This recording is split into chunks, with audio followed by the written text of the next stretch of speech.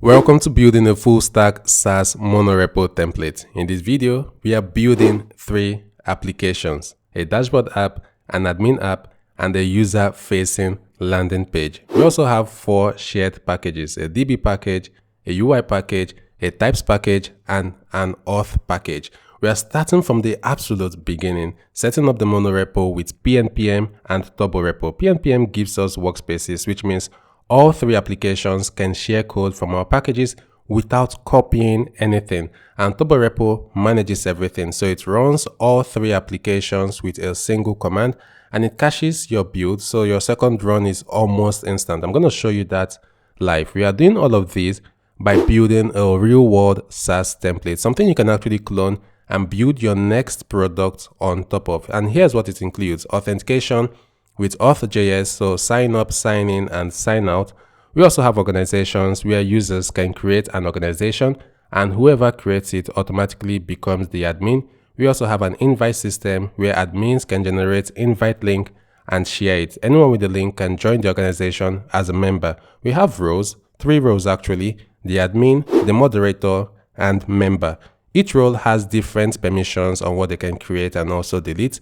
We also have an organization switcher in the sidebar. If you belong to multiple organizations, you can switch between them instantly. We have a dedicated admin panel, which is a complete separate application where you can see all organizations, their members, and their projects. And finally, we have a public facing landing page where users can learn about the product and also sign up. For the tech stack, we are using Next.js for all 3 applications with the app router, Prisma and Supabase for our database, Auth.js for authentication, Shadcn and Tailwind for our components, and PNPM with Turbo to tie the whole Monorepo together. Alright, let's get into it. We are starting from 0 to make sure you follow along from the beginning. And before we jump in, if you have a project in mind and you need a developer to build it out, I am available for freelance work on Upwork. The link to my profile will be shared in the description. Do send me an invite and let's talk about your project. I help clients build out their projects ranging from React Native, Supabase, TypeScript, React, Next.js. Whatever project you have in mind, send me an invite and let's talk about your project. Now, without wasting any more time, let's build out the SaaS template. Let's take a look to go through our tooling, so the different tools that we are going to be making use of in order of building our Monorepo. So we're going to be making use of PNPM as well as Turborepo. And let's start with PNPM. In case you're not familiar with PNPM, PNPM is a package manager just like NPM or Yarn, but in this case it is built specifically with monorepos in mind.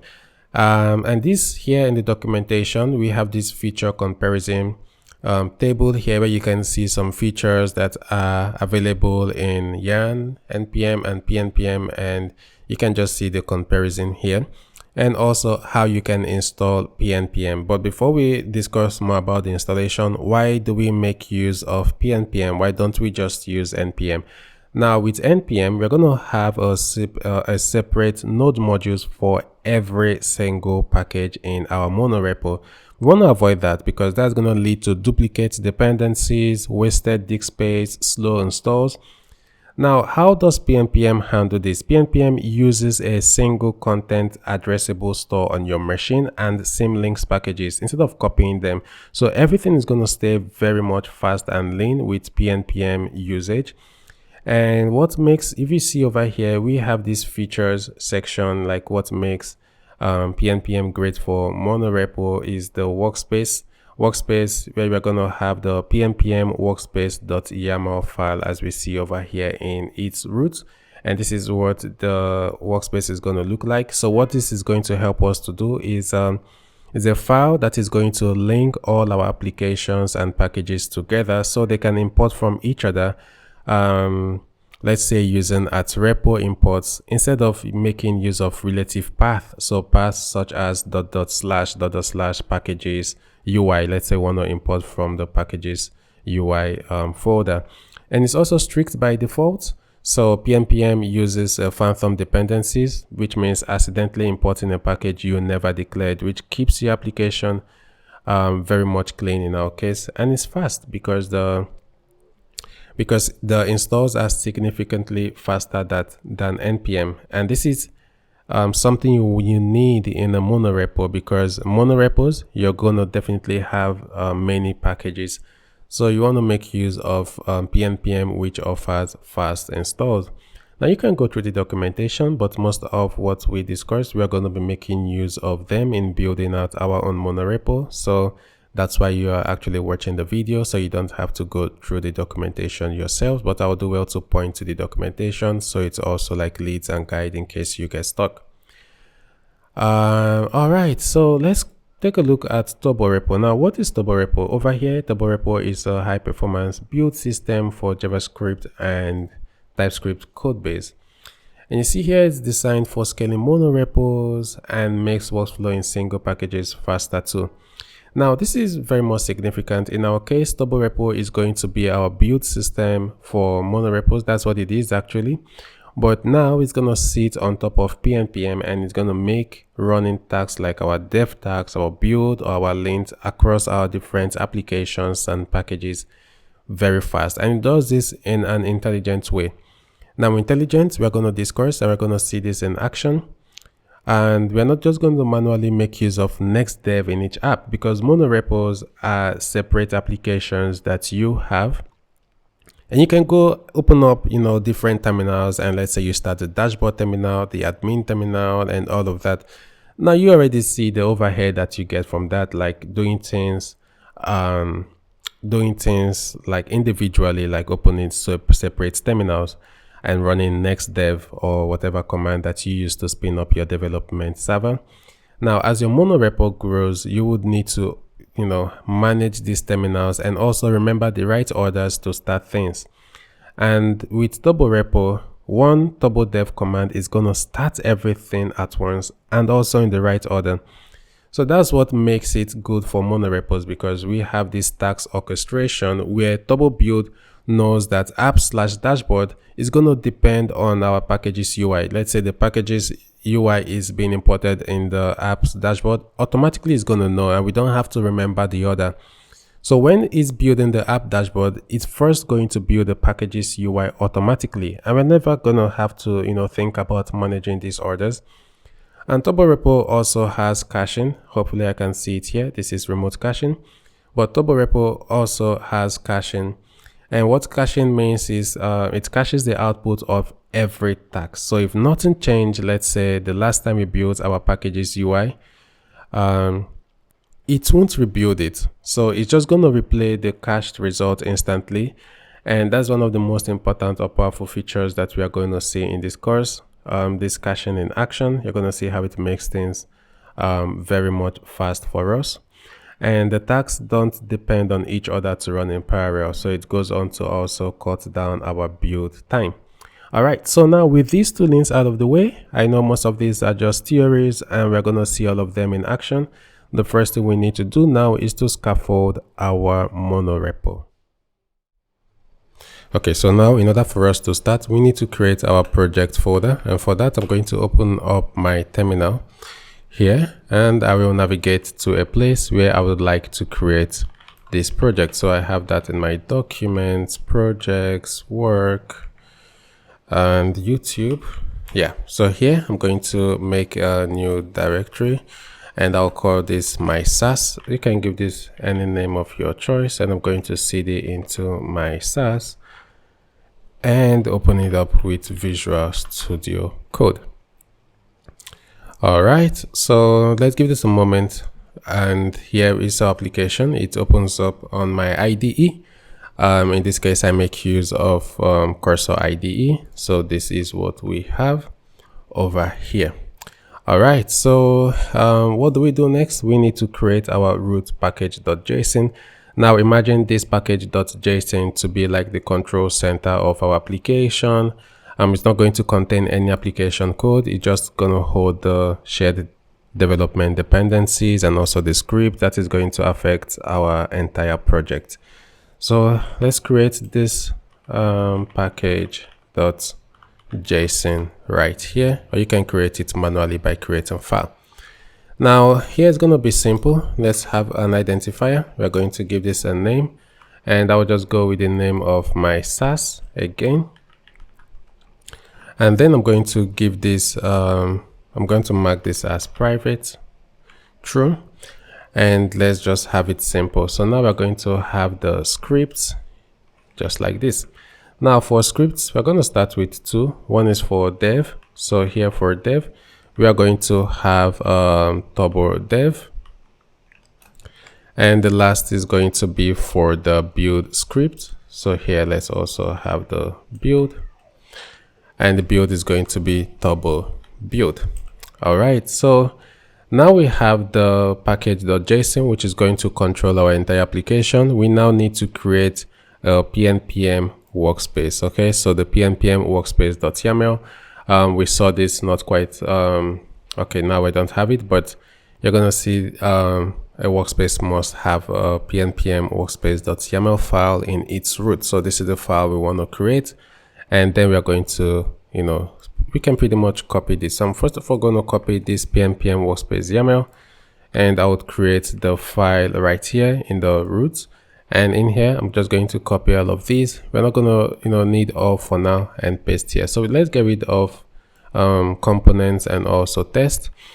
But you can also see the explanation. It specifies a package in the direct subdirectory of the root. So the root here. And the packages that we need is not this. We are going to go with apps because that's what we have in our application. So we're going to go with apps. So yeah, so here any subfolder in the apps is a workspace package. So things like apps web or apps admin, you know, is going to be a workspace package. And also here, all the packages that we have here. So the subdirectories of, you know, here is also a workspace package. So package UI, package config, things like that. So what it means in effect is pnpm install and also pnpm, let's say hyphen arrow, you know, can treat these projects as one workspace, which means link the local dependencies, run the scripts across the packages and stuff like that.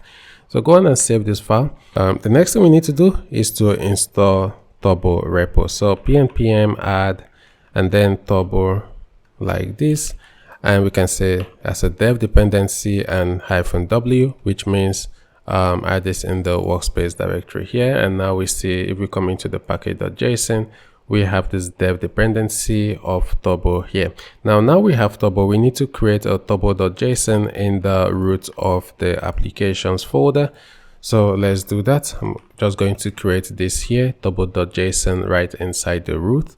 And let's come over to the documentation, because here in dev's reference configuration, we pretty much want to make it, or we pretty much want to do what we have here.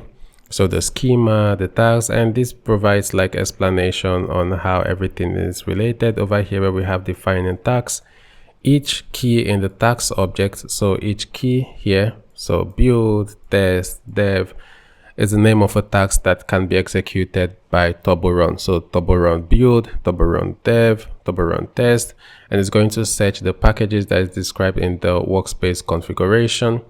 So here, so apps packages, which is what we just did in the pnpm workspace.yaml. So apps packages is going to search for all of these. And sorry, I'm just trying to locate where we were. Let me quickly refresh this. I can't seem to find where we were. So let me quickly search for yeah. So here, defining tags. So here it says, you know, the packages in the workspace configuration for scripting package.json with the name of the tags. Okay, so it's going to search the packages with the name of the tags. Yeah. And you can read more to know more about, you know, what this tags options. So the options that you can pass to each tags, like extend, what it means, and stuff like that. So let's go on and build the turbo.json file. I'm just going to copy this here and also come back to application, and right inside the turbo.json, I'm going to paste this here, and then we can go through it. So let's start with the scheme. So the scheme here is we're just going to give this turbo like this, turbo.build. Let's go with build scheme.json. Now this schema that we have over here is just pretty much straightforward. It's going to enable the JSON schema validation or auto complete in our editor. And now we have the different tags here. Now for tags, we have the build tags, and we're saying, hey, this build tags depends on build, which pretty means before running build in a package, Turbo will first of all run build in its dependencies packages first. And here just means like upstream dependencies. So packages this package depends on in the workspace. And now we have outputs. Outputs pretty much straightforward. It tells Turbo what files are considered the build outputs for caching. Now in this case, we are going to leave everything as it is here. The defaults are okay, and we don't have test, so I'm going to get rid of test. And now the dev that we have here, cache false, means hey, don't cache the dev dependencies. So the devs, our development servers, aren't cache friendly. We want to be able to like get real-time updates. And persistent true, hey, just treat these dev tags that we have over here as a command that should run continuous. So it's not like you should run a command in the terminal and exit. So like run it in watcher, like the dev watcher or dev server watcher like this. So that's all we need for the turbo.json configuration over here. Now we're going to take a moment, and the next thing we need to do is to create the 3 Next.js applications, one for the web, one for the dashboard, and one for the admin, and also configure the different ports for each application. I'm going to close all these tabs that we have open, and this is the point where we create the 3 applications. So the web application, the dashboard application, as well as the admin application. So just as we would create a normal Next.js application, because they are, Next.js applications, npm create next app at latest. And this is going to be apps/web. We're going to have an error if we do not have this apps folder here. So let's make sure we have the apps folder and execute the command. So now, for the prompts, I'm going to say no customized settings. Yes for TypeScript, yes length, React compiler, Tailwind CSS. And would you like your code inside the source directory? Yes. And would you like to use the app router? Yes. And no to customize the default import alias. I would say yes. Include agents MD. And now we have this. So this is going to also run the installation, and we need to do the same thing for the dashboard application and also for the admin application. That's why I'm going to open up a new terminal window here and do the same executable, but this time for the apps dashboard. I'm going to say no, and yes lane, just the default that we already accepted here. And the last one we need is for the admin. So it's pretty much straightforward, the same. I'm just going to paste in here and create the admin application. I would say no, and the default is pretty much okay. So now we have spinned up 3 different applications. We need to set the ports for each application, because by default our Next.js application is going to be accessible via localhost 3000. We need to make sure we customize it. Let's start with the web, and the package.json. What we need to do over here is to add a flag. So here where we have the next dev, we can have this flag here -p like this, and go with 3000 here like this. Okay, so that's for the web. And next is for the dashboard. We can do the same in the package.json, and this is going to have 3001. And for the admin application, package.json, this is also going to have 3002 here. Okay, so I'm going to kill one of the terminal here and close all these tabs that we have opened like this. Now we need to create the 4 shared packages, because we are going to have 4 shared packages: the auth, the types, the database, as well as the UI. And these are going to be packages that are going to live in a folder here, so a packages folder. And we can do that pretty much straightforward. I'm going to drop in this command and we go through it. So I'm going to make a directory packages right here. So packages UI source. The source folders are going to be empty. Packages DB source, packages auth source, as well as packages type source here.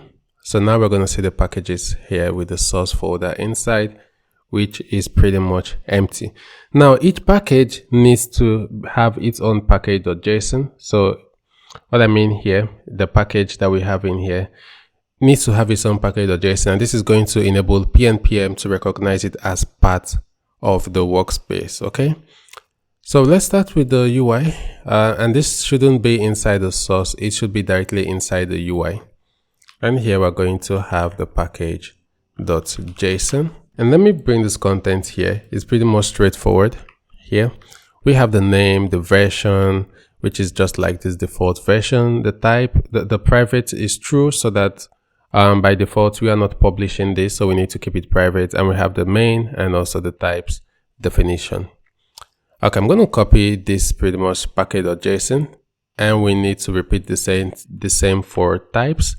But now for types, this is going to be repo types, and for DB, this also is going to be repo DB. And lastly, for auth, I'm going to paste this here. This is going to be repo auth. Please make sure you don't have these in the source folder. Okay, it needs to be right inside of the root of the packages. So right in the root here. Now after this, we need to create the index.ts in each file. For now, it's also going to be empty, which is going to be like the point where we can export things, the entry point for each package. Okay, so right inside the auth, we can have this index.ts, but it needs to be inside the source folder, not on the root. So please move this inside the source. So index.ts. Pretty much we need the same thing for the database, index.ts. We also need the same for the types. And lastly, we need the same for the UI, index.ts, like this.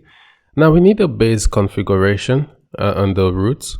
So we need to create a root TypeScript, because if we take a look at the different applications, we have the admin application, and they all have their TS config. So they all have the TS config here. Now this is pretty much going to be repeated across the entire application, so we need to stop that. We need to make sure that we define them at a certain place, and then we can extend the definition elsewhere. Okay, so let me explain what I mean by that. We are going to create a tsconfig base.json file right here in the root, and we are going to have this here. So all of these are gotten actually from this tsconfig here. The target, the lib, allows.js, keep, lib check. You can see it's pretty much everything that we have here. So now this tsconfig, we would no longer, so starting off with the admin, we would no longer need all of these. So what we're going to need now is to use the extends property. Okay, so what we're going to do, I'm going to get rid of everything here and bring in extends, and this is going to extend the tsconfig base.json file that we have. I think we also, let me see, sorry, I'm just going to undo this here, because over here we have the plugin and we also have the path. Okay, the compiler options here. So what's going to happen, I'm going to leave this compiler options here in the admin. So we still have the plugins and we also have the path. But what I'm going to do now, is to bring in the extends here like this.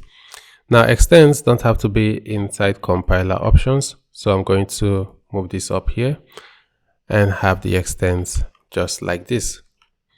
So this is what we need, and pretty much straightforward. Now we can copy this because it's the same for Next.js applications.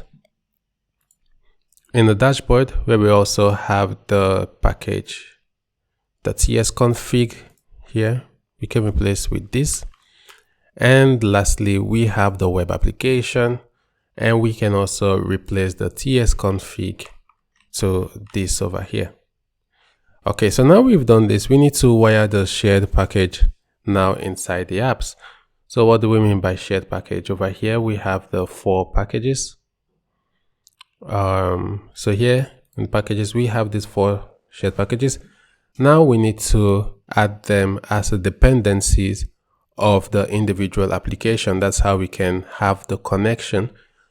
And that's by coming right into the package.json, and here where we have the dependencies. Yeah, so we need the repo UI, the types, the auth, as well as the database here. So now this knows like the dependencies for the shared packages. And we also need the same for the dashboard. Over into the package.json, we can bring these in. So 4 of these. And lastly, we need it for the web application. So right in here into the package.json, we can bring in this. So now they are dependencies here of the web. So it knows of these shared packages. Okay. Now we have done this, we can just confirm everything via up here. So which is going to like the linking, because now we have updated the package.json. So let's make sure we can link things up. And right here in the project root, we can do that by running npm install. And you can see here scope all 8 workspace project. And you might say, hey, what are 8 workspace projects? We have the package.json here, which is 1. Here we have 2, so total of 3. And this also have 4, 5, 6, 7.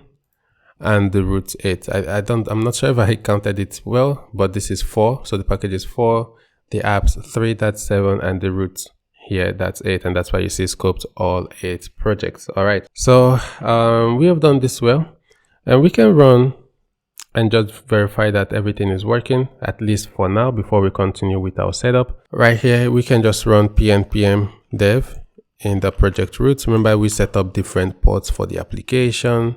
And this is going to call turbo dev right here. And we already have an error. It's missing package manager field right inside of package.json. Now this is pretty much straightforward to fix. If we come right into the package.json, we just need to add a package manager here. And the package manager is going to be npm 10.9.0. I think this version is pretty much okay. Now if we run again npm dev, we should no longer have this error. So please do add this right on the project root like this. And this calls turbo dev. And if you see right here, it's spinning up like port 3000, and we should have port 3001, 3002. So it spins up here. Next.js inferred your workspace root, but it may not be correct. Okay, so we have some warnings. We're going to take a look at this as we set things up. If we do run into some issues. So if you come to the browser and you load up localhost 3000, you would see the content here, which is the web. 3001 is the dashboard application, and you're going to see it actually loads as well. Okay, so now we are sure that the setup works. We now need to continue setting up our shared package. We need to make sure that Shadcn UI is being initialized in the project, which is like the most tricky part of this setup.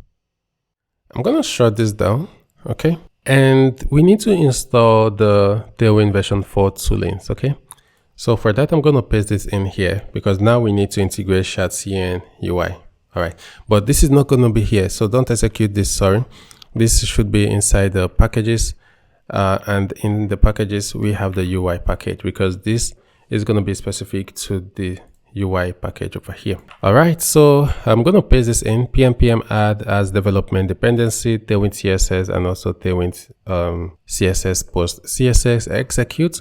And now you might begin to wonder, we are setting up Shadcn UI. How do I know that I need to install Tailwind CSS and also post CSS?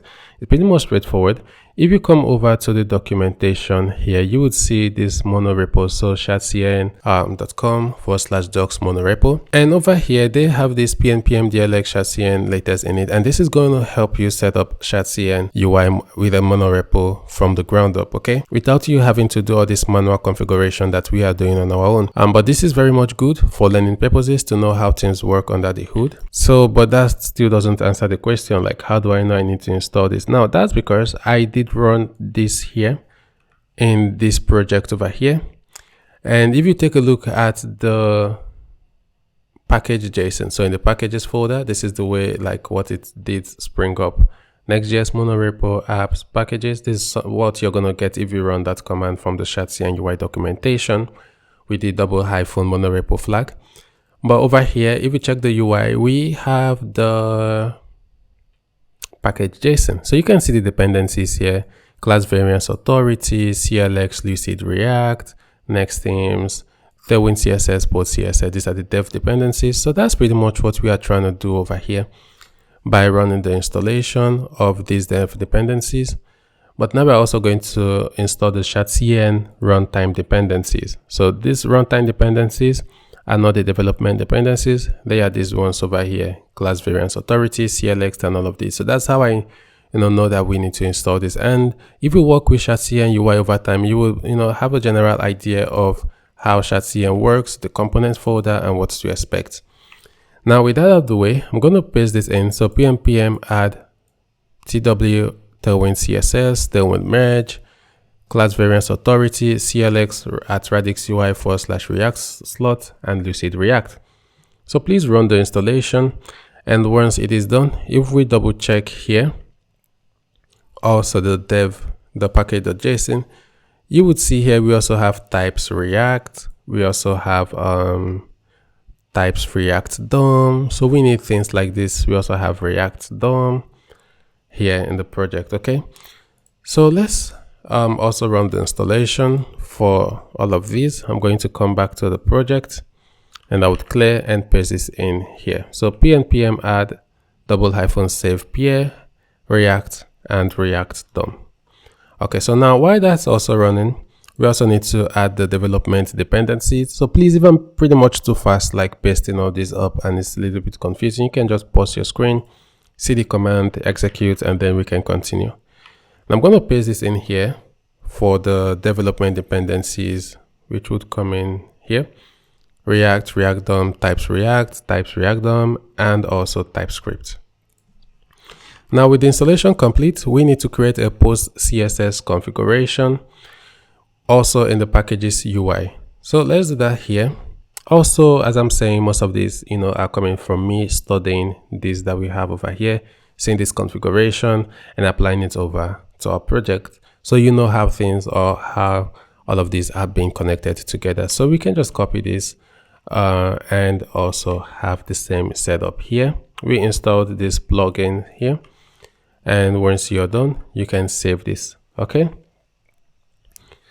now we need to create a folder structure because Shadcn UI has the component, the library, the hooks, and the styles. So we need to mimic over here. Sorry, I'm just switching, if I'm too fast switching between these two projects, but I just want to always use this as a case study to show you, the folder structure and how we are trying to model the folder structure. I'm sorry if it has been too tiny.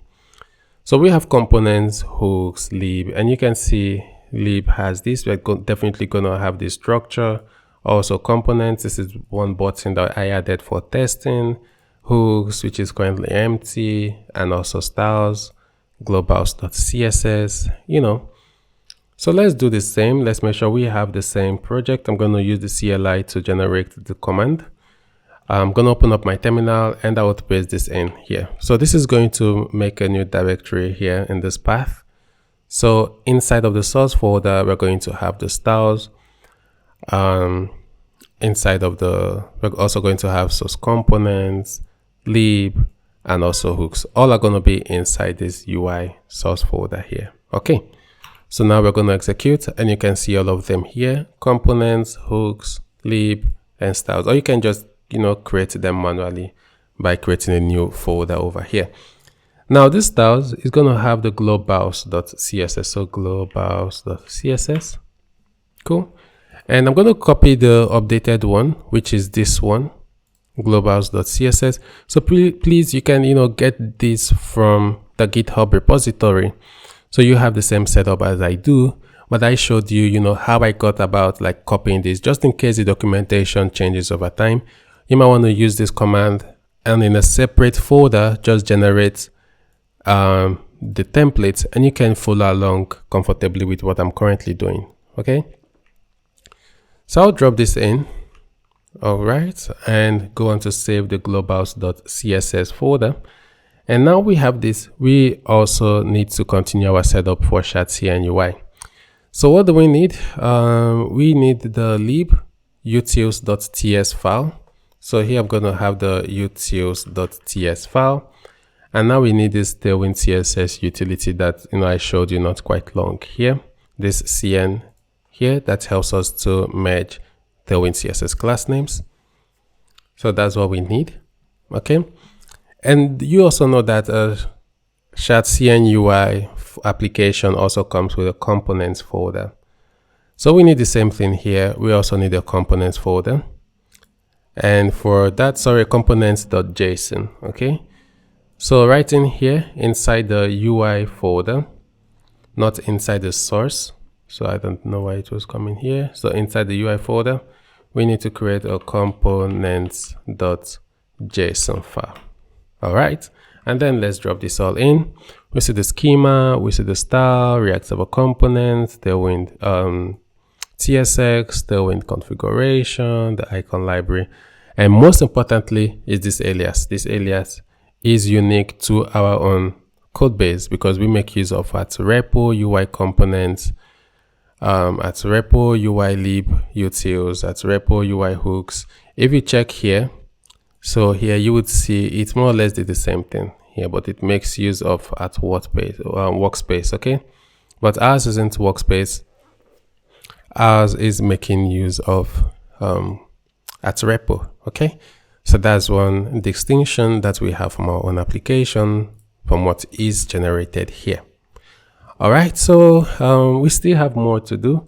We need to map the applications together. And what do I mean by that? Sorry, I'm just going to flip back again and I'll try to reduce it so it's not confusing.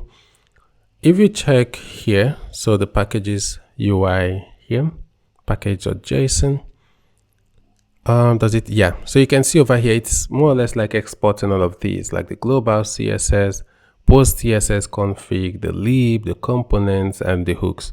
We need this exact same setup. So I'm going to copy these exports, okay, here. So we need to make sure we are exporting it right inside of the package.json, and we need to do the same here. And I'm also going to add one thing, which is side effects for the CSS, just to help tree shakeable. So I'm going to come here right inside of the package.json and have the exports here. Let me see what we have currently. Yeah. So right in here, I'm going to add the exports and make sure I export all of these. And also let's have the side effects. Oops. And side effects, it's not just going to be false. So I want it to be for the CSS. So I'm going to use double star over here. Yeah, just like this. All right. So now I know it's kind of a process, but the next thing we need to do now is to wire each up to the package.json that we have for the different applications. So let's come right inside of the admin. Let's start with the admin this time around. And in the admin, components.json, where do we have it? Okay, we don't have one. So let's create the components.json. Okay, so the components.json, I'm going to bring in here. Okay. So I'm just going to bring this in here, and the components, everything is going to remain the same like this. Okay. And we are going to repeat all of these for, the rest. Okay. So let's do that. I'm going to copy the components.json and let's make sure we have it also on the dashboard components.json. And we also need to have the same thing in the web components.json like this. All right. Okay. So you can see this CSS that we have here and all of that. So I'm going to close all. And now let's come over to the applications tsconfig.json. Yeah. So this is the application tsconfig. We're starting up with the admin. Now we have this path configuration here. We also need to add one for the repo UI, just like this. Okay, so just like this here. Oops, I just tried to copy this. And let's do the same thing for the dashboard tsconfig, and lastly, let's do the same for the web, tsconfig here. All right, now we're going to replace one thing in each application's post CSS.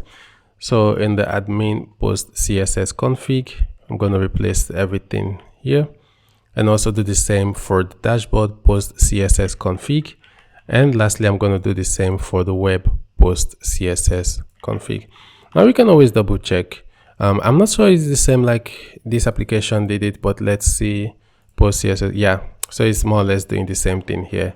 Okay, so we need to try to keep up, with the way it works. All right, so one more thing we need to do is to add transpile packages to the application's next configuration. So right here in the next config.ts, we need to add transpile packages at repo/UI. And we need the same for the dashboard next config. Let's make sure we add it here, transpile packages. And lastly, the same thing for the web next config.ts. Let's also make sure we do have it here as well. Okay, so now we have done a whole lot. We need to go over to the root and install everything. pnpm install, just to make sure we link everything up together. So pnpm install again. And let's give this a moment for the installation to resolve. And now we see the installation is done. Cool. All right, so this is the moment of truth to see if all our setup worked.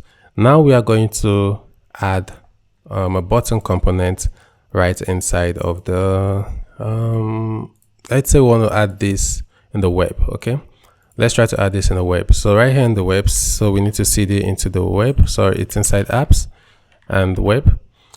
Let's run the command to add a button. So pnpm dlx shadcn at latest add button. All right, so let's add it up and something is wrong.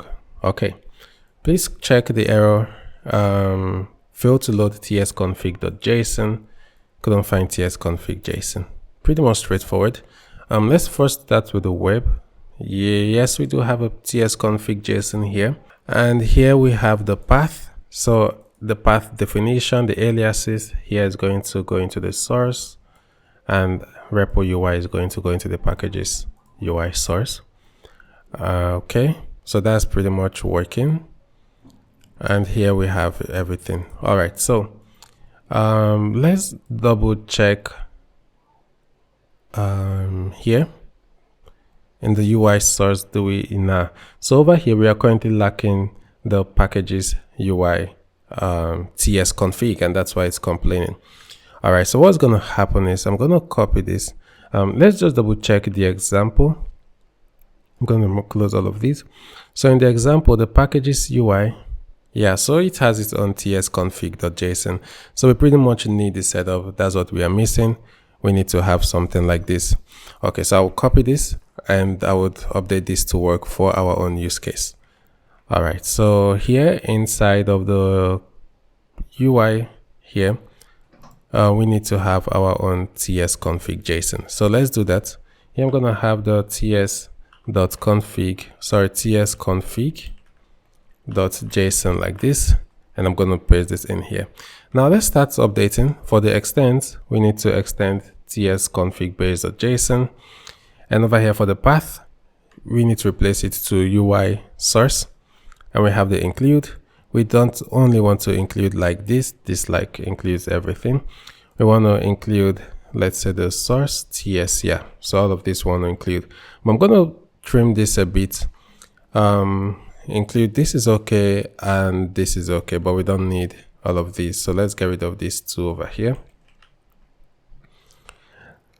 And want to exclude node modules and distribution folder. Okay, so I'm also going to get rid of this here, and we're going to add them when we need them. All right, so let's give this another shot. I'm going to clear, and also right inside of the web, I'm going to run this command again. Now we have a tsconfig.json in the packages UI. You should know how to resolve the path, and you see it's working as expected. Installing the components, and give this 1, 2, 3 go a moment, and we should see everything right here in the UI source component. We should see the button here. And here we see the button component here. So it added this, and it also updated the packages UI source. So this is what we have. And it also updated the packages UI styles globals.css. So it also updated this. So now we have the button component. How can we make use of the button component? For that, we need to come into the web, and right inside of the web, the source, the page.tsx. So this is what we have currently. I'm just going to get rid of everything that we do have here, and I want to render the button. Now we can bring this in, but up here we need to import the button component. So you see we are importing the button component, and it's coming in from at repo UI component button, and it knows this path is going to resolve here. And how does it know? Remember, we worked on the TypeScript path alias over here in the TS config of the web. So here, where do we have it? Here, so at repo/UI, which is this, then components button. So it knows it needs to go some level up into the packages source and, you know, locate the button. So now let's spin this up. I'm just going to spin up all the application to be sure that everything works fine. So we're going to run the turbo dev command at the project root, and we should see all the applications starting at 3001, 3002, and all of that. Cool. All right, so let's verify everything works. I'm going to come here and refresh 3001. Remember, we made this change on the web, so I'm going to load localhost 3000, and now we see our button, click me. Okay, so now we see the button there, but it looks as though we are missing some styling from the button. The button doesn't look styled. At least if we check the button component, it should have some default styling here. Or we can also pass this a variant prop, and let's say the variant is going to be danger, destructive. Let's be sure if it works, and refresh, we see that our styles are not being correctly picked up. So that's something that we need to fix next. Let's double check the layout. So you see, I thought we updated the layout because the layout is still like pointing to globals.css, which is not what we want. We want it to be pointing it to repo UI globals.css.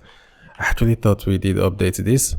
Let's double check for the dashboard, the source, the layout, and this is still pointing here. And lastly, the admin source layouts.tsx still pointing here. Cool. I remember I said, and I thought I actually did fix this because I remember saying at some point, we are going to be leaving this behind. Let's say we want to have some overrides. So if we're still leaving this behind, but we don't use it. So the different applications global.css, but if you want to override a style that is specific to this application, you can, import the globals.css as we were doing previously over here. Let's see the error that we have. It's an import trace error. Okay. And this is coming in from packages UI source styles globals CSS. Okay. So let's see if we can find out more information. CSS syntax error. Can't resolve Shadcn Tailwind CSS in this. All right. So I think we can get rid of Shadcn Tailwind CSS. Okay, now it looks like it's compiled successfully. Let's double check yes, and it works. All right, so now we see our button. Yeah, the styling is all fine now, but that's it. Maybe we can just wrap it inside of a div and wrap the button here. And now we see our button and get rid of this.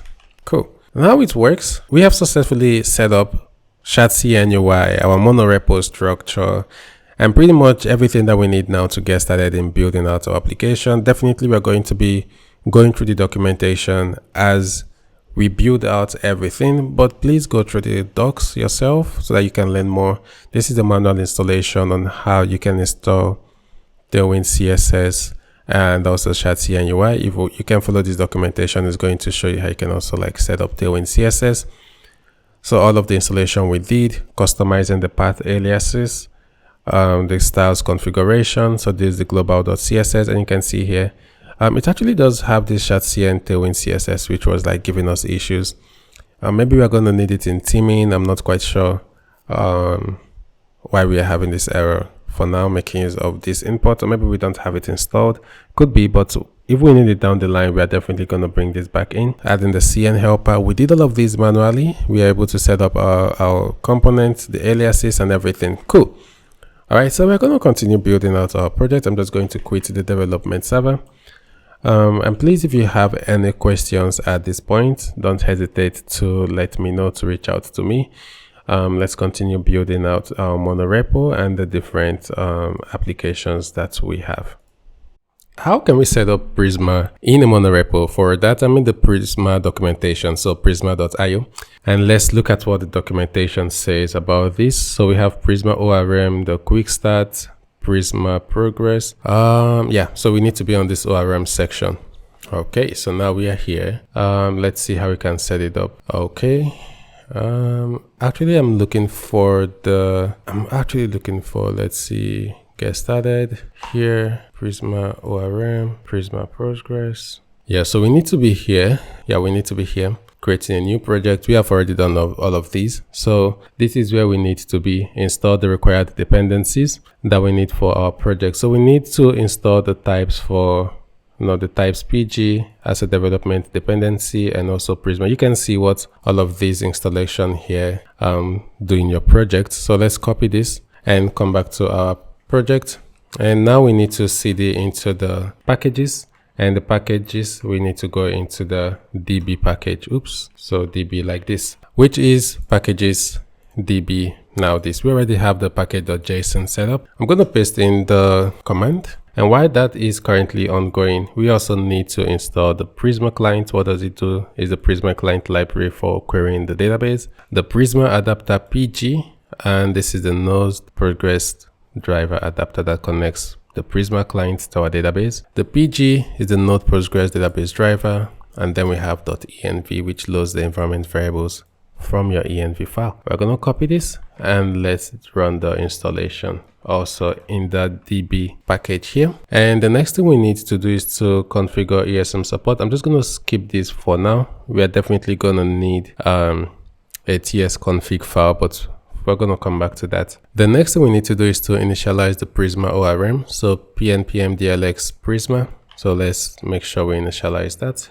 I'm going to paste that in here. And what do we get for initializing Prisma? We can see that from the output. Let's see what we get. Okay. Yeah, so it seems we need to run this with some extra commands. Okay. Yeah, so this is it. So let's run pnpm dlx Prisma init, and then the output command is going to be the generated Prisma. That's where the output file is going to live. Okay, so we're going to run this and give this a moment. Now this is definitely going to generate some files, as we see over here. It initialized Prisma in our project. So we have the Prisma schema.prisma file over here, which is where we are going to model our database structure. And then we have the Prisma config ts. So where do we have the Prisma config ts? Right over here. And let's verify what version of PostgreSQL of Prisma. So we're in Prisma 7. And that's why we have the schema Prisma, the Prisma config, and over here we also need to install types at node. So let me just copy this and make use of pnpm. So quickly pnpm install -d types at node. Okay, so what else I did clear? So we also have in the config, you see we also have the .env config as well as the Prisma config files. Okay. And yeah, so let's continue. If we come back to the documentation, you see the next thing we have here is the Prisma config. So pretty much okay. And what the schema Prisma looks like. Now we need to run this. Now we don't actually need to run this. We're going to get our environment variable from Supabase. So we're going to skip this, and we need to run the migrations and then px Prisma generate and initialize the Prisma client. Okay, so this is okay for now. The next thing we are going to do is to go on and make sure that we come over to Supabase and get the value for the database URL. Yeah, and also initialize the Prisma client so that we have the Prisma singleton in our application. The code that got generated for us includes the database URL, which we can find in the env here. All right, so what we're going to do now, we're going to go over to Supabase so that we can get a database URL that we can connect our application to. So do head over to your Supabase project. And in case you're not familiar with Supabase, it's a backend as a service. And with Supabase, we can get things like edge functions, cloud storage, authentication, vector data APIs, real time. And this is what we need for now, a Postgres database that we can work with, and a whole lot more remote procedural calls. We can get all of these straight up from Supabase. So start a project, create an account, whichever your case may be. If you don't have an account, please do go on and create an account. In my case, I'm going to sign in and I need to choose an organization. Okay, so I did swap browsers because this is where I am currently logged into my Supabase. So I'm going to come over to organizations. So you create products within organizations. Okay, that's the way it works in Supabase. So I already have my one for YouTube here, and I'm going to create a new project, and I'm going to give this a name of my SaaS and generate a password. For this password, you can copy this. Remember that this is going to come in handy here. So I'm just going to drop this in here temporarily for now, and everything is okay. You can just leave the default and create the new project. So you're going to have this project within these organizations. Just give this Supabase CLI some time to create the new project. And now with this done, we want to connect to this project that has been created. If you come over here to the table editor, you can see that there are currently no tables or views. So we need to change that one to be able to create tables so that we can see over here. Now, in case you did forget your database password, if you come over to database, you would see where we have settings, and in settings, you can reset your database password. You can generate a new password and to work with. So let's come back to this. Let's hit on this connect here, and you can see the UI has pretty much changed a bit, and we have this framework. You want to connect direct and ORM. Now in our case, we work with ORM here, and you can choose the ORM of choice, Drizzle ORM or Prisma ORM. And this shows you how you can, save Prisma, initialize Prisma. We have done all of these. What we actually need is this. So we need this database URL, which you see here, it connects to Supabase via connection pooling. But we're going to make use of also the direct URL. So let's actually copy both and come back to our project. And I'm going to just get rid of this and paste the both here. Now here where we have password, we need to replace this with our password. So please do go on and replace both. And now we have our database URL as well as our database, as well as our direct URL. Now this direct URL is going to bypass the connection pooling, which is used for migrations. So we're definitely going to need this, and that means we need to change the value that we have in this Prisma config to make use of this direct URL. Now you might say, hey, so how do we connect to our database when we make use of direct URL? Now, since the direct URL bypasses the connection pooling, we are going to create a singleton instance of Prisma. We're going to do that in upcoming videos, and that's the one that our application is going to be connected to, and that value is going to then make use of the database URL. Okay, so now we have done this. The next thing we need to do is to, before we go and create a schema, we're just quickly going to update the packages or the scripts that we have in our package.json. Now this is going to come in handy. It's true we have an error here, but no worries.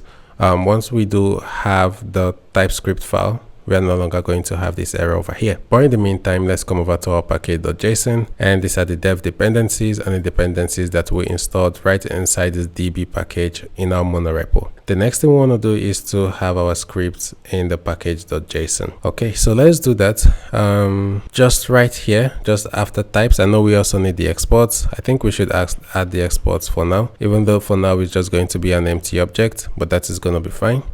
And after exports, we need the script. So we have different scripts that we're going to work with as we build out our Prisma project. But first we want to have the one for db generate. So here let's have db generate, which is going to run the Prisma generate. And then we are going to need one for db migrate, which is going to run Prisma migrate dev. And we definitely need one for the studio, which is going to generate the Prisma studio. And the studio is a UI that gives us information about the structure of our database at a specific point in time. So with the studio, we're going to have a URL that we can visit and inspect our database values. And we can also do that directly on Supabase, of course. What else? We need one for push, and we also need one for, so let's add one for push. So db semicolon push like this, which is going to run the Prisma db push. And lastly, we need one for seed because we're going to have a seed file. So let's have one db seed, which is going to use tsx. I don't think we have tsx installed on our application, but it's going to make use of tsx prisma seed.ts here. Okay, so let's install tsx so we don't forget. npx pnpm install tsx. And let's install this as a development dependencies. So we should see it pop up here, our version 4.21.0. Okay, so now we have our scripts defined. Let's add one more for Prisma. So here we're going to add one for Prisma, which is going to help us with the seed. So now we have the dev dependency. I actually don't see the TSX here. Yeah, so I don't see it here for now. I wonder why. But let's continue. We're going to double check here. So here in Prisma, we just need another one for the seed file here. So Prisma, we're going to have seed, and this is also going to run the same as what we have up. So do we have the seed here? So db seed tsx. Actually, the path should be updated because this is going to be the src, and inside the src we're going to have the seed.ts, and also here as well. So tsx source seed.ts. For some weird reason we don't have the tsx installed. Yeah, I'm going to compare, and it is, I think we just have a corrupt file at this point in time. Okay, so let's save this and I'll overwrite, and then we need to install it again. So let's run the installation. We did have it corrupt, and now we should have it listed over here as part of the development dependencies. Okay, so we have more upcoming, like the exports, which for now is currently empty, but that's what we are going to do next. Okay, now we have it here. Cool. So the next thing we're going to do is to continue building out the database package of our monorepo. Now we're going to create some files. We have all of these, and we also have this error. So let's close all this, and I'm just going to leave this open so we can see how we fix this. Now we are going to start in the database package. Let's continue building this up. I'm going to create a new file so that we can have its own tsconfig.json file. Now this tsconfig.json, just as we have seen previously, we need the extend so that it goes on to extend from the base configuration. We can see over here the error is already gone, and the next thing we need to do is to have our compiler options. Yeah, so in compiler option, the first we're going to have here is module. So let's bring in module, and this module is going to have the value of next node. So I was actually hoping for autocomplete, but it doesn't come, so let's type it ourselves. Sorry, node next, like this. Now what's this doing? So this module node next, it goes on to emit the type checks, so the imports using node ESM, so ECMAScript CJS rules, which includes import with .js extensions. Okay, so that's what it's doing, and this goes on to fit what we expect, which is what node script and tsx, which is running the seed.ts file we don't have yet, and also the toolings that we're going to have in this package. We also have module resolution, which is going to be next node next, and this also resolve modules the same way that node next expects. We have no emit true, we have the root directory, and then finally we have the include. We want to make sure that we include the source ts and also the prisma config.ts file over here.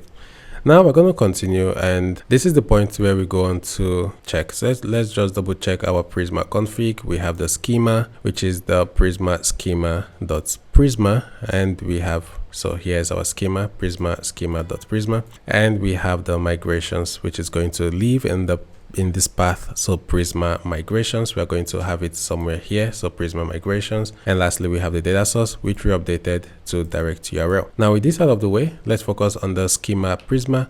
Now the schema Prisma is where we can go on to define the schema of how objects looks like in our application, or how the models or objects specifically looks like in our application. Let's start with the user object, and our user is going to have the ID. I'm going to bring this in and we can walk through it together. The ID is going to be a string at ID, and the default is going to be CUID. So let's make use of CUID. And then we have the email, which is going to be unique. You always want the email to be unique. We also have the password. We don't have any password validation here, but if you want to have like the minimum length or things like that, you can have varchar here. We can enforce all of these on the server side. We also have the created at, the updated at, and the user also has a name. So here let's include a name of string. In this case, I think it's going to be optional because we don't have a user profile. So let's just have it optional. Okay, so name string. If we had, let's say, Google authentication, but we are not making use of or auth, we would have maybe retrieved the username from Google. Even at that, it's still going to be like optional. And the next thing we have is membership. So we don't have membership yet. It's going to be a different schema on its own, but this membership is going to be a join table, which we're going to see shortly, which is going to join organizations and users. So that's why we have memberships. So here we're going to have organization membership like this. And what else? We also now need the organization model. So let's continue with the model for organization.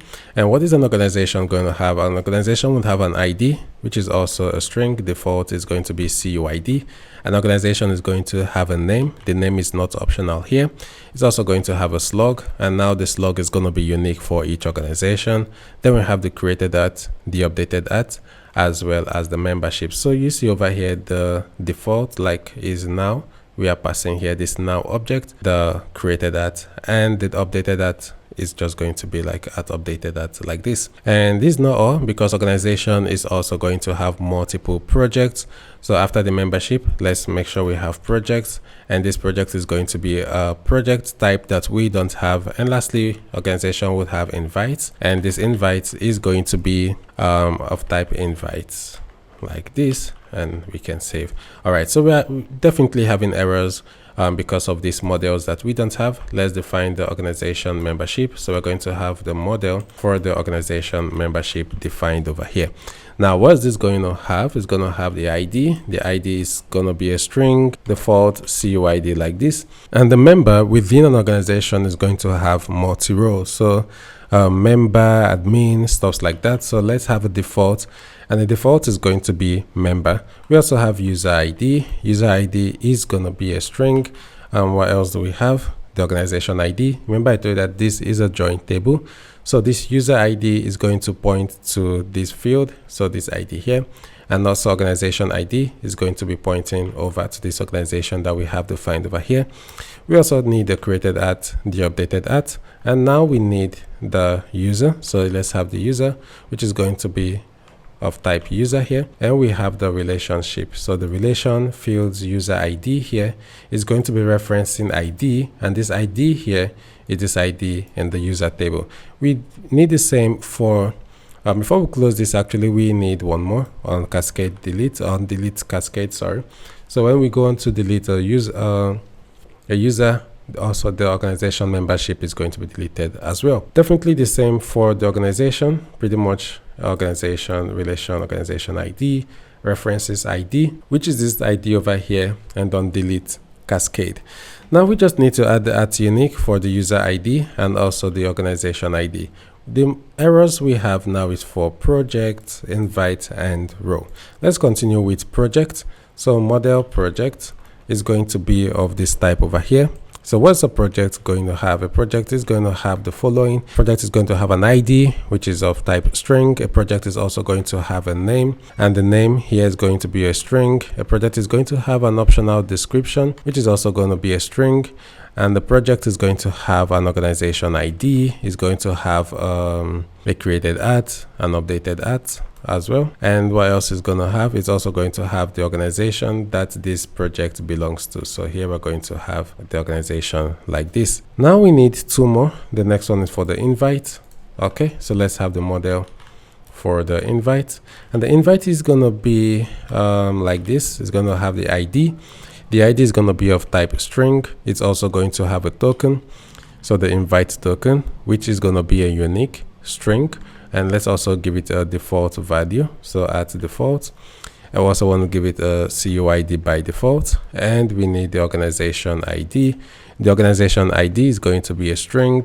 The expires at, because we need to expire this, the date time. And we need the created at and the updated at. Are we going to update an invite? No, we're not going to update an invite. So we're going to close it up by linking it back to the organization here, because here we are referencing organization ID. Now the last we have is enum role, and the role is going to be an admin, a moderator, as well as a member. So member, admin, and let's also have the moderator here, like this. Okay, so this is our schema Prisma, and we now need to make sure we update our git ignore. So I did you see all this here. I did initialize Git in this project. So now we have the Git ignore. We want to make sure that in the schema Prisma here, we do have the output. Sorry, in the schema Prisma, we have this output here, which is generated Prisma. We want to make sure that Git is also ignoring this file and not watching it for changes. And one way we can do that is to come to the Git ignore, and this Git ignore needs to be inside of this DB here. So this is it, and it looks like it's added already. So just verify if this is not added for you, and make sure you add it here. So I'm sure the CLI added this once the moment it created the project. Okay, so now we have defined the schema of which is a replica, like what a model of how our data is going to look like. We can go on to continue building out the application. The next thing we would like to do is to run our first migration. So let's run this command over here. So right inside this DB, we're going to run this command pnpm exec prisma migrate dev -- name, and we're giving it the name of init. We also have the script. Remember, we set up the script in the package.json, and the script here for the generate, which is going to run the Prisma generate client. So let's give this a moment for it to run the migration. And basically what migration means is it is updating what we have on our remote to model what we have defined locally. So where can we refresh here? Okay, I don't see any refresh, so I might as well just refresh the entire project here, and let's see if now this has updated. So it doesn't look like it has updated yet, and that's because the migration isn't completed. Now while the migration is ongoing, we can already run the script. So the db generate script, and so now the migration is applying, and we can see the generated here, it's also done. So now we have this migration. If you open the migration, this is the migration, the year, the month, and the timestamp, and the name of the migration, and you can see the SQL here. Okay, so now we do have the migration. We can also double check things. We also had the generate command. You can see the generate command was also successful, and you see that it's all grayed out because Git is ignoring those files. So let's double check what we have here, and now our Supabase project is updated. You can ignore this unrestricted. It's row level security. I don't think we're going to be covering RLS in this project, but basically RLS is a way where you can go on to implement some sort of permissions on your table, where user is going to be able to carry out operations that are really scoped to that permission. That's just the gist about row level security. But we're going to be handling most of these on the server side of our application anyways, so we can be a bit loose on the database configuration for this. All right, so now we have our Prisma migration. The next thing we are going to do is to continue building out the different factories and the helper files, and also let's not forget the Prisma singleton.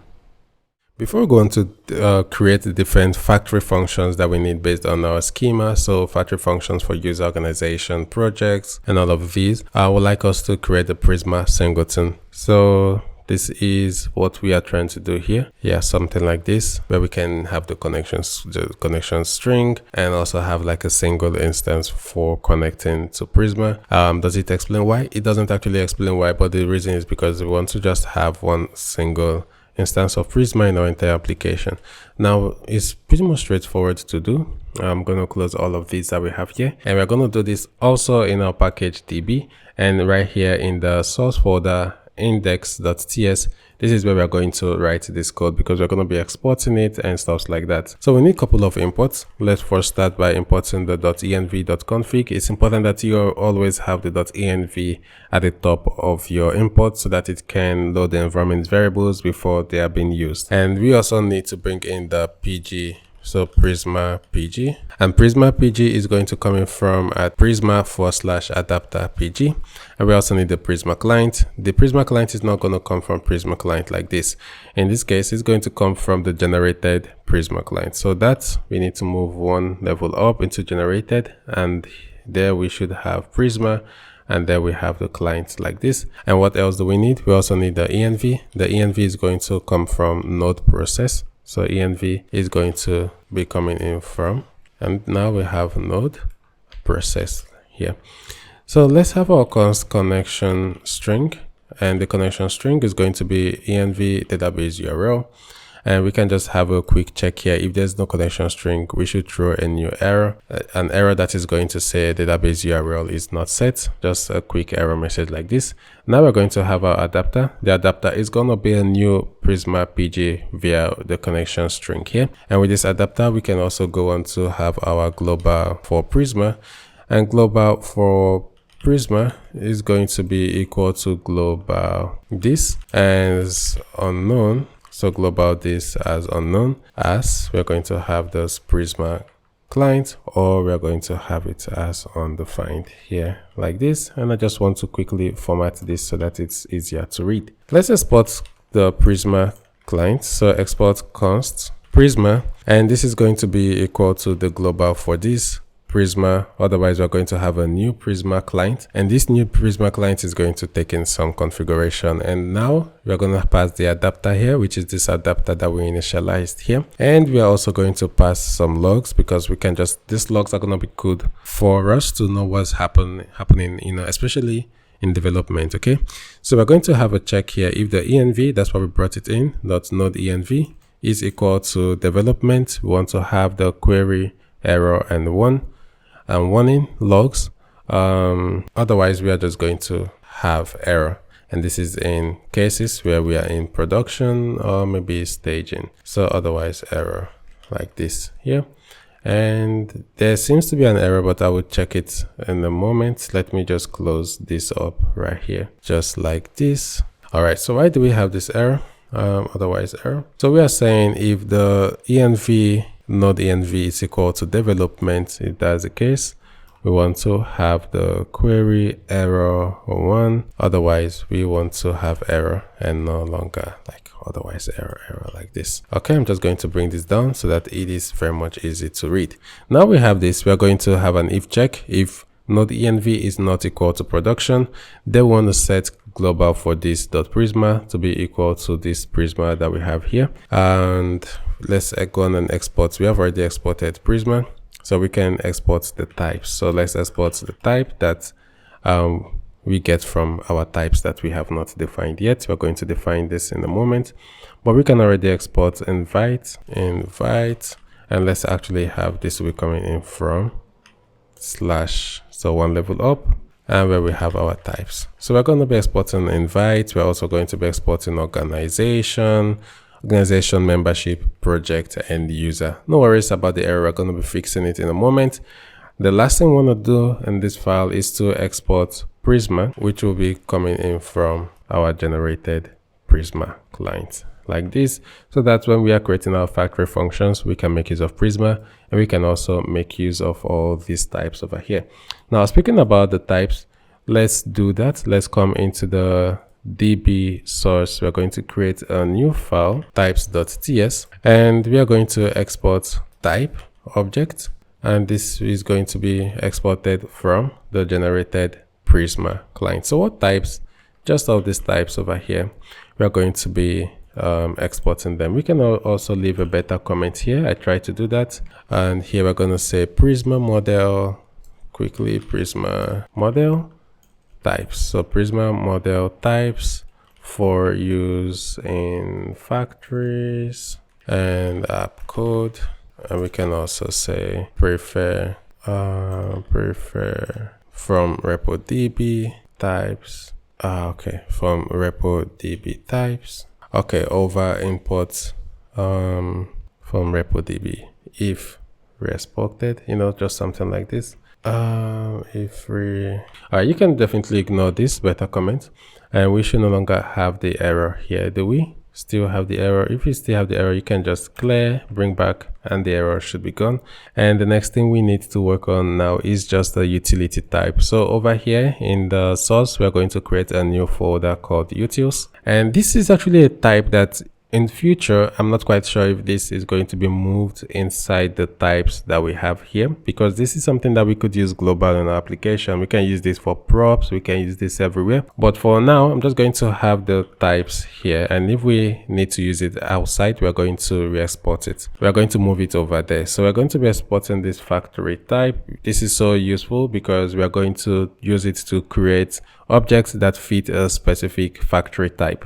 So this is going to take in the generic type T. So whatever type it takes it is going to build an object on it and return T. Now this can take in an optional object, which is going to be a partial type for the shape. So the shape is going to also be a generic type that it receives. So here the object is going to be optional, which is going to be a partial type. To avoid confusions, we can just call this shape like this. And why do we have the error? Cannot find name shape. And why is it looking for the name? Yeah, that's because here it should make use of shape like this. Okay, and it should return shape, not T. All right, I'm gonna save this, and that's all for now. Yep, so we are making progress in defining, a model for our database. Now we have the index, which is exporting the types.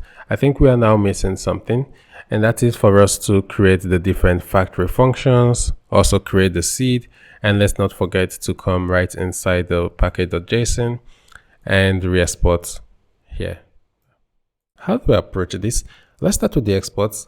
We're going to export the source index, which is this file over here. We want to make sure that we're exporting this. So let's export this. We also want to export the types here. Let's export the types.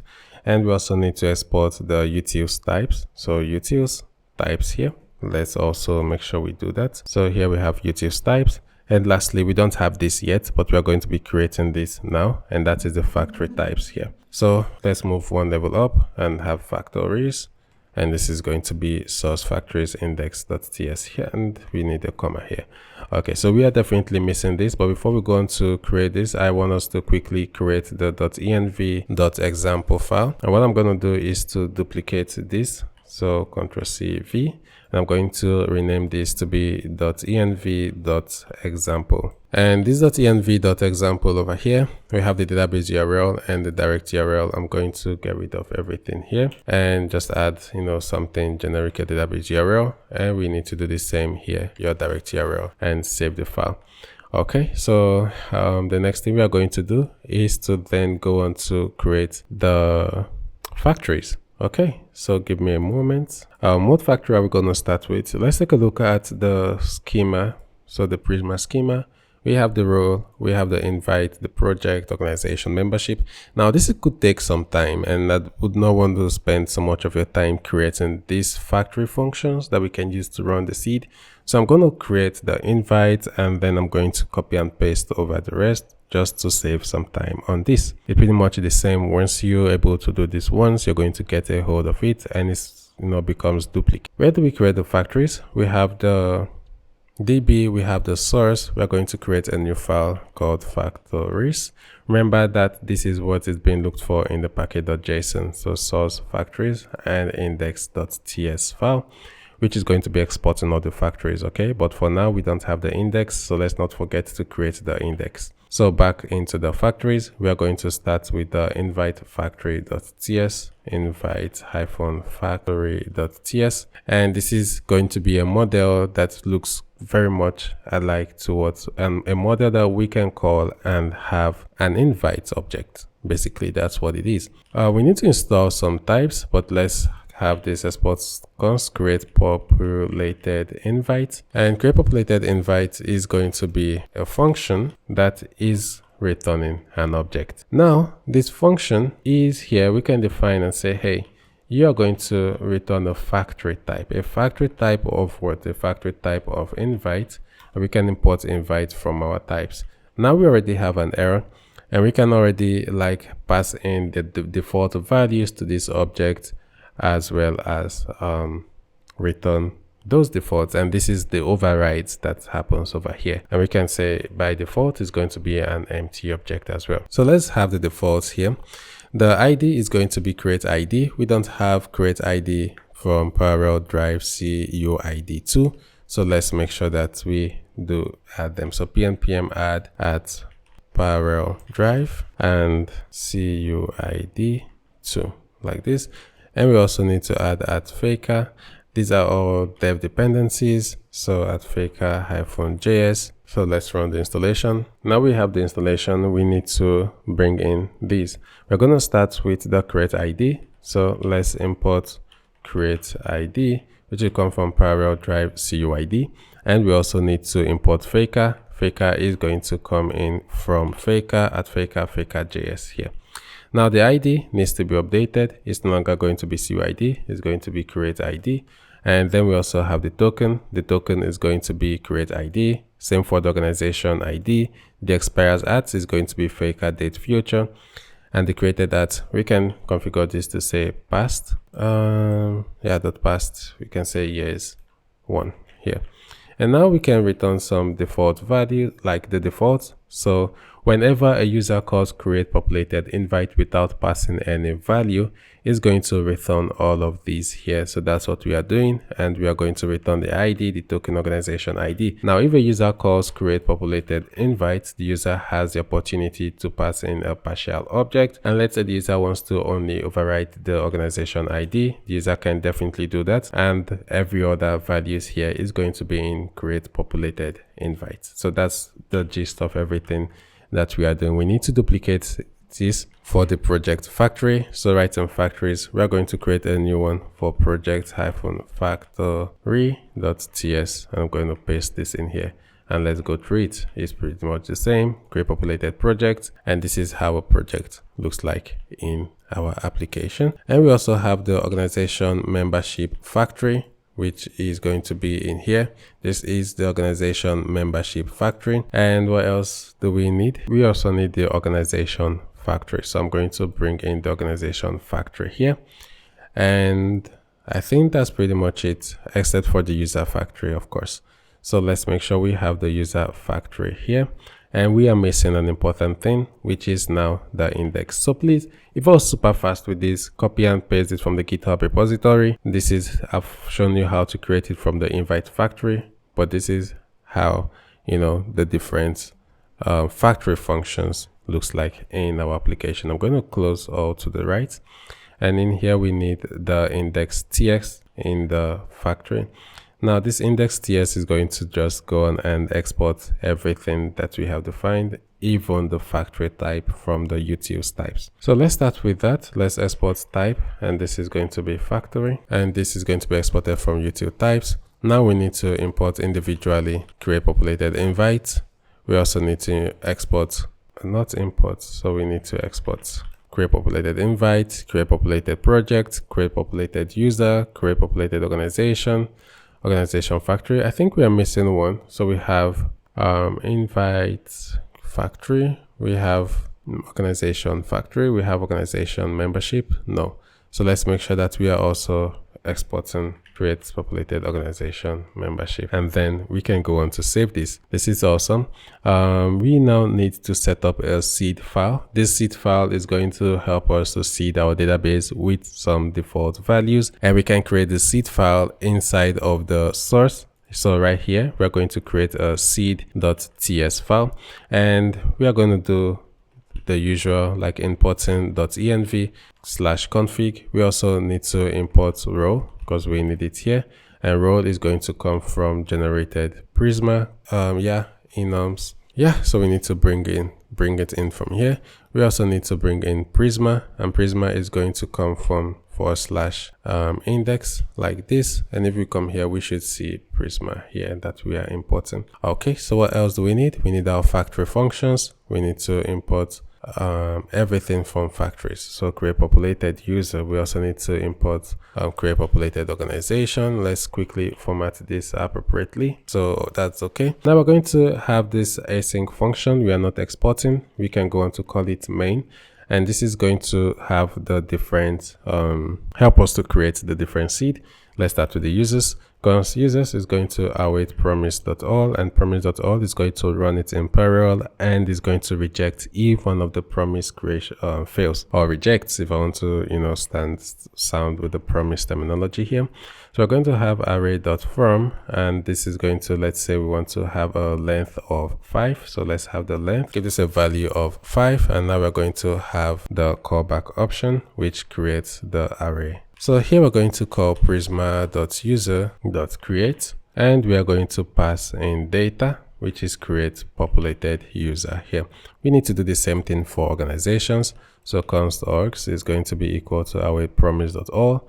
I want to create 2 organizations. So we're going to have array.from length like this, and I don't want to bring in everything here. So data this here. So I'm going to remove all so that we can take it step by step. And I just want to create 2 organization here like this. And what else are we missing? Now we need to link the membership as well as the organization. Remember, in our schema Prisma, we have organization, we have the user, we then have organization membership, which is the join table over here, which goes on to join a user within an organization. Okay, so now we have created users and organizations. Let's go on to have the organizations that are returned from here. So we can call this organization 1 or organization 2, or we can go with like first organization and second organization like this.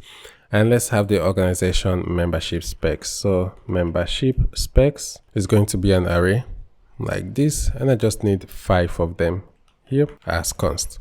Okay, so let's have this here like this, the user index 0, the organization index 0, as well as the role, which is admin. So let's have the same, but this time it's going to be like moderator. So 1, the organization index 0, and this is going to be moderator, role.moderator. And the next we are going to have is just 5 more. So I'm going to 3 more, sorry. Now this is going to have like 2, this is going to have, let's say 0, and this is going to have, let's say 3. And the organization index, remember we have only like 2 organizations here. So we're going to say 1 here, and admin moderator. So let's have this to be a member. Let's also have this to be a member. And the last one, we can say admin like this. And now we need to call promise.all, which is going to create the populated create the organization memberships. So let's await. Promise.all is going to take in the membership specifications, and so here we're going to have the user index, the organization index, and the role, because we are mapping through this. And now we get the user from the user index, the organization here like this, and we try to do all of these. But we can just do this super quick here. What we can do is to have an explicit return. So we have an arrow function, so we can just cut the chase over here, and now we can go on to have this return where we just straight up call Prisma organization membership.create, and this is the data that we pass. So this is pretty much easy to read than compared to what we had previously. And the last thing we're going to have, I think the last one we're going to have is to have the project. So let's await promise.all, and promise.all is going to, we're not going to do for invite. So here we can have first organization, second organization, and we want to make use of a flat map and not a map here. So let's make use of a flat map. Then we're going to have here the organization, and in here we're going to return. And what do we return? We're going to return array from a length of 3, and then we can call prisma.project.create, and we can pass all the data here. I'm going to get rid of this. So the length here, let's go with a length of 3. So we're trying to create 3 projects. So prisma.project.create with this data, create populated project. The organization ID is this organization here, .id. Now the last thing we can do is to log them to the console. So console.log like this with a backtick, and this is very much okay, just to get some data here. Now we have error regarding projects, and that's because we are not like having projects here. So we can get rid of this here. So database seeded with users, so like 5 users, 3 organizations, and already like this, so it's okay. And it's fine. So we can add some logs here as well. So console.log for the users. We can also have some logs here for the organizations. And lastly, we can have log here for the organization membership. And that's pretty much everything for our seed file here. No, actually it's not everything. We are not calling the main function. So we're going to call main, and we're going to have catch in case of error. We are going to log the error, and we want to have process.exit1, and we want to have a finally, which is going to disconnect Prisma. So it's an async function, and we can call prisma.disconnect. Okay, so we've written out a bunch of code. We have been able to create the seed.ts We also came right inside of the index of the package.json. We are exporting all of these. We created our different factory functions and we are exporting them right inside of this factories index.ts. So we have factory functions for organization, organization factory, organization membership. We also have our project factory and the user factory, and we wrapped everything up by creating this seed.ts. So I'm going to close all this and remove this that we are not making use of. Now we need to run this seed script and we need to check if our logic is correct and see if our database gets populated. And we also need to check the logs while we run the seed script. Let's try to run the seed script. Let's check our package.json, and in our package.json we have the script for seed, which is dbseed here. Okay, so we can copy this and come over to here. So npm dbseed. So let's run this, and it's used. So it has called this, that triggered tsx here, and now we just need to wait a moment and we should start seeing the log. So database seeded with 2 organizations, database seeded with 5 memberships, and now it's done. We see database seeded with 5 users, 2 organizations, and 5 memberships. Now if we confirm in our database, let's start from the organization, you would see over here we have the 2 organizations created here. We also have the organization memberships here with a different role, and lastly we have the user. Now we also have the project. So these are the 5 users that we have, and if we check the project, these are the projects that belongs to specific organizations. So that's pretty much it for this video. We just had to run the seed to make sure that everything is working. We are going to continue building out the SaaS templates. Okay, so now we are going to be building the authentication part of our application. So the aim or the idea of this is to make sure that we get sign up and sign in and also sign out working end to end across the admin and the dashboard application. The web application is not going to have any protected routes because this is going to be treated as the landing page. So we just hope by the end of this, the user is able to create an account, the user is able to sign in and also be redirected to a protected page, whereas unauthenticated users are going to be redirected to the sign-in page. Okay, so the first thing we need to do is to install our dependencies. We are going to be making use of bcrypt.js, and you can see what is being used for here to go on and hash passwords. And we are also going to be making use of Auth.js. Okay, so Auth.js here is going to be the authentication library of choice. Previously it was called Next.auth, but now it's a full-blown like library and trying to support other libraries as well. So we need to also run the installation. So where do we run the installation? Do we run the installation right here on the dashboard? Actually, let me come out of the dashboard so I am right inside here, the project root. Or do we manually navigate into the packages or to run the installation, or also run the installation here? Now we are going to run the installation right inside of the root, just because it's easier. But you can go into the admin and the dashboard to run the installation. So you might be wondering, okay, so why are we not installing the packages in the auth source, in the auth package.json, over here, since this is where authentication actually, or where we are going to be writing the code for the authentication? Now that's a good question. We are going to install here, but it's going to be as a peer dependency. That means that whoever is making use of this library would also need to provide their own version of the Auth.js and also bcrypt, and these also would need it. Okay, so Next.auth, bcrypt.js, they must be installed in the apps because this is where they would actually run. Yeah, so this is where they would actually run. So we need to install it here. The middleware, the API routes, the server actions will all live inside of the apps. They would not live inside of the package, and that's why we also need to install it here.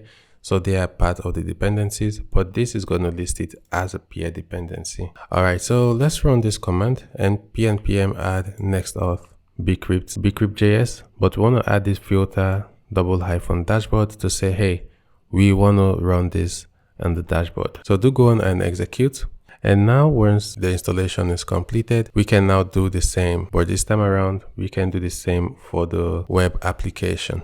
Okay, so it has been added. Let's verify. If we come into the dashboard, package.json, Here we have bcrypt and we also have Next.auth. Something I just noticed though, we have this pnpm workspace .yaml. I think this was created when we ran create next app. So what this is going to do is it's going to make pnpm treat this application, so the dashboard application or any application that has this pnpm workspace, as its own root workspace, so as its own workspace root rather than using the monorepo root. So we need to delete this pnpm workspace YAML that we have over here, but not only for the dashboard, we need to delete it for the web, and we also need to delete it for the admin. So let's delete it. We only want to have one root pnpm workspace YAML file. So let's repeat the installation, but this time it's going to be for the admin.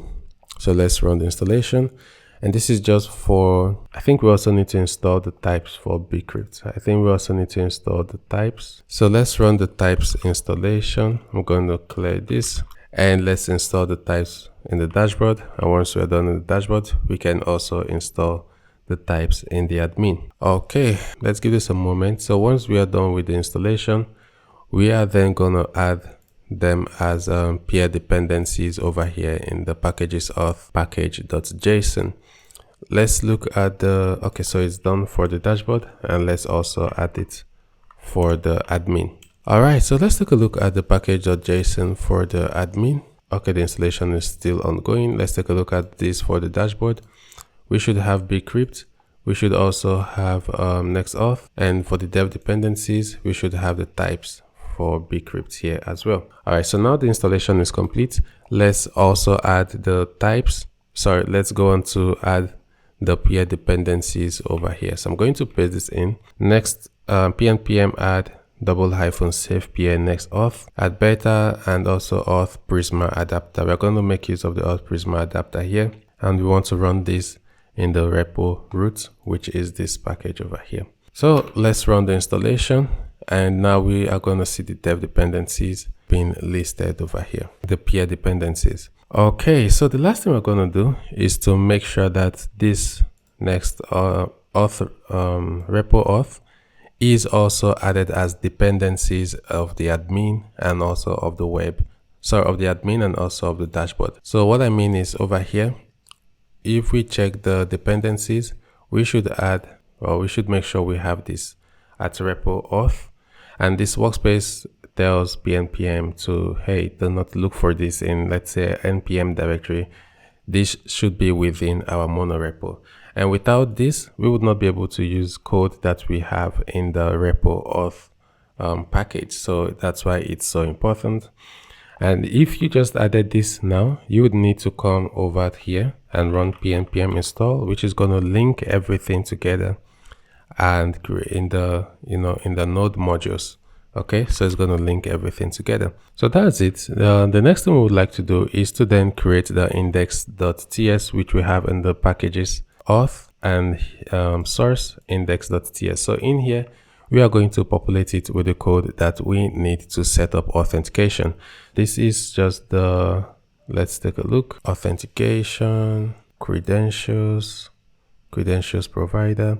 So we're going to need to set this up in the auth package index.ts file.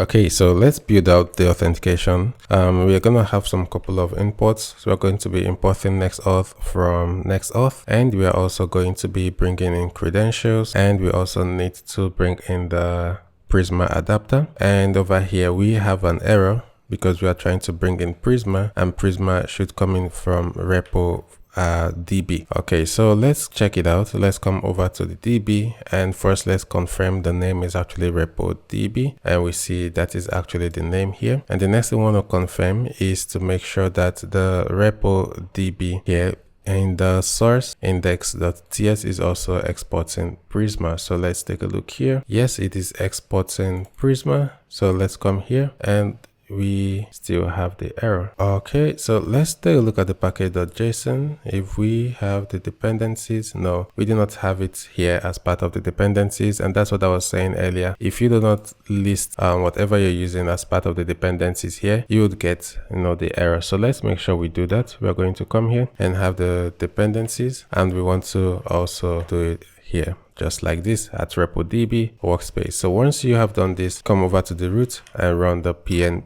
install command, which is going to update the node modules and also semlink to make sure that the dependencies for each workspace is resolved. Okay, so now you see the error is gone because we have listed it here as part of the dependencies, so we are able to make use of code from the repo db. Okay, so now you can see the idea on how this works. We have Next.auth, and from Next.auth we can provide configurations to the Next.auth package, and here we are going to export all of these, which are called handlers. So the handlers, and then the sign in handler, the sign out handler, and also the auth handler. So we need to do something like this. Let's export const, and then we are going to have the handlers, the sign in and the sign out, just as we saw right from the documentation. So for the configurations, let's start with the adapter. This is going to be making use of the Prisma adapter Prisma. And in case you're wondering, if you come over to the documentation, you should see a section for adapters here, and you would see a place for Prisma adapter. So this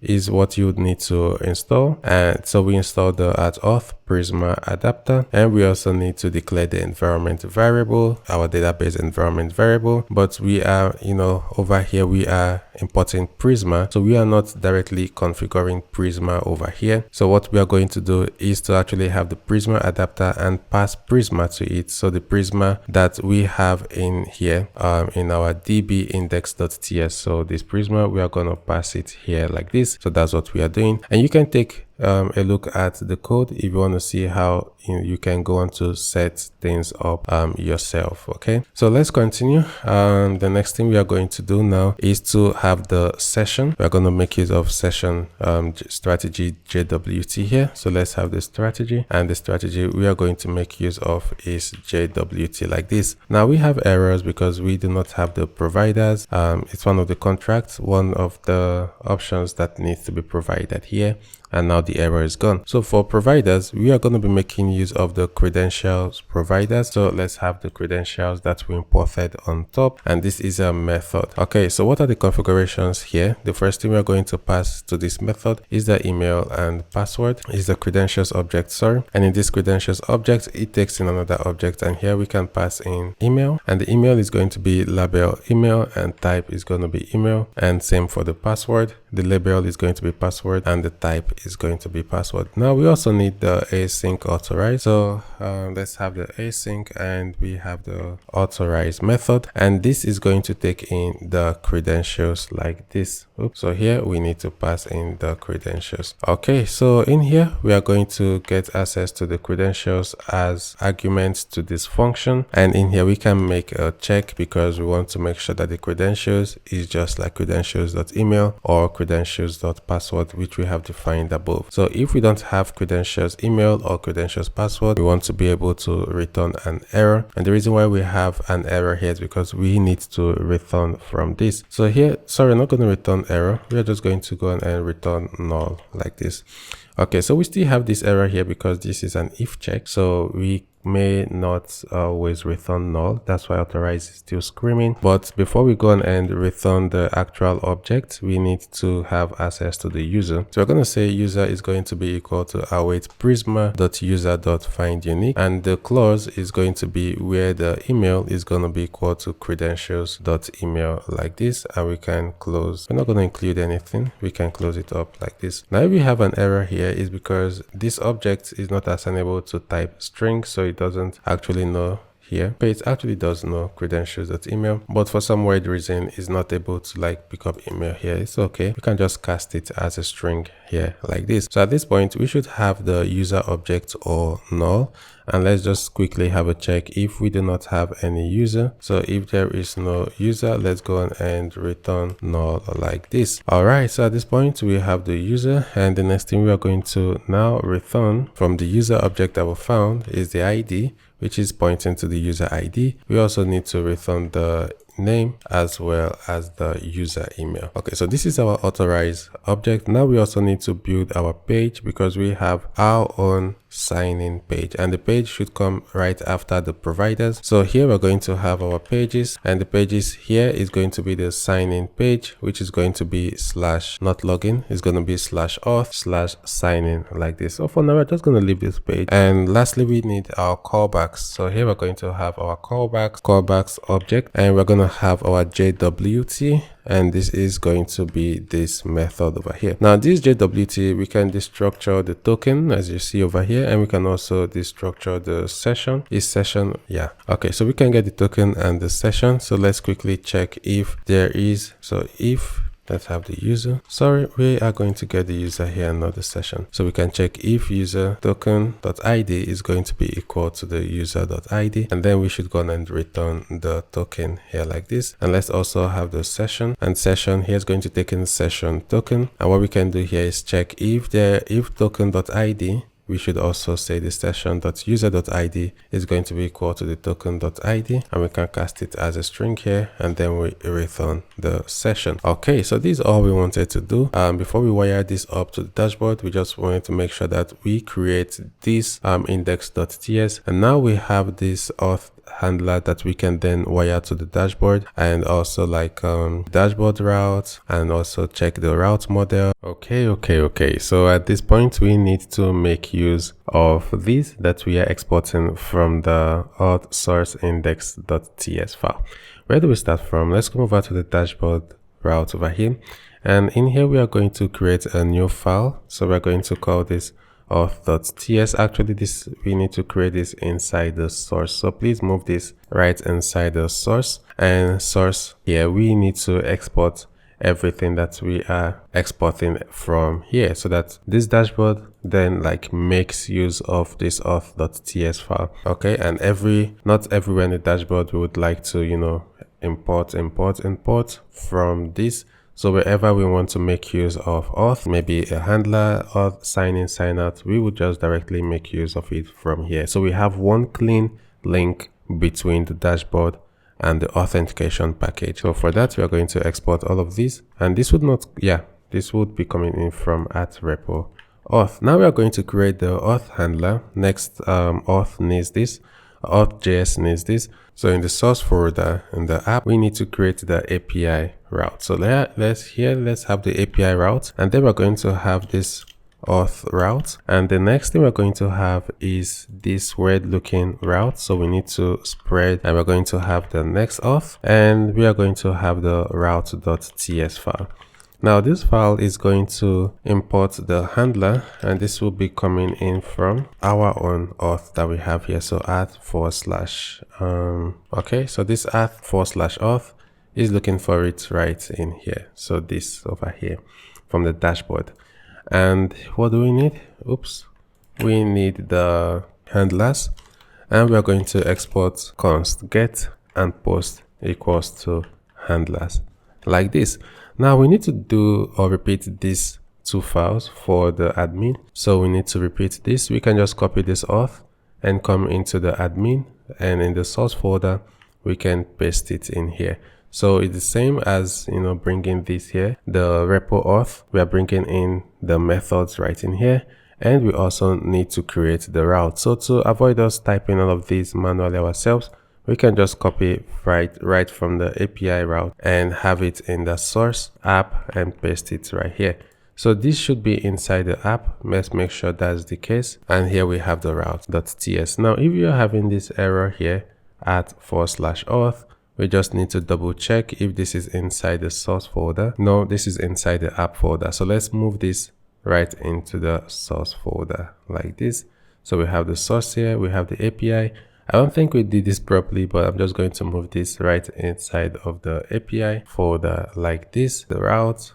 And why do we still have the error? Yeah, app @auth. Why do we still have the error? Yeah, this is still inside the applications folder. This should be inside the source folder. Okay, so let's verify. Yeah, so this is inside the source folder for the admin, and in the app API next auth route.ts, we can just delete and bring it back, and we should not have the error, and we still have the error. So let's verify where we have this. in the source auth. Actually, this is a folder, so let's get rid of this. It just needs to be this auth file like this, and now the error is gone. So all we did was to replicate what we've done for the dashboard in terms of exporting the repo auth and then creating the route handler file. Now we're going to work on the dashboard sign-in page. Okay, so let's start it up. npm --filter dashboard dev. You see, it starts up at localhost 3001. So we are trying to run only the dashboard development server in isolation. So let's come over here to localhost 3001 and we see the dashboard page. Okay, so I'm going to stop it for now and let's install the dependencies that we need to create the sign-in and also the sign-up page. We need Shadcn UI form and UI shadcn.com docs components. We want to look for two components. We want to look for the form component as well as the input component. So let's start off with the input. So this is the input component, and I'm going to copy this command. And where do we then run the installation in our project? So we want to install it here in the components. So for the packages, UI components, we already have the button component that we installed earlier while we were testing. So now we are going to add the input, and we also need to add the form, but don't execute yet because you need to add the -- filter and run this right at the repo /UI. It's going to know this repo /UI because in the package.json, that is the name of this package. Okay, so run the installation and let's keep our eye on the components button that we have over here. We should now have the input as well as the form components right in here. Okay, so while that's installing, looks like it is getting done. I don't see them here. Unknown option -- field. Okay, actually npm dlx is like a one-off command, so it doesn't support filter. So what we're going to do, we're going to cd into the packages, and in there we're going to have the UI package. I'll clear and I'll run this again, but without the filter and also that over there. So npm dlx shadcn at latest add input and also add form. So let's add those, and once that's added, we then need to build the page. So let's wait a moment for the installation to complete, and I would like to do this by keeping the dashboard component up and running. So let's just give this a moment. It needs to install the dependencies because the input and the form would also have some dependencies. Now we see the form, we see the input, and we see the label components that has been added here. And if you check the package.json, you would see over here we have the hook form resolvers, we have the React hook form, and we have Zod that was installed for schema validation. All right, so now we have all of these here. The next thing we are going to do is to come right into the dashboard app. So apps, dashboard, and inside the source folder, we're going to create the middleware.ts. So let's have the middleware.ts file. And while we do this, I would like to keep the dashboard route up and running so that we can see how the changes affect over here, because currently we are not authenticated and we should be redirected to the auth sign-in page, which we haven't created yet. So now we're going to start by importing auth, and auth would come from /auth. So we are importing from here, which is exporting all of these from the repo auth. Now we have the imports here. The next thing we're going to do is to also bring in next response from next server, and we can export default auth. And this auth over here is going to take in these properties here. So we have this function that we are going to execute here. And the first thing we are going to have here is the request. And in here, we are going to, first of all, try to get the path name. So const path name is going to be equal to request.nextURL. And we can check if the user is authenticated. So we can check const is authenticated is going to be equal to request.auth like this. And we use this double bang operator so that we can cast this to a boolean. Now we have that, we can check if it's also a public route. So if it's public route, and for the dashboard, what is going to be our public route? The /path, which is this path we are on here. So the root path is going to be the public route. So we have some errors because we are not, we haven't saved this file yet. So let's continue. So we're going to say if it's public route, that is if the path name starts with not API route. So if the path name starts with just / like this, or we are also going to say if path name. So if path name is equals to just / like this or this. So this is going to then determine if this is a public route. And we can now say if the user is authenticated. So if the user is not authenticated and if it is not a public route, so the user at this point in time is trying to visit a private route and the user is not authenticated, we want to redirect the user to the sign in URL. So what we're going to do is const sign in URL is going to be equal to new URL, and we're going to build the URL from the request.url, and then we're going to say sign in URL. We want to set some search params, which is like a redirect to .set search params.set, and we want to set a redirect to and the path name like this. And lastly, we are going to return our next response .redirect to sign in. So we're going to return the next response .redirect to sign in. The last thing we're going to do here just after here is to then have our config. So export const config is going to be equal to this object, and we have this matcher over here. Yeah, so this is all we need. I'm going to save this. We definitely need to replicate this for the auth, so let's have that in mind. I'm going to save this, and once this is saved, we have an error. Why do we have the error? Because okay, so let me see why we have the error. I'm just going to quit this just so we are sure the error is not from previous, and run it again just so we can see the error. And we don't need the next request, so we can also get rid of the next request. Okay, so we have this error over here regarding import trace.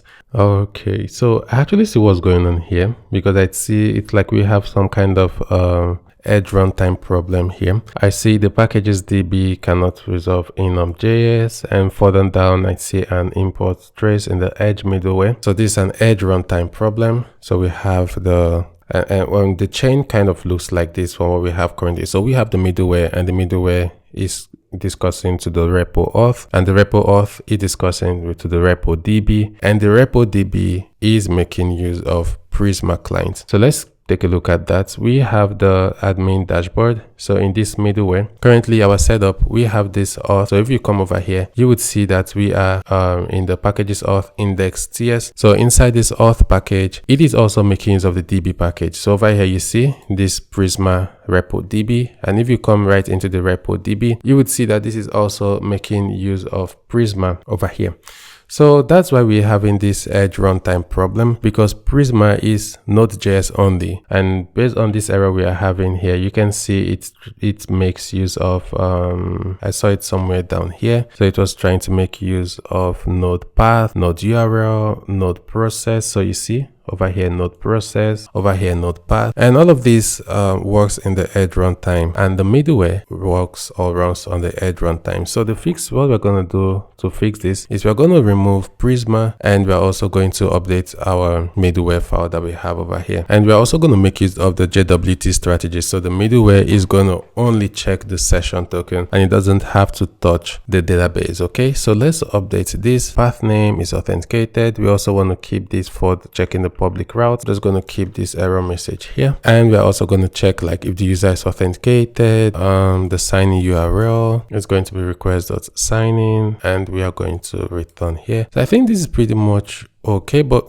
actually no, I'm just going to get rid of next response, and I'm just going to return response like this dot redirect here. Now this isn't entirely going to fix the issues that we're having, but then we need to come into the packages auth index.ts. So let's just come in here, and while we are here, we are going to get rid of this adapter, and we want to make sure that we are making use of JWT here, which we are doing, and not database sessions. So we're going to get rid of the adapter here, and that means over here we are not going to make use of Prisma as well. So let's get rid of the adapter, also get rid of Prisma and the Prisma adapter here. So here in our authorized method, we need to update it because we no longer have Prisma. So we're going to just have this check here, and we are going to have our return. So what are we going to be returning? We're only going to be returning the user email. So let me update this. We're only going to return email, and email is going to be credentials like this. So credentials.email, and we're going to say as string. Okay, so let me say as string, just like this. Now we have done this. Let's also update this. Is going to be sign in like this, just to be sure it matches with what. Oops, let's going to update this as well to sign in, and we have sign in here. And let's also add a page for sign up, and for that we have new user here. New user is not technically a page, but it's where users will be redirected to they are not authenticated. So here we're going to have /auth/sign up like this. The callback is going to make use of JWT and session. So all that we have here is still very much valid. So now let's save this file. Missing environment, please define a secret. If you come over to the Next.auth here, you would see in the installation, the Next.auth secret is part of the environment that is needed. So we need to make sure we add this. So, but we're going to add it ourselves manually. So now we have this error missing a secret and all of this. So we're going to add this, and this is going to be in the dashboard. env.local. Do we have anyone here? No, we don't. So in the dashboard, we need to create a .env file over here, and here we're going to add the secrets. Okay, so let's generate the secrets. What I'm going to do here is to use OpenSSL and say run base 64 and say 32 over here, and this is just going to generate a random string which I'm going to make use of as the auth secret. So here I'm going to define auth secret is going to be equal to this, and I'm also going to define the database URL. So you're going to say, hey, why do we need to also have the database URL here? And that's because the packages DB, if you visit the packages DB for a second, you would see we also have the database URL here, which I'm actually going to copy, by the way. So when the Next.js app builds the dashboard, it's going to build this at runtime. So it's not going to like go into the packages DB for environment variables. Okay. So that's why the application data dashboard also needs to define the database URL, which I'm going to drop in here. Okay, so now I'm going to actually do commands from the UI and also from the packages, and in the root I'm going to then run this again just to be double sure if our fix has worked over here. So let's refresh this, and we still have an error because JWT session read more at this, not matching description secret. Let's actually double check, and I can see like the logo and all of these are not loading. We're going to fix that in a moment, but quickly I just want to check the application localhost 3001 and refresh. Okay, so let's double check the cookies, and here we have this. So what I'm going to do, this could be from some old work. I'm just going to clear all of this. I'll right click here and hit clear. Okay, so now that is cleared, I'm just going to refresh again. Actually, yeah, so it looks like the error is gone. I'm going to restart it again, and let's see if it loads up. So it does load up now. We no longer get the error. And what I'm going to do next is to just come right inside of the middleware and update this config that we have over here, so that it also like ignores like the SVG, the PNGs, and all of these. So let's refresh, and now you see our images and SVGs are back. Okay, so that's it. And now we have been able to like set this up. I know this has been a lot of work, a lot of back and forth, so I'll just give some time to, you know, make sure that everything syncs in, and then we can continue setting up the sign up and the sign in pages. Hi guys, I want us to build the dashboard route. I am already navigated or currently in the dashboard page.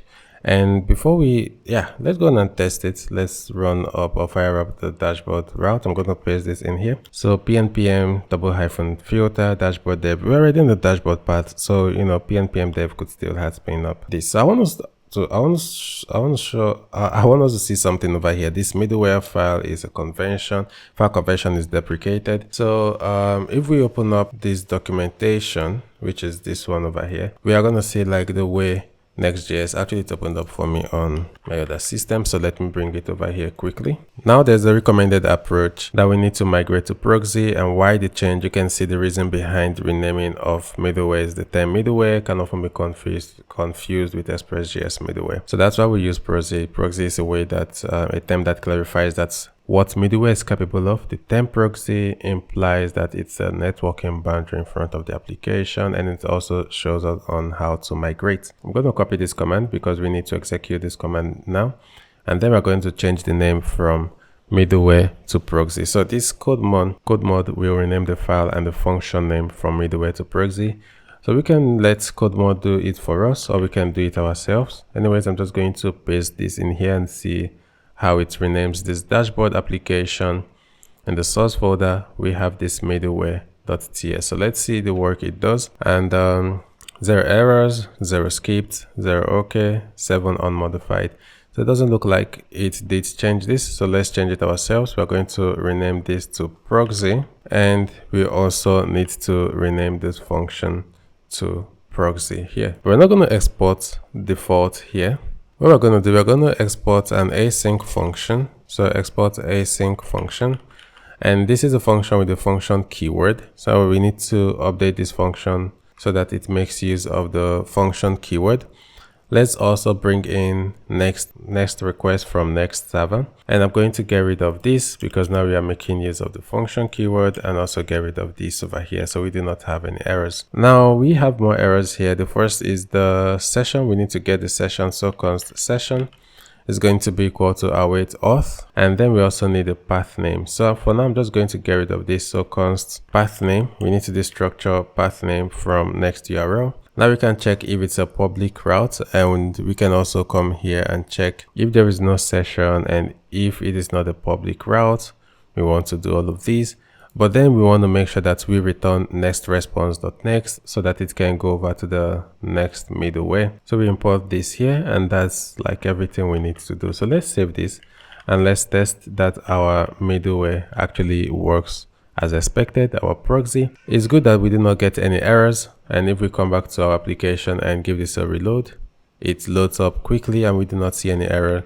So let's try to visit /test URL, and you see we are redirected over to sign in because of this logic over here. So I'm just going to come back real quick. Because of this logic that we have over here, there is no session and it's also not a public route. Okay, so let's start building out the UI for the dashboard page.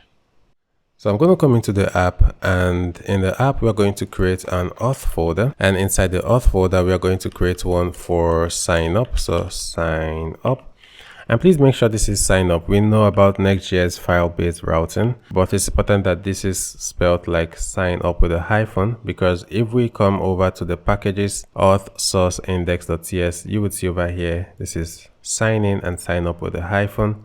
Otherwise, you might have like 404 pages, because we have already pre-told next auth that we have those pages. Okay, so now we have the sign up. We are going to have the page.tsx, and this is going to contain code for the sign up page. And quickly, let's come over to this /auth/sign up. Okay, so it's going to try to compile, and it's going to fail at some point because we haven't saved anything here, so we're not exporting any defaults. We're going to change that. I'm going to bring all of these in, which is just a simple JSX. We're going to have these features we do not have yet, and this is going to contain our sign up form. Okay, so this is what we are going to be creating next, and we can already do the same thing for the sign in page. So let's save this, and we still have an error because it cannot resolve the import for this. So no worries, we're going to be fixing this soon. But let's do the same for the sign in. So we have auth, and in auth we are going to have a new folder for sign-in, and then we're going to have the page.tsx.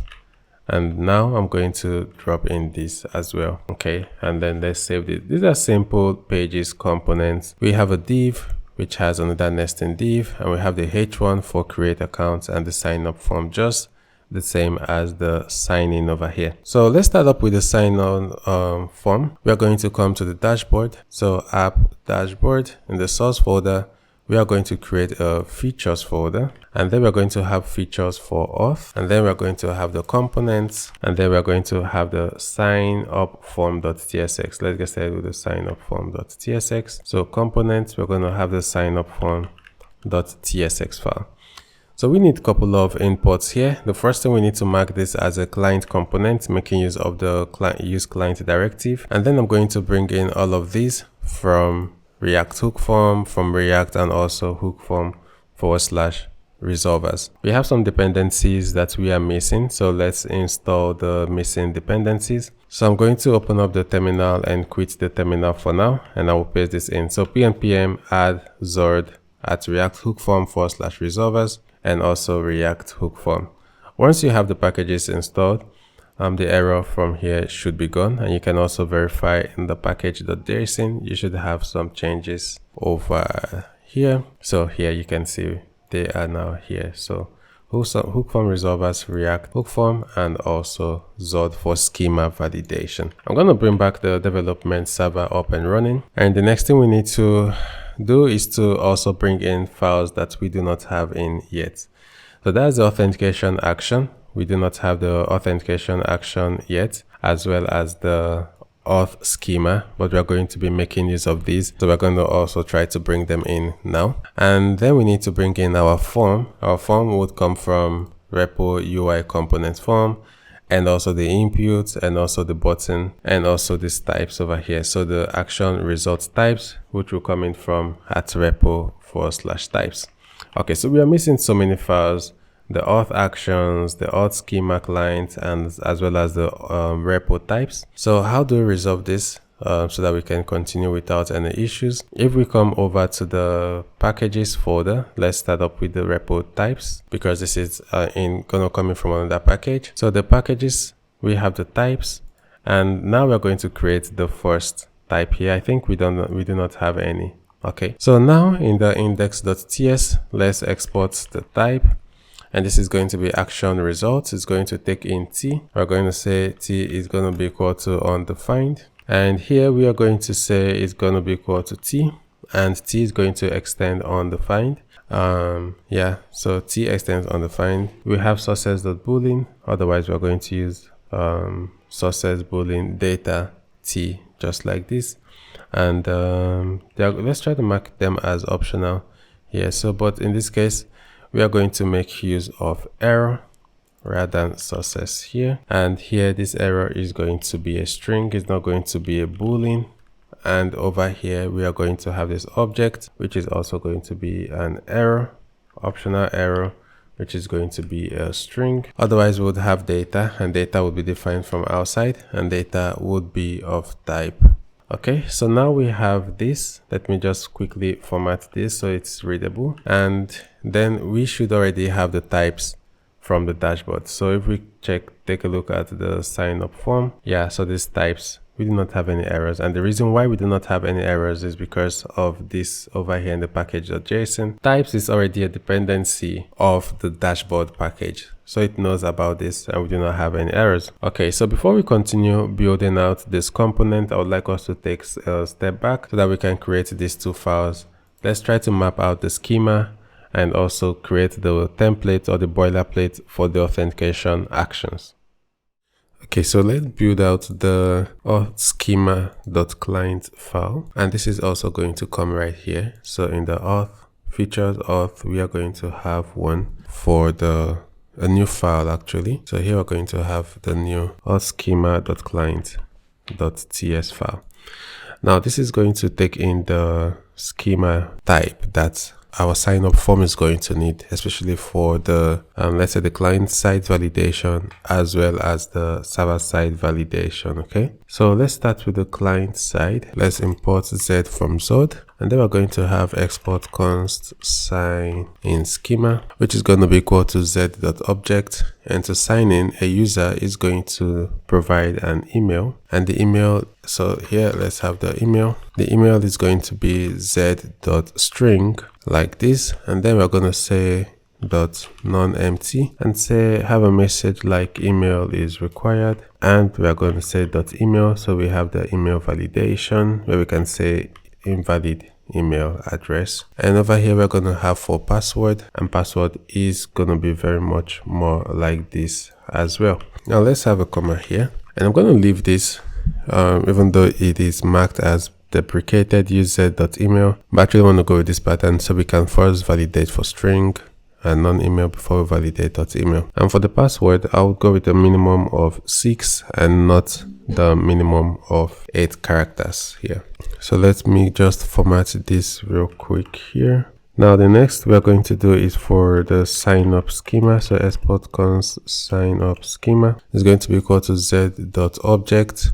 And for a user to sign up, a user would need to provide their email. And again, email is going to be Email is going to be z.string, and it's also going to be .nonempty, and then we're going to have .email, where we are going to say invalid email address. And after the email, we are going to have for the password, so password, which is going to be z.string, and then we're going to say .nonempty and .main, we would say password must be at least 6 characters. And then the user would also need to confirm their password, which is also like this. But before we close this up here, we want to have a .refine so that we can do the password confirmation. Okay, and refine will take the data, and data we can access the properties here. So we want to access the password as well as the confirm password. So we want to do this check, and if they are not the same, we're going to have a message to the path of confirm password here. Okay, so we're going to have the sign up values as well as the sign in values type, which is sod.infer from the schema that we have over here. We do not need this email, so I'm also going to get rid of the email here, and we can save the auth schema client.ts. We need the same for the server, so let's quickly create the auth schema server.ts file here, because sometimes you might have different validation on the schema than the validation that you have on the server side. Okay, but then this is going to make use of intent, so you're going to see what I mean in a moment. So we're going to make use of z, which will be coming in from zod. Okay, let's start with the auth schema. So this is going to be shared across both the sign in as well as the sign up. So export const, we're going to call this auth server schema, which is going to be equal to z dot not objects, because now we are going to use a discriminated union. So discriminated union, and this is going to be based on the intent. So let's say the user wants to sign in or the user wants to sign up. Now this is going to take in a list here, and then we can pass a different type. So we're going to start z.object, and we say if the intent is equals to, so z.literal, if the intent is equal to sign in, then we're going to have the email, and the email here is going to be z.string.email, z.string.email, or if it is a and also going to have a password. So here, let's not forget to have the password, just like this. Now we're going to do the same for the sign up. So once the user is trying to sign up on the server side and the intent is sign up, they would need to provide the email, the password, as well as the confirm password. And lastly, we can have one for the sign out. So z.object, and we're just going to have the intent for sign out like this, and then we can close this up here and get rid of this. Now we have the intents. If we come over to the sign up page, okay, we still have error for the sign up form because we are not exporting anything, but if we just comment this out and bring it back, we have actually fixed this. So we're going to do the same for the auth actions. So let's make sure that we have this auth action created also right here in the features. Let's quickly have the auth actions, and this is going to be in the features auth, and then we are going to be creating a new file, which is authactions.ts file. Okay, so where is this actually? So this needs to be inside the auth folder. So yeah, let's move this right inside of the auth folder. Cool. All right, actually I missed something that I was able to spot out, and that is in the app. Was that in sign in? So yeah, the API auth, that was for the admin section. So let me quickly fix that. So the source, the app, the API, you see we are missing the auth. So here we need to have an auth folder, and inside that auth folder we need to move everything here, just here like this, and the route, it's inside here. Cool. And this should be inside the source. So why do we have the error? Okay, so now the error is gone. All right, so I just needed to quickly fix that. Okay, sorry about that. So let's continue with the auth actions. Let me close all of these. So we are going to mark this as a server component. That's the default, but let's just be explicit about it. Then we need to bring in a couple of imports. So I'm going to bring in some imports here. Next navigation, bringing in auth error from next auth, bringing in sign out, sign in from at auth. Remember, these are the handlers that we have defined here from repo auth. And then we have the schema that we just created. Okay, so let's export async function, auth action.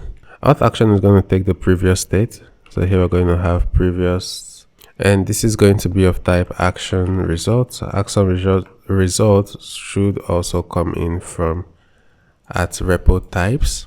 And then we are also going to have the form data, and form data is going to be of type form data here.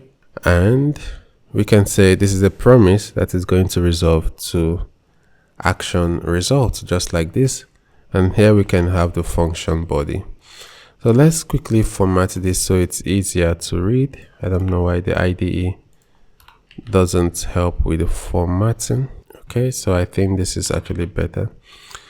Now we're going to have the we're going to have the row. So let's have row is going to be equal to object.fromEntries, and we're going to do this from form data.entries like this.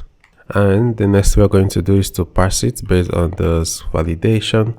So we're going to have parsed is going to be auth schema.savePassRow, and then we can have a success. So let's check if it is not successful. So if not passed.success, we are going to return an error with here that is going to be, so the error message is going to be, let's just say invalid input here. So we're going to have invalid input as the error message. So why do we have this here? Because we are saying const, we are meant to say if over here. So then let's get our intent. Remember in the auth schema.server.ts, we are having this intent. So if it's a sign in, we know that we are going to also have the email password. If it's sign up, we're going to have email password, confirm password. And if it's sign out, we are not actually expecting any data at this point. So I'm going to close this. And now we can come here and destructure intent from past.data like this. So we're going to get the intent, and now we do have the intent. We can have a switch statement based off of the intent that we have over here. So let's have the first case where the intent is signing. So the first case where the intent is of the user to sign in, and we are going to have const. This is going to be equal to pass.data. And if it's signing, we know we have the email as well as the password. We also have the intent, but we need more or less like the email and the password. And we can have the normalized email, which is going to be equal to the email dot to lowercase here like this. So at this point, we want to check if it's a returning user or if the user do not have credentials. So at this point, we want to do something like this. Const user is going to be equal to await get user by email. So get user by email, and we do not have this helper function yet where we can pass this normalized email. So let's go on and create this function, this helper function, get user by email, as well as other helper functions that we might need for the authentication. Okay, so let's create the authentication model. We're going to create a new file which we'll call auth-model.ts like this, and in here we're going to have the functions that the auth action can use to save a user as well as to retrieve a user. So let's import type, and type is going to type Prisma, and this is going to come in from our repo DB, and we can also import Prisma, and Prisma is also going to come in from the repo DB, and this should be Prisma like this. So in here we're going to export a sync function, save user to database, and this is going to take in data. Data is going to be of type Prisma, and then .user create input, and in here we are going to have the body, and the body is going to return Prisma .user create, and now we can pass in the data object just very much like this. We need to replicate this. We need to do the same thing for retrieving a user. So we're going to export a sync function, retrieve user from database by email. This is going to take in the email, which is of type string, and here we are going to have return prisma.user.findUnique. We want to find where the email is equals to email. We have the authentication model. Now we are going to make use of this retrieve user from database by email right here in the auth action. So let's bring this in. So at this point we have the user, and we can run some checks by saying if we are not able to find a user, so a user that hasn't created an account and is trying to sign in, we are going to return an error object just to match what actions results need. So we're going to return error, which is going to say invalid email or password. And now once we continue, we'd know that we have a user. So let's check if the password, we need to unhash it, we need to verify. So we're going to say valid is going to be equal to await verify password, and verify password is going to take in the password that the user is submitting, and then the user dot password that we have in the database. Verify password is a helper, so we're going to create it in a new file, which is auth-helpers.server.ts here, and we need for verify password. So export async function verify password is going to take in the password, and it's going to take in the hash that we stored in the database. So the password here is of type string, and the hash also is of type string. And here we are going to return bcrypt, which should be imported from bcrypt. So bcrypt.compare. I want to compare the password to the hash, to the hash here, and this should return a promise that resolves to a boolean. Yes, it does. Or we can explicitly say here promise that resolves to a boolean. So now we have the verify password. We can make use of it here by importing the verify password. And now we can continue our check. We can say const if it is not a valid password. Then we want to also return an error. If it is not a valid password, we want to return an error. And this error is going to say, let's say, also invalid email or password, just like this. Okay, so at this point we are sure we have a valid password and we have a user, so we are going to try to sign the user in. So we're going to await sign in, and sign in should come in from our auth. We're going to make use of that to sign in the user. And what type, so it's asking us what provider. We're making use of the credentials provider, and then we're going to have the object where we'll pass the email, and the email is going to be the normalized email, as well as the password is going to be equal to password, and we want to say redirect false. Okay, so since we said redirect false, we want to handle the redirect ourselves. What we're going to do is to redirect the user to /dashboard. Okay, so we are done with the sign-in flow. Now we're going to do the same, or have another case, but this time around we're going to try to have one for our sign up intent. For the case of sign-in, so this is sign up, sign in. We need on that case for sign up. So for the case of sign up, we want to first of all this structure. So here let's have our const email password, and we also need our confirm password is going to be equal to pass data. And then we can check if the password is not equal to confirm password. So we are going to return the error object that says passwords do not match. And so if the password do match, we're going to have our normalized email, And then we are going to retrieve the user from database to check if this user that is trying to sign up is an already existing user. So we're going to say existing user is going to be equal to retrieve user from database by email. We're going to say if existing, we want to return an error that an account with this email already exists. Okay, so that's the error message we want to return. But if at this point, if at this point it's actually a new user, then we want to hash the password. We don't want to store the bare password in database. That's why when the user tries to sign in, we have this helper to verify the password. So we need another helper this time around that's going to help us to hash the password. Let's export another async function, which we'll call hash password. This is going to take in the password string and it's going to return a promise string here. And it's pretty much straightforward. So we're going to say bcrypt.hash, and this is going to take in the password as well as the salt. So we're going to have the password here and we're going to say salt of 12.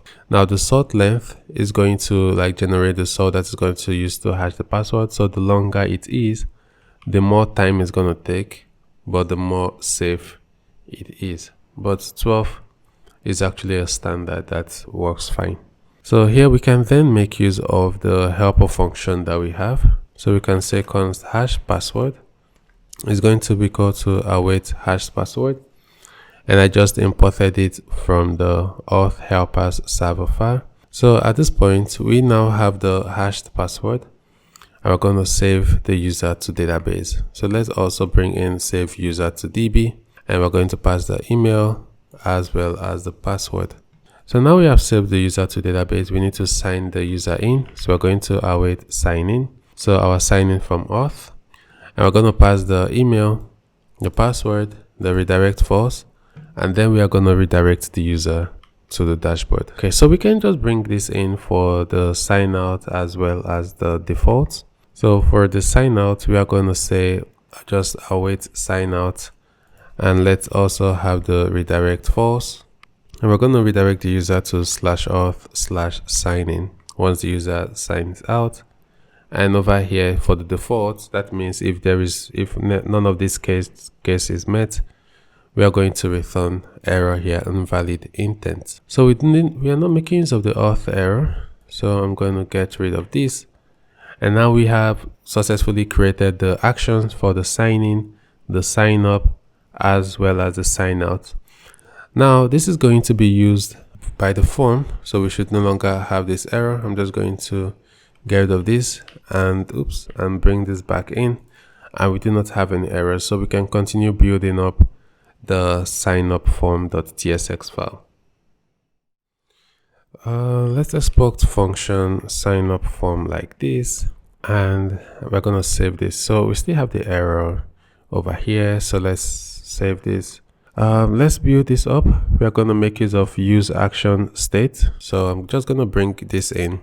And for use action state, it's already imported. So here we have the state, we have the form action, and if it is pending. So, and now we pass the action to the use action state like this. Then let's build the form. The form is going to be built making use of use for form and result resolver. So we're going to use the use form. It takes in the sign up values. And the resolver is going to be the sign up schema, and the default values are all going to be empty string for getting started. And we are going to return the form here like this. Now at this point, I do not expect to see anything. So let me save this and let's come back here. And we have an error, cannot resolve this. Okay, so module not found. Alright, so we've seen this error before, so it's not quite new to us. It's not an error that is new, so but let's continue. We're going to fix it once we are done. Now this form actually is going to be, or going to take in an action, and the action is going to be equal to form action.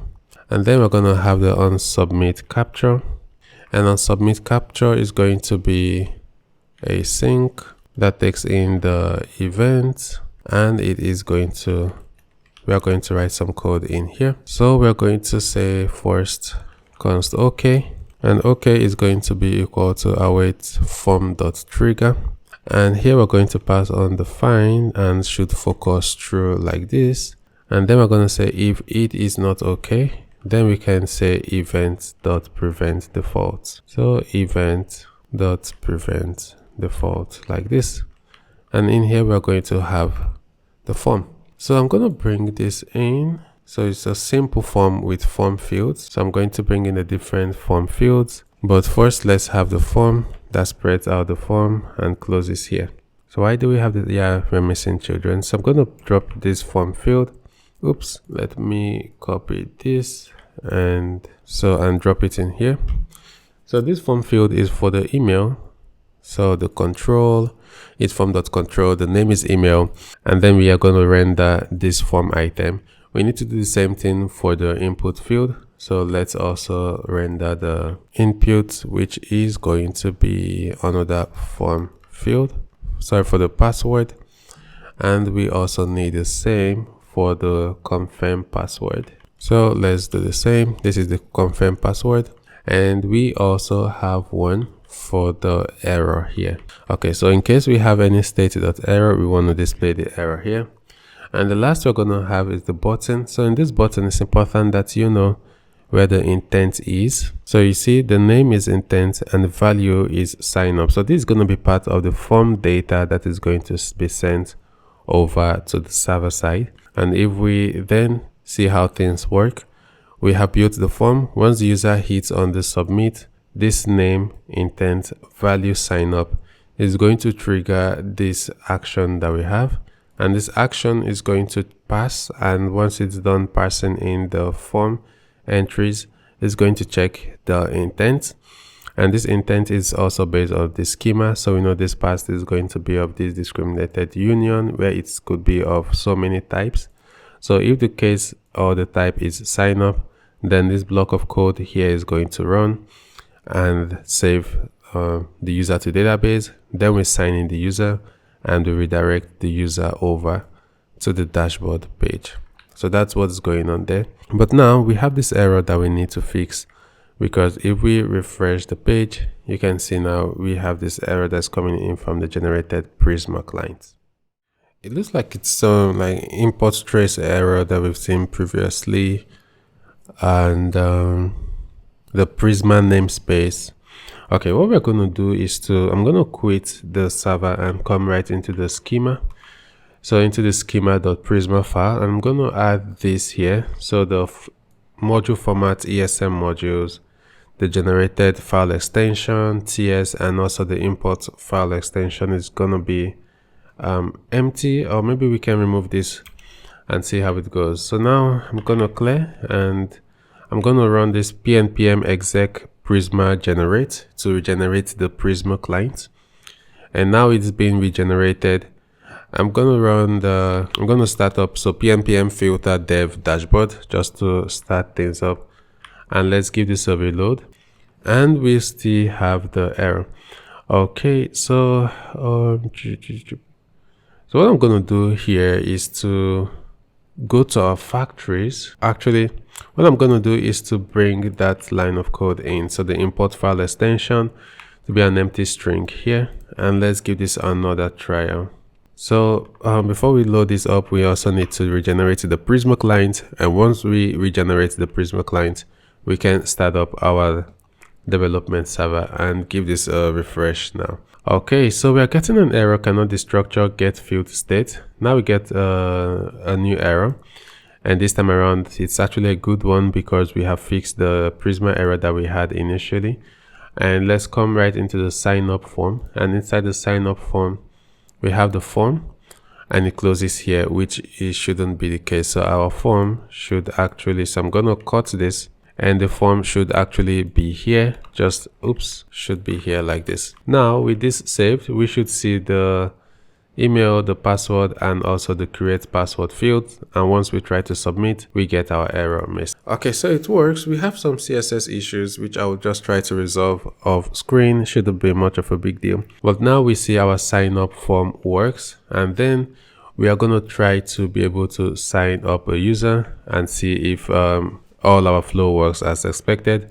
And a signed up user is going to call this action. So this authentication action and the case is going to be sign up. We're going to pass the user data. We're going to compare the password, even though the front end should also catch it if we pass a wrong password. And then we hash the password, we save the user to the database, we sign in the user, and then we redirect the user over to the dashboard. I think we can try this out now. Let's give this a trial.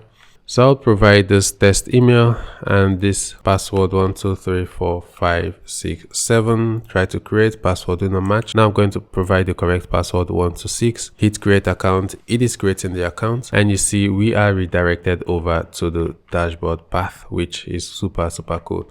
If we also double check our Supabase, so over here in our Supabase, let's come over to the table editor. We should have a new user here. So the test@test.com user. And this is the hashed password, as you can see over here. And the username is null because we do not have any name field here. Cool. All right. So now we have the sign up working. We're going to also try to fix the sign in screen, and we are going to log out the user ourselves manually so we can see the sign in screen work. For now, we do not have this dashboard route for us to sign users out. So I want to locate the application, and then in cookies, I'm just going to clear all the cookies and refresh, and we should be redirected to the sign-in page. So you see we are redirected over to the sign-in page because that's where the work of our middleware, that's the work of our proxy. Now we are going to build the sign-in page just as we have built the sign-up component. I think we can actually go real quick on the sign-in form. So this is going to be in our components. So let's come over to the features, auth. So where do we have it? So the features, auth, and in the components, we are going to have the sign-in form.tsx. We're going to mark this as a client component, making use of the use client directive. Let me actually open this up. We need a couple of imports, which I would also bring in, most of which we have worked on in previous videos. So we have the sign-in schema and also the sign-in values. So for the sign-in schema, the email and password is just what is required, especially for the client-side validation. And then we need the form components as well. So let's bring in the form component from our repo UI components form. And then lastly, the input, the button, and our type, action, result type. So we're going to export function sign-in form. The error should have changed. Okay, the error is still there. We are not, we haven't saved this yet. And we can bring in all of these that will come in from the use action state. And then we can build the form. The form is going to take the default values here. So the email and the password, and it's making use of our sign-in schema. And then we can return form component. For now, I think this is just okay, or maybe it's too much. So here we're going to just have the return. And so what are we going to return? We're going to return the form for now, just this. And I'm going to bring this in here. So I'll just bring this in, and we have this for now. All right, so this form is going to just have as we had previously. So we can bring in everything. There's nothing new here that we didn't see in the sign up. So here we have the form field for the email, and we also have the form field for the password. We have the state error in case there's an error that's coming in from the server action. And then we have our button, which has the intent, and the intent is sign in. Once we save this, the build should now work. We should see the sign in form. And let's come over to the action. So this action, once this is being triggered on submit capture, is going to intercept, and if everything is okay, then the action is going to call, and it's going to call this our authentication action here. And if we visit this auth action here, we go on to do the parsing, return an error if it's not passed successfully. And for the case where the intent is sign in, we retrieve the user from the database. So we created the user previously. We verify the password to make sure that the password is the correct one. And if it is not correct, we show invalid email or password. So I'll provide this email and provide a wrong password, and sign in. We should see our sign in state error displayed somewhere here. So invalid email or password, and that's what we see. And then we sign in the user and redirect to dashboard. But before we sign in the user, I want to also try a wrong email here. So I'll just say test1@test.com, and you see we still get invalid email or password. Now I'm going to try out with the correct credentials and hit on sign in, and you see we are redirected over to the dashboard. So we have the sign in feature working as expected. I'm going to clear this, and we're going to continue then now focusing on the dashboard, or let's see if we are done with the authentication side of the application. I'm going to close all these other tabs that we do have open here. So we just wrapped up the authentication section for the dashboard, so users can sign up as well as sign in. We also have, if we come over to the dashboard and the source, the features, the authentication actions, we also have the sign out, but we do not have it implemented in the UI. Now we have the dashboard page. We're going to focus on the authentication route. So a signed in user should be able to create an organization and automatically become the admin of that organization. They should be able to generate invite link and also share the invite link. And another signed in user can follow the link, join the organization as a member. The admin can also promote and demote or remove other members within the organization. So those are the features we are going to be building here. I'm going to quit the dev server that we have up and running so that we can install what we need. So we need to install Slugify package because we are going to need this to generate the slug for the organization. So npm add slugify. Want to run this for the dashboard application. That's why we have this dash filter dashboard. So we should have it installed within the dashboard file. And if we take a look at the package.json, after a couple of moments, we should have some changes here. Now, while that's installing, we also need to add parallel drive CUID also for the dashboard route. So now we see the change has been made here. So let's also run the installation.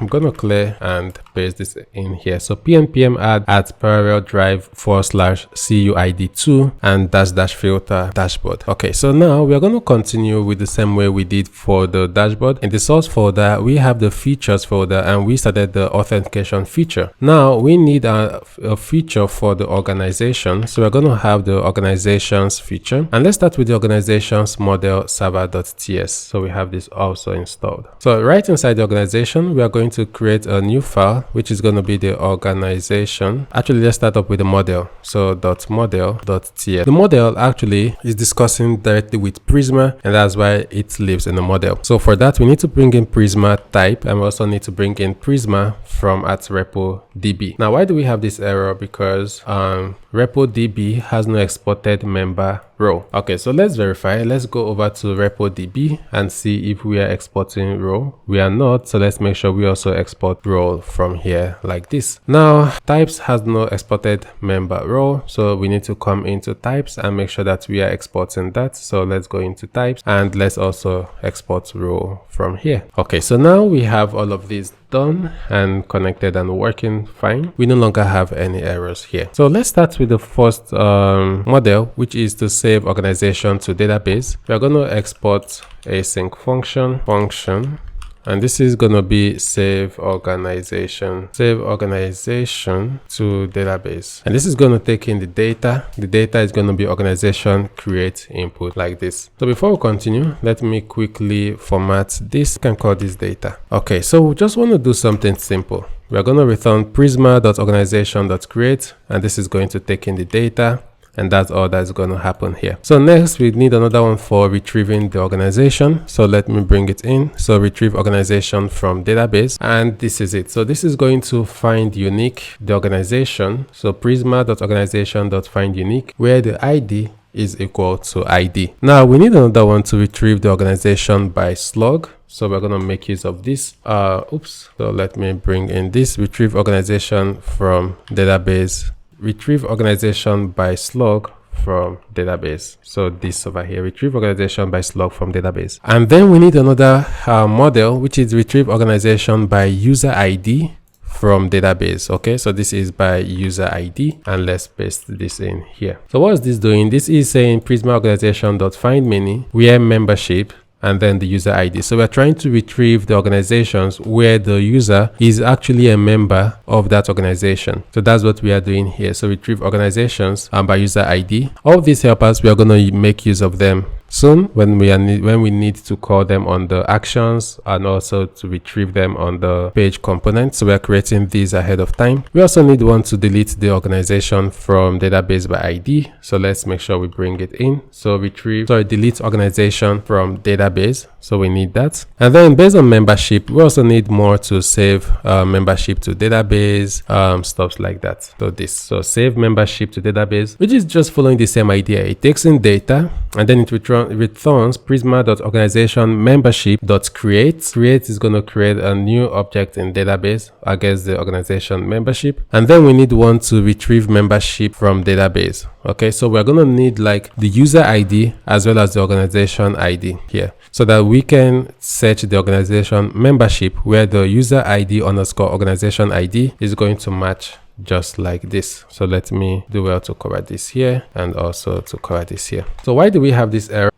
So if we double check this error here, it's saying object literal may only specify non-objects, non-properties, but user ID, organization ID, it doesn't exist in this type, organization membership where input. And it's saying, did we mean to write organization ID? We actually did mean to write user ID underscore organization ID. So let's visit the package for our database. So our packages db source, and we want to come right into the Prisma schema.prisma file. So here we want to come in here, and if you see this organization membership, we have this at unique. It goes on to tell the database speed up queries that filter by these two columns together. So the user ID column as well as the organization ID column. That's it. It's the performance hint, and it doesn't care if the same combination goes on to appear twice. Now we're going to change this and we're going to make use of at unique, which also tells the database this combination must never repeat, because over here you see we are trying to make use of find unique, and Prisma is not able to guarantee uniqueness if it can exist more than once, and at index doesn't care if it exists more than once. So I want you to think about this like what a membership means. A membership is the relationship between one user and one organization, and it doesn't make sense for that relationship to exist, let's say, twice. Okay, so if a user is already a member of, let's say, a code with lari organization, you do not want a second membership role for the same user in the same organization. So that's why we are moving away from at index to at unique. At index does nothing. It doesn't stop that from happening. So our code can try to prevent it, but the database is not going to prevent it. So if there's ever a bug or let's say a race condition, we can end up with duplicate membership. Okay, so that's why we're going to make use of at unique, which tells the database to enforce the rule, and it's definitely impossible to have duplicates. Okay, so we're going to change this to at unique just like this, and I'm going to get rid of this. And now we have done this, we need to so now we have done this, we need to go on and run a database migration. So let's do that. So npm prisma migrate dev and -- name. I'm gonna say add membership -unique, and then this is going to run the migration. So we need to make use of npx. So npx, not pnpm, npx prisma migrate dev -- name, add membership unique. And once that is done, we need to regenerate the Prisma client. And once we do that, we are not going to do we need to install? Yeah. So sorry about that. This needs to be right inside the packages DB. So let's cd into packages and the DB package.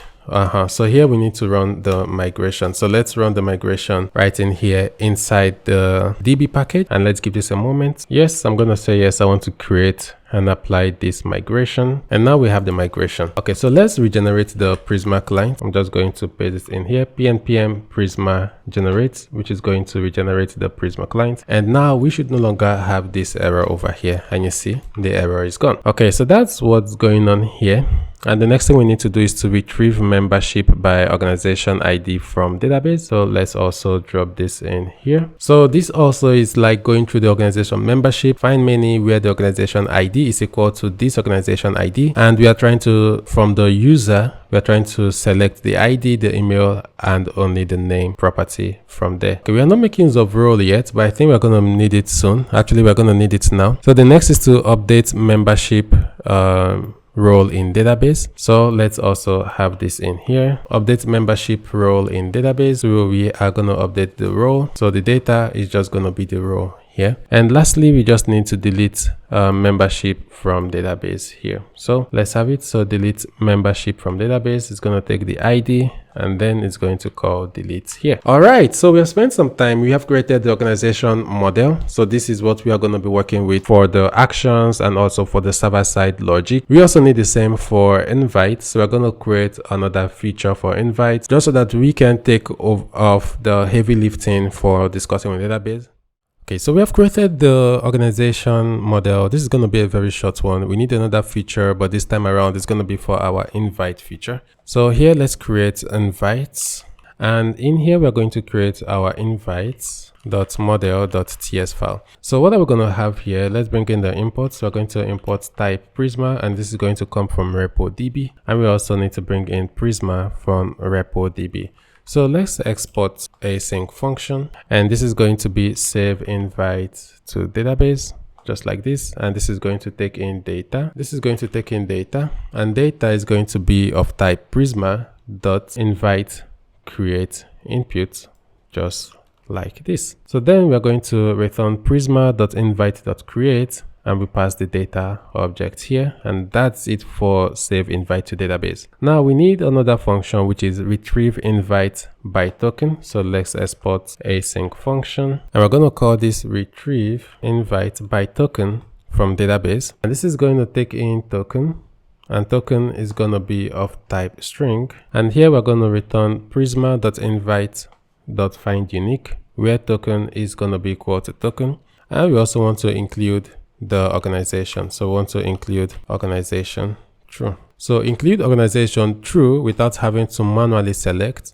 is going to return every property of that organization. Okay. And the last one we need is to export async function delete invite from database, which is going to take in the ID and go on to delete the invite. So this is all we need to get started with the invite. Now we're going to come back and work on the organization helpers.server.ts file. I'm going to close all these tabs that we have open, and right inside the organization features, we need a new file for the organization helpers server.ts. So organization -helpers.server.ts file. Now what's going to be the content of this file? It's going to have the helpers that can then discuss to, let's say, our model, stuff like that, so that we do not have to directly call Prisma everywhere within the organization. Only the model is going to be responsible for discussing with our database. So discussing with our RepoDB. Okay, so that's like the overall idea for having this separation of concerns. Let's bring in the imports. We're going to start with importing redirect. Redirect is going to come in from next navigation. So redirect is going to come in from next/navigation. And then we also need to bring in auth, which will come in from our @auth. So import auth, and this is going to come in from and then /auth, like this. And lastly, we need to bring in one helper, which is retrieve membership from database. So retrieve, I'm just going to write this first so I can get auto completion. So this is going to come at /features and then /organizations and then organization model. And what do we need to bring in? We need to bring in retrieve membership from database. Okay, so now we brought in the imports. Let's have our first helper function. So we're going to export async function, which is going to be require user is authenticated. I actually don't think this should be here because this has to do with authentication. So I think this should live right inside of the auth helpers.server.ts file here. So I'm going to cut this, and we're going to need to import it in here. So I'll cut this and place this in here like this. So what happens is we can then come here and write the code and make use of this code wherever we need it in the organization helpers server. First, let's have the session. Session is going to be equal to await auth. Let's import auth from @auth, and then we're going to check if no session.user.id. So here we want to check if no session.user, and then let's also check the ID. In that case, we want to redirect the user to /auth/signin. So /auth/signin, because that's the route we have for our sign-in page. But if we do have the user, then we want to return this object, which is going to have the user ID to be session.userID. So now we have this function. We're going to make use of the function as we create helpers here, and I did also bring this redirect. So back in here, what do we need now? We need to export async function, which is require user is organization member, just like this. This is going to take in the organization ID as well as the user ID, and here we're going to have the function body, and we can say const membership is going to retrieve membership from database, and now we're going to pass the user ID, and we're also going to pass the organization ID, and then we're going to close it up here. And we can have some checks. We can say if for some reason there is no membership, we want to throw a new error, and this error we're going to throw is going to say like user is not a member or something like that. Let's say you are not a member of this organization. You are not a member of this organization, and we're going to return the membership. So this goes on to require the user is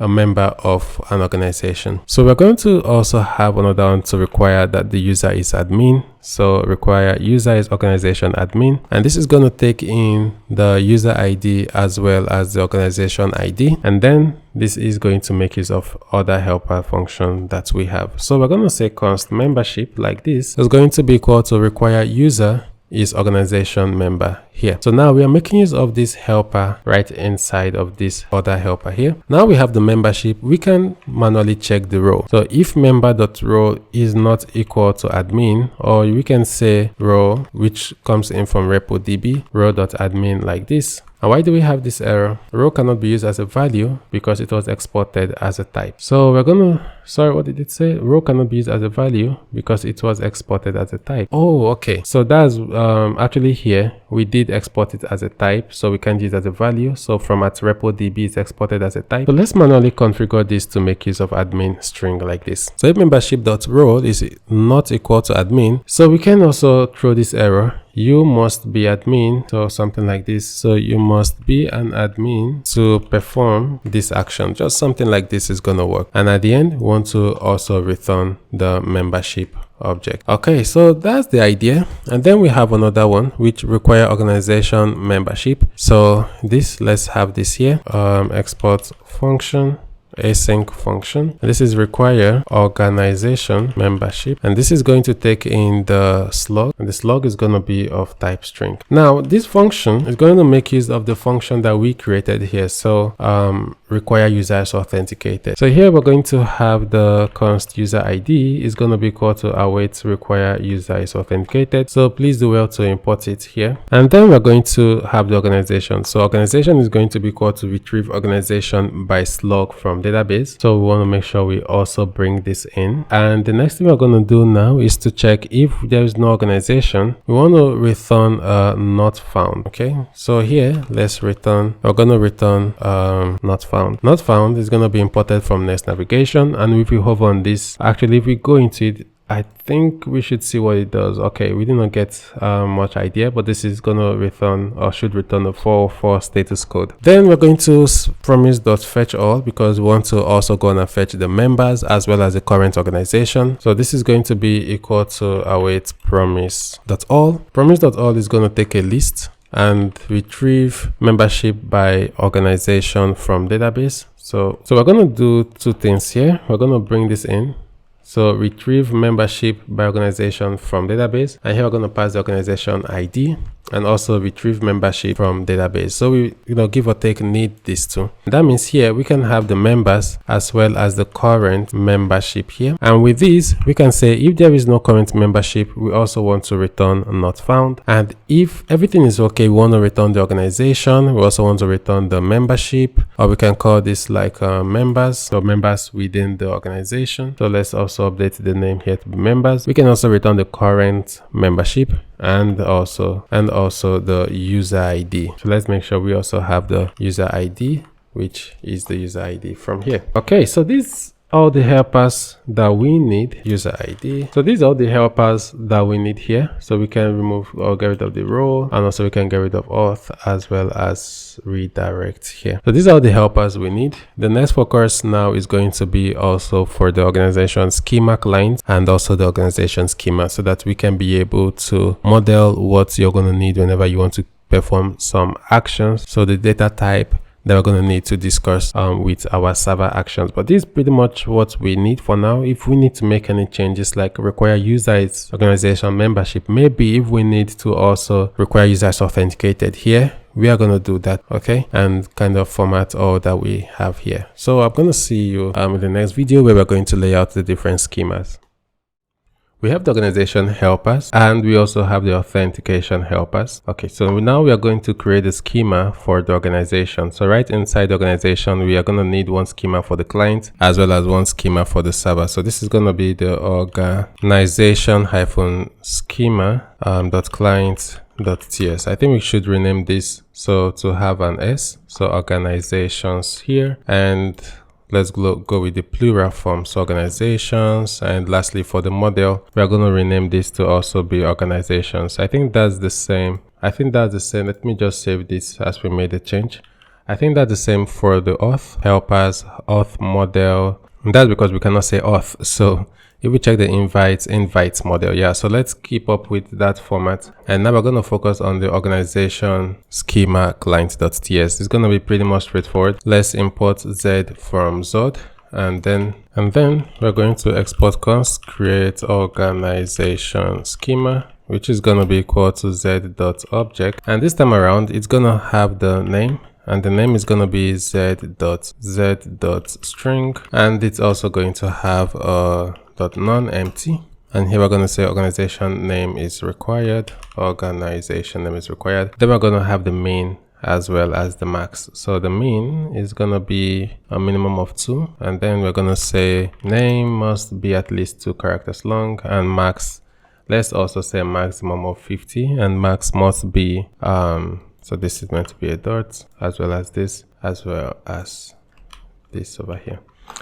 Yeah, I think that's okay for create organization. And the next thing we just need to do is to export the type, and the type is going to be create organizations values. So create organization values, which is going to be z.unfair from create organization schema. So let's go on and save this file. We need one more, but this time around it's going to be for the server. So organizations-schema.server.ts file. Now for the server side, we always have the intent on the server side. So first let's import z from zod.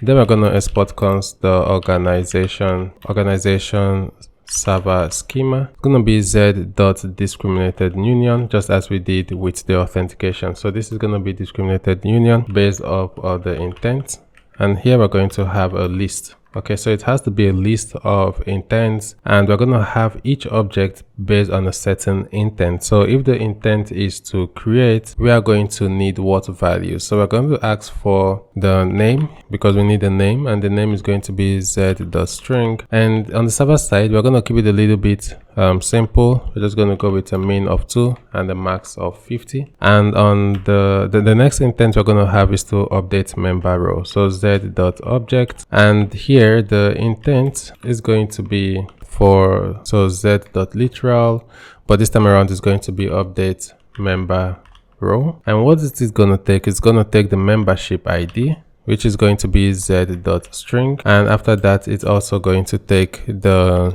organization ID, which is also going to be a string, and lastly it needs the row. Now the role is going to be of enum type, because once you want to update a membership row, so z.enum, you would most likely need, or you would need to provide one of the 3 values. So z.enum, and enum is going to take in a list. So here we're going to pass the admin, the member, as well as the moderator role over here. So moderator, like this. We have the last one. The last one is going to be z.object to remove member. So let's update the name rather than delete. Let's call it remove member. It's going to take in the membership ID as well as the organization ID. So this is all we need for the schema, for the client schema as well as the server side schema. At this point, the next thing we are going to be creating is the organization's server. So organization action. So let's have the organization -actions.server.ts. And let's not forget to have our S for organizations, and also let's not forget to have our S over here. So this is what we are going to be creating next, the organization actions server.ts file.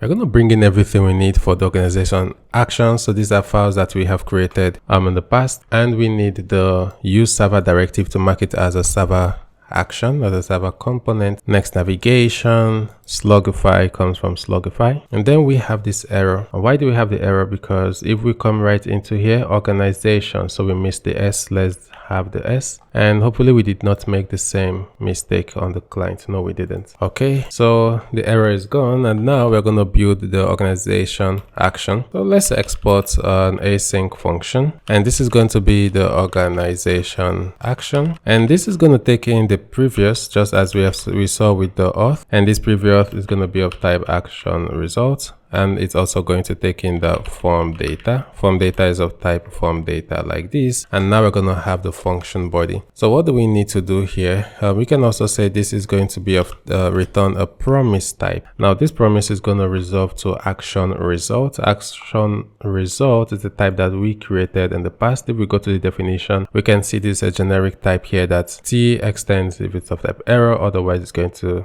error with data.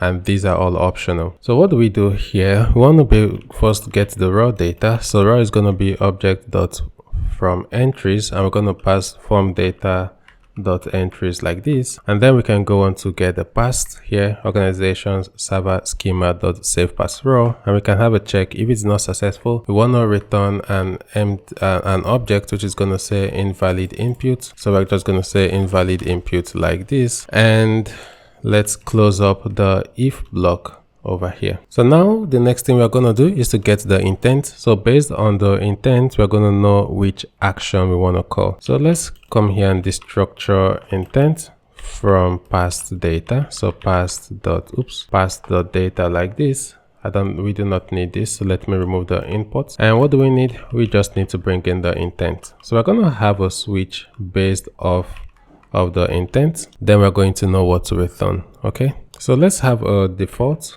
case. Let's start with the default case, and for the default we are just going to return invalid intent. Okay, so now the first case we're going to handle is the create organization case. So here we have create. We're going to handle this. I thought we called it create organization, so let's quickly update this, please. It should be create organization like this without the S. So here we're going to have the error, but so it has to be create organization. So once we create to create an organization, what do we need? We need the name. Okay, we need the name, but we're also going to check like require the user is authenticated. Okay, so what we're going to do is to get the user ID. So user ID is going to be equal to await require user is authenticated, and this is going to return the user ID, which we could make use of here. Now we also want to get the name, so we can destructure the name from past.data, and we want to get the slug. So slug is going to be equal to slugify, and we're going to do like this. So we're going to slugify the name, lower true, strict true, and then we want to like make it first 60 characters, 060. So this is going to work just fine. I think we can also move this to a helper function, to a utility function. So everywhere in the within our 3 application, maybe it lives somewhere in the package. Maybe we have a package utils. This is where you would want to, it's going to be a good practice. Move this over to that package and try to make use of that package here, so that once you want to do slugify in, let's say, the admin, or let's say you want to do slugify in the web, we just call that helper function, and we are sure it works across our 3 application in a unique way. The next thing we want to do is to save the organization to database. So we're going to have the organization, or org, is going to be equal to await save organization to database, and we just need to pass the name as well as the slug. So let's pass the slug, and that's all we need to do.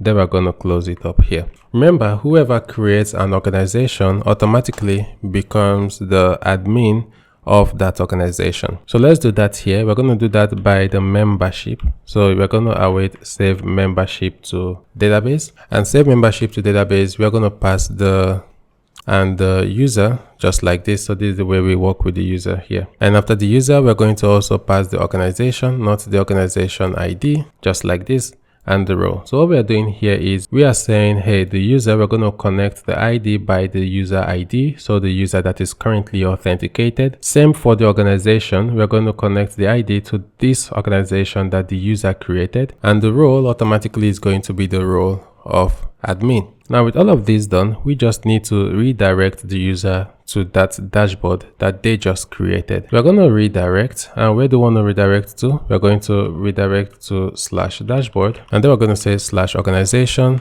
and the organization slug. Now this is for the create organization case. We need the same for the, let's see, update member role case. Let's do that right here, just after the case of create organization. We are going to add another case, and this case now is going to be remove member. So let's have the case of remove member, just like this. And I don't think okay, so I'm going to cut all of these just so I have it in curly braces like this. So I'm going to cut and paste it back here just like this. Okay, so the next thing is for the remove member case. It's going to be pretty much straightforward. We are going to get the user ID, so the user that is currently authenticated, and then want to get the past data, which is the membership ID as well as the organization ID. Remember, that is what we need over here, the membership ID and organization ID. And the next thing is for us to require the user is admin,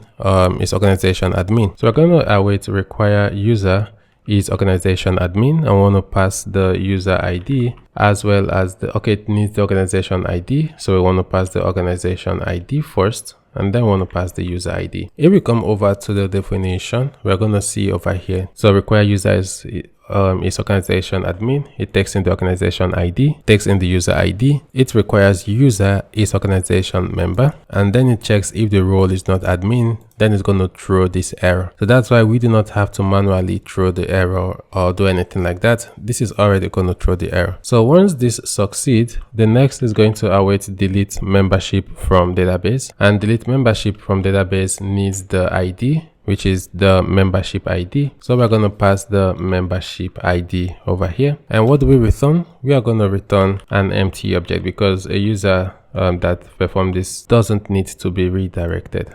And also for the default, I'm just going to cut this and I'm going to wrap this inside curly brackets just like this and paste this in here. This is all we have for the organization actions.server. I'm going to get rid of this. We don't make use of this for now. I think we should make use of that. Let me verify. So that is in the update membership role. Oh, we do not have that yet. Okay, so let's take some time out, come back and create for this update member role action.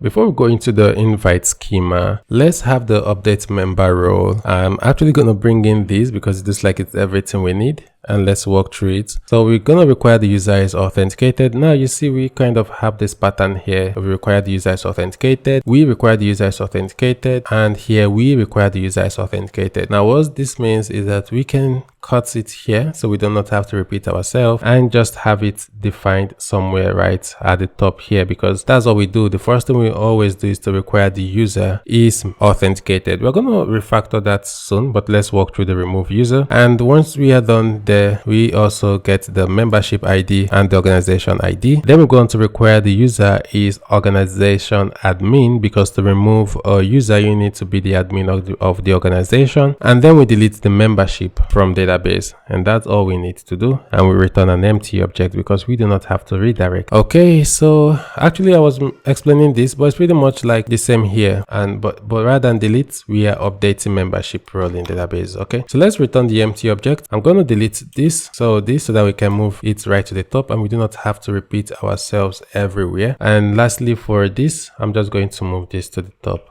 over here, and you see the error is gone and we can save this file. Okay, so we're going to work on the invite schema.server file, and then we are going to work on the invite actions, and we can continue from there and start building out the create organization form. Organization action. Okay, so I just had to quickly commit the work we have done for the organization action, and now we can focus on building out the invite schema. I'm going to close all these files, and now our focus is going to be on the invites, and we need just to do the same thing we've done for the organization for the invite. So here we're going to have the invite-schema and then the server.ts file. And how do we start from? Let's start from importing z from Zod, and then we're going to have the invite server schema. I'm going to bring this in and we can upgrade it, together. So we have the invite schema, server schema, which is going to be discriminated union based off the intent. And we're going to have two actions. So the first is for generate invite. So generate invite, and the next one is going to be for accepting invites. So when a user wants to generate an invite, they need to just provide the organization ID and not the slug. So we do not need the email. I'm going to get rid of this. And to also accept the invite, they just need to provide the token. Okay, so it's the token that we are going to validate on the server side. And that's pretty much everything we need for the invite schema.server.ts file. Now we're going to have the invites action.ts, so invites-actions.ts file. So again, we have loads of imports.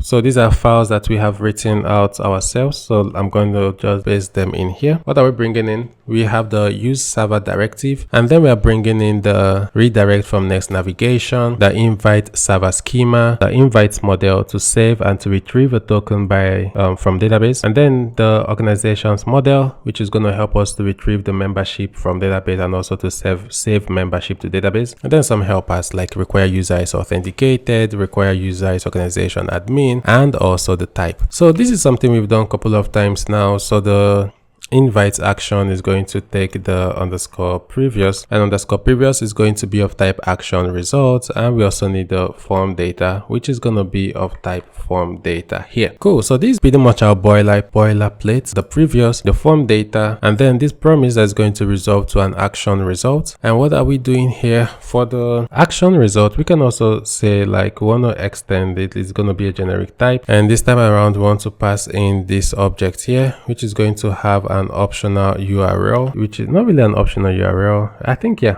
an optional URL, which is going to be of type string like this. Okay, so we have done the parsing over here. If it is not successful, we're going to say invalid input, and now we're going to have our switch. Okay, so first let's get our intent. Okay, I want to get our intent. I'm not going to be sure we're going to have the require user is authenticated here, because for accepting an invite, maybe the user has to be authenticated. I'm not quite sure, but we're going to see. Yeah, I think the user needs to be authenticated to accept an invite. So let's have it here. So require user is authenticated. We're going to have the user ID. Okay, so let's have our switch based off the intent. And the first case we're going to have here is the case for generating an invite token. We want to get the user ID, which we have gotten from require user is authenticated. So we want to get the organization ID, and then we want to make sure that, hey, only the admin can generate this. So we want to require the user is the organization ID admin, and they need the organization ID. So this helper function needs the organization ID as well as the user ID. Now the expiry date, let's say we want to make sure this expires at 7 days. So we're going to have this expires at, and expires at is going to first be a new date, and then we are going to come down and say expires at dot set date. We want to set the date to be 7 days, just like this. Okay, so we're going to then have the invite, because we want to save the invite to database. So we're going to pass two things. The first thing we're going to pass is the data. Okay, so let me just visit this to know what it needs. It just needs the data. Okay, so in here, the data object. So we're going to pass the expires at, and we are also going to pass the organization just like this, and then this is going to create an invite, and you can see the invite is going to have the organization ID token, the ID of the invite itself, the created at, and also the expires at. So we get the invite, we can get the URL. So const URL is going to be equals to process.env next public app URL /invite, and then the invite token. We haven't saved this in our environment variable yet, so it's something we should not forget to do. We already have the env, so I'm going to copy this, and right here in the dashboard env, so right here we need to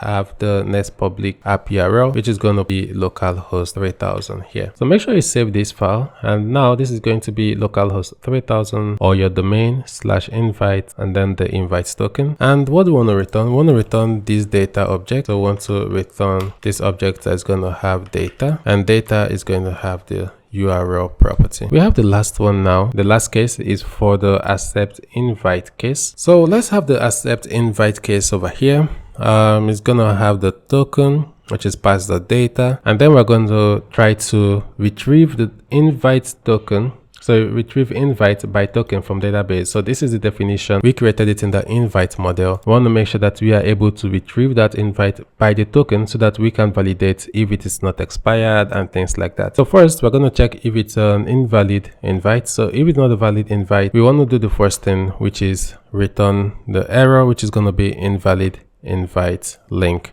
just defined over here like this. And let's not forget to close this up here. So the next is to check the expiry time. So if the invite dot expires at is less than the current date, we also want to say like this invite link has expired. So we're going to say this invite link has expired. Okay, now we are sure that everything is okay. The next thing we just want to check if the user is now already a member within this organization, because you can't accept invite if you are already a member, right? So let's check if existing membership is going to be equal to await retrieve membership from database, and this is going to need the object, so the user ID as well as the organization ID. So let's have the user ID and the organization ID. We can get the organization from the invite, as you can see over here. Okay, so now if you are an existing member, we just want to redirect you.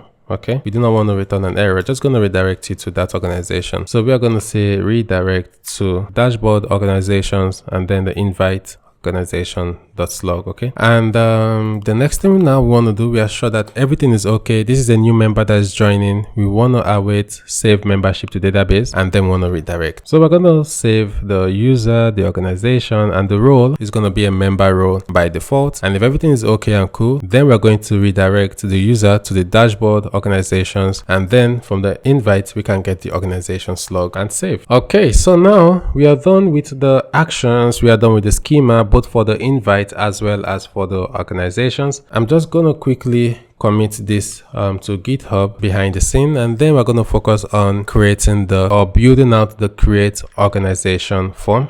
We can run this to be sure that everything is working. Try to run the development server for the dashboard route. We haven't actually built out this page, but if everything compiles, then we are good to go over to the next phase of building out this page. But we're going to start with the create organization form. I had to put both side by side because I want us to quickly work on, this dashboard page, because currently what happens is it's the 404 page. So let's have this page, which is going to be in the dashboard app, and now we're going to have the page.tsx, which currently is this page. Are we sure that's the page? Yes. So the dashboard page.tsx, which currently is displaying this page. Okay, so we have this dashboard. Actually, it's not here. This is like /dashboard. Okay, but this is saying this like /, which is the content of this page that we do not use. Okay, so here in the app we're going to create this dashboard, and this dashboard is then going to need its own page.tsx file, and then I'm going to collapse this. Okay, so now it's going to load and we're not returning anything. So let's bring in a couple of imports. We're going to need 4 imports to make this work, and the first is this redirect from next navigation. Then we're going to also bring in require user is authenticated, and then we're also going to bring retrieve user by user ID from database, and we also need to bring in next link from next link. Okay, so now we're going to export default function dashboard page, and this dashboard page we want to do the first thing to require the user is authenticated. Then we're going to fetch the organizations, so we're going to retrieve organization by user ID from database, and now we're going to do something. So if the user do not belong to any organization, we are going to display a default right over here. If the user do belong to one organization, we are going to redirect the user to that specific organization. So if a user should log in, we're not going to redirect the user to the organization that they already belong to. But if the user doesn't if the user belongs to multiple multiple organizations, then they're going to remain on this page, and they're going to choose a link to navigate to that organization that they belong. Okay, so those are the three cases. Let's start with the first case. If organizations.length, if the length is equal to 1, then we are going to redirect the user to that specific organization. So that's how we get it. So dashboard organizations, organization index.slug. Okay, so now we save this. The user is still going to remain on this page. We are not returning anything like that's why we do not see any content here, because we do not have any return here, and the user doesn't have any organization. Okay, so now let's have our return. Let's have our return here, and this is the way it's going to work. We're going to have this div, and the class name here is going to be max width to XL, and then we're also going to give this mx auto, and lastly we are going to give this a py of 12. Actually, not lastly, we also need to give this a px of 4, and we can save this. So with that saved, let's have a h1 over here, and this is going to display something like your organizations, and here we're going to give this class name of text to XL. So let's go with text to XL font semi-bold, and then we're also going to give this margin bottom of 6 here. Okay, so we have the your organization's text. Now we're going to have the check like if organizations.length is equal to 0. Okay, so we're going to say organizations.length. If that is equal to 0, that means the user do not belong to any organization. If that is true, then we're going to display this component over here, which I'm just quickly going to bring in and paste it right here. So this is the case, and this is what we expect to see on the screen if we save this file. So you're not a member of any organization yet, and then it displays a link for the user to create their first organization. So once we save this, we see that's what we see, your organizations, and then you are not a member of any organization yet, and then we have this create your first organization displaying on the screen. Okay, so we have some UI improvement to make. It doesn't look like this is centered, so let me text center this and save this and see if it goes to the center. Yes, it does. I think that's way better now. Okay, so we have the third case, which is case 3. If the organization.length is greater than 1, in this case we are going to display this component I will just bring in here and walk us through it. So if the organization.length is greater than 1, we are going to have this unordered list UL, and then we map through the organization. We display a link to that organization, and then we display a name, and this arrow that is pointing like shows a link to click here. Okay, so we do not see this because this is the block where we are at now. We do not have any organization, so let's try to fake it. Okay, let's try to see if we can quickly hard code the organizations so that we can work with that. Let's just try to have organizations here. Maybe we can have 1, and then we can have 2, and if we save this, because it's more than 1, you see, this is what you're going to see. So you're going to see the organization name, and once you click on it, you're going to be navigated to that organization. So I'm going to undo everything that we did here and then save this file, and now we see you are not a member, you are not a part of the organization yet. Create your first organization, and once we click here, we are redirected to the dashboard, organizations, new page, which is the page we are going to be creating next. Let's start with the form. I did, revert back to separate screen because we are going to start first by creating the form for create organization form.tsx. So I'm going to close everything we have opened, and in the applications folder, in the features actually, okay, so the organization's features, we need the component now. So I'm going to create a component, and in here we are going to create the form. Okay, so create a new file, paste this in, create organization form.tsx, and this is going to be a client component, and we have created most of what we're going to need to build out our form, and I'm going to bring in the inputs. So what do we need? For some reason we have an error here, but no worries, I'll look into it. So we bring in use action state, use form, Zod resolver, the organization actions.server file, and then the create organization schema type from the organization schema client, and then we have the repo UI form. So we're bringing this from the repo, so UI, which is this package over here, repo UI here, and then we have the input. The button also comes from repo UI, and then the action result comes from our type, all from our monorepo. So we're going to have the create organization form. Let's come here, let's have create organization form, and let's have the default. Okay, so what do we have here? We have the use action state, which we import from React, and we are passing in, okay, use action state is a generic type. So in here, let's have the action result, and let's also pass the form data here. And rather than have undefined, we are going to have an empty object. So here we're going to have the state. We are also going to have the form action, which is this action we are providing here. So we have access to it here as the second argument. And then we have is pending. So if you hover and use action state, we have already defined the type, but you get the state over here. So the current state, which is like error object, because we have defined like here the action result, and then the form action and this pending. Okay, so we have this, and now we also have the form. So we quickly build out the form, making use of use form. It takes in the create organization values, and then for the resolver, we are passing the create organization schema as an argument to the result resolver. For default values, the name is very much okay. And I want us to pass one thing is the mode. So the mode could be on change, it could be all. These are the options you have. It could be on blur, it could be on submit, but we want validation to kick in just on change. So that's what this mode does. So now we have the form. We now need to build out the form. Again, I'm going to bring in everything, which is pretty much nothing new from what we have done previously. So let's bring it in. It's going to save us a lot of time typing, and paste it in here and walk through it together. We have the form, and then it takes in the form action that we get from here. And then we have the onSubmit capture, which is like gonna intercept the event, and we can have some validation before it calls the action. And what we are saying here is the form.trigger undefined should focus true, and if it's not okay, we want to prevent default. And what would the default be? The default would be to call the action, but preventing default means have the opportunity to display the form message, the error message, which we have already created in the create organization schema here. So these error messages. So that's what's going on here. Then we have the form. We pass in the form that we built over here. The form field, the control, the name, the organization name, the placeholder, and over here any error, and the button. Remember, the button has this name of intent, and the value is create organization. This is our create organization form, pretty much standard and okay. We also need one component more before we can actually we need two more components, and after these two components we can start building page with this component. So we're almost there. Let's build out these two components. The next component is going to be the organization members list, and we're going to wrap it up with creating the manage member dropdown. So let's continue building out our SaaS template. Another component we're going to need is the organization members list.tsx here. Okay. So yep, let's create that.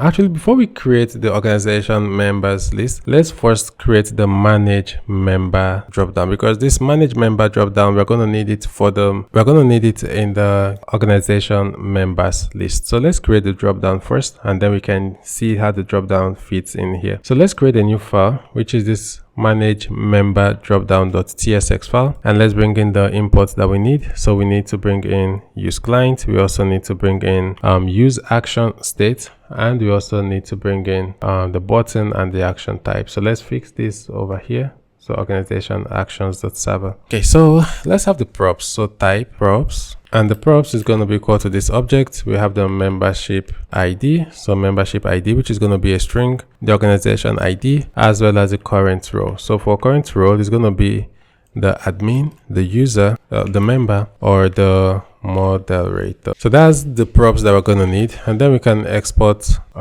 this. Okay, exactly. So we can export manage member dropdown, and now we're going to make use of our use action state. So here, let's have our use action state, and our use action state, we're not going to make use of state, so we're going to be removing that shortly. So let's remove state. We do not need it, but we're going to have the form action and its pending, and we can pass the action result, the form data, and the organization action. Now we're going to return this div. So let's have this here. I'm going to bring this in so it's easier for us. So I'm going to drop this in right here, and let's close up our div here, and also close up our return here. So what do we have here? We have, if the current role is equal to admin, we want to display this form, because only an admin should be able to see this form to go on and make someone else an admin. So by default, the input is going to be hidden for membership ID, because remember, these are the action needs. So the membership ID, the organization ID, as well as the intent and the role whenever we want to update member role. Let's take a look at the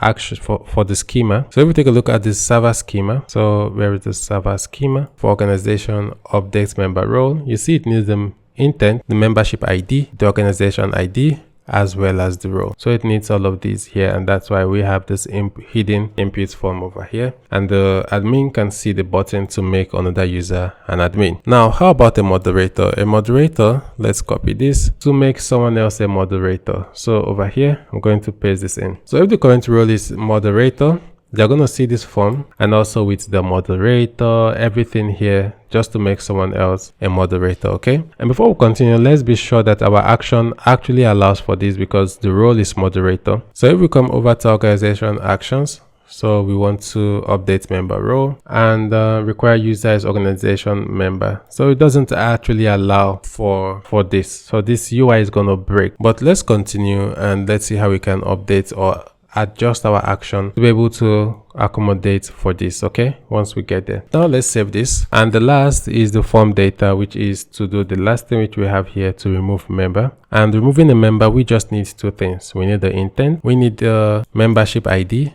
as well as the organization ID. So I'm going to bring in the form over here, and I would paste it right in here like this. So we have the form action. Yeah, so this is what we have here. We have the form action, remove. Okay, remove member here. So let's save this. We have the drop down. The next screen we are going to be building out now, okay, or the next component is this component, the organization members list component. I think we can try to build it now. So let's bring in the manage member drop down, so which is what we just created. So manage member drop down. So let's bring in the components, and then let's also have some type here, some type definition. So type member is going to be equal to an object that's going to have the ID. So the ID of string, also going to have the role, and the role is going to be admin member moderator. The user is then going to be of this object type for the ID, for the name, as well as for the email. Okay, but remember the name could be null, so let's not forget to add string or null over here. We're also gonna have the type for props. So type props is going to be equal to this object, and it's going to have the members, which is a member list. It's going to have the organization ID, it's going to have the current user ID, and lastly it's going to have the current user role. So current user role like this. Okay, so now with all of these out of the way,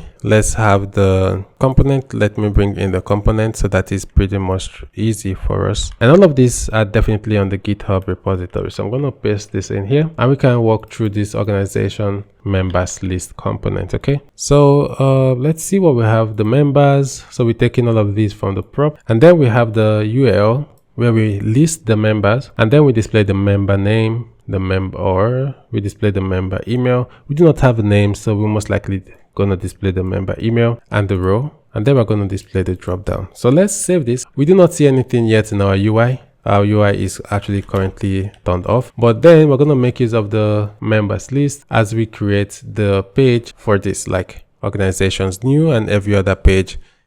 I'm going to start up the dashboard development server, which is this for this over here, and let's build out the UI. So I'm going to close all the tabs here. So let's create this page, and this page is going to be in the applications folder, and then the dashboard, we are going to have an organizations route, which is going to match these organizations, and then we're going to have a new folder, which is going to match the new, and then we're going to have the page.tsx file. Okay, so what's going to be the content of this? We're going to import the create organization form, and then we also need to import the require user is authenticated, and then I'm going to bring in all of these that we have here. So what do we have? We have the layout, and then require user is authenticated, and then we have a div. The max width is going to be medium, and then mx auto py12 and a px of 4. And then for the h1, we're going to have this text to xl and text center font semi-bold and a margin bottom of 6, and then we're going to say create an organization. Then we have the create organization form here. So now once we save this, we should see the page should update, and we're going to see this form over here. This form that we created is just going to need the name, and then we have the button to create the form. And once the form gets submitted, if we open this up, you would see what happens. Now the intent of this button here, because buttons can also be form fields, you see the name intent, the value is create organization. So for that, this create organization case here is a case block that is going to be called, and then we get the name, so the organization name, we have the slug, and then we save the organization to database as well as the membership, and we redirect the user to that organization page. So I'm going to create this organization now. Now let's try it together. I'm going to try it with a test organization, and I would say create organization. It's currently creating the organization, and let's take a look at the terminal here. I'm going to give this a moment, and it calls this intent, this create organization intent. Okay. And now it's done. We have an error. Now an operation failed because it depends on one or more records that were required but not found. So no user record found. And this is coming from the Prisma organization membership.create, which is this line over here. I actually see what's wrong. I'm able to see what the problem is. And it's pretty much straightforward if we take a look at it properly. Because here in the packages auth source, you see over here, we just have this token, which is equal to user ID. And because here we do not have like any user ID returned from the credentials, so it just gives like a random ID. So we take the token.id and we add it to the session. So that's why it gives us the random ID that we see over here. So that's why we have the random ID. So how do we go on to fix this? We need to install bcrypt so that in the credentials authorized, we are able to unhash the password, and then we need to also attach the ID over to what we return. So let's do the installation. Over here, I'm going to say pnpm --filter and then add repo/auth because we are in the auth repo, and then bcrypt. Okay, so let's run the installation. None of the selected packages has a bcrypt.js script. Okay, so no worries. If we also open this up, we can see in the packages, the source. So the package also has its own package.json, and we can install dependencies here. So we just need to change directory to be inside there. So cd packages, and then we want to go into the authentication package, and I'm going to run the command again, but this time around, I'm going to get rid of the -- filter. So command at repo auth. Oops, so it shouldn't. And now I know why we had the error previously, because we didn't have add. And why is it still failing? pnpm at repo/auth.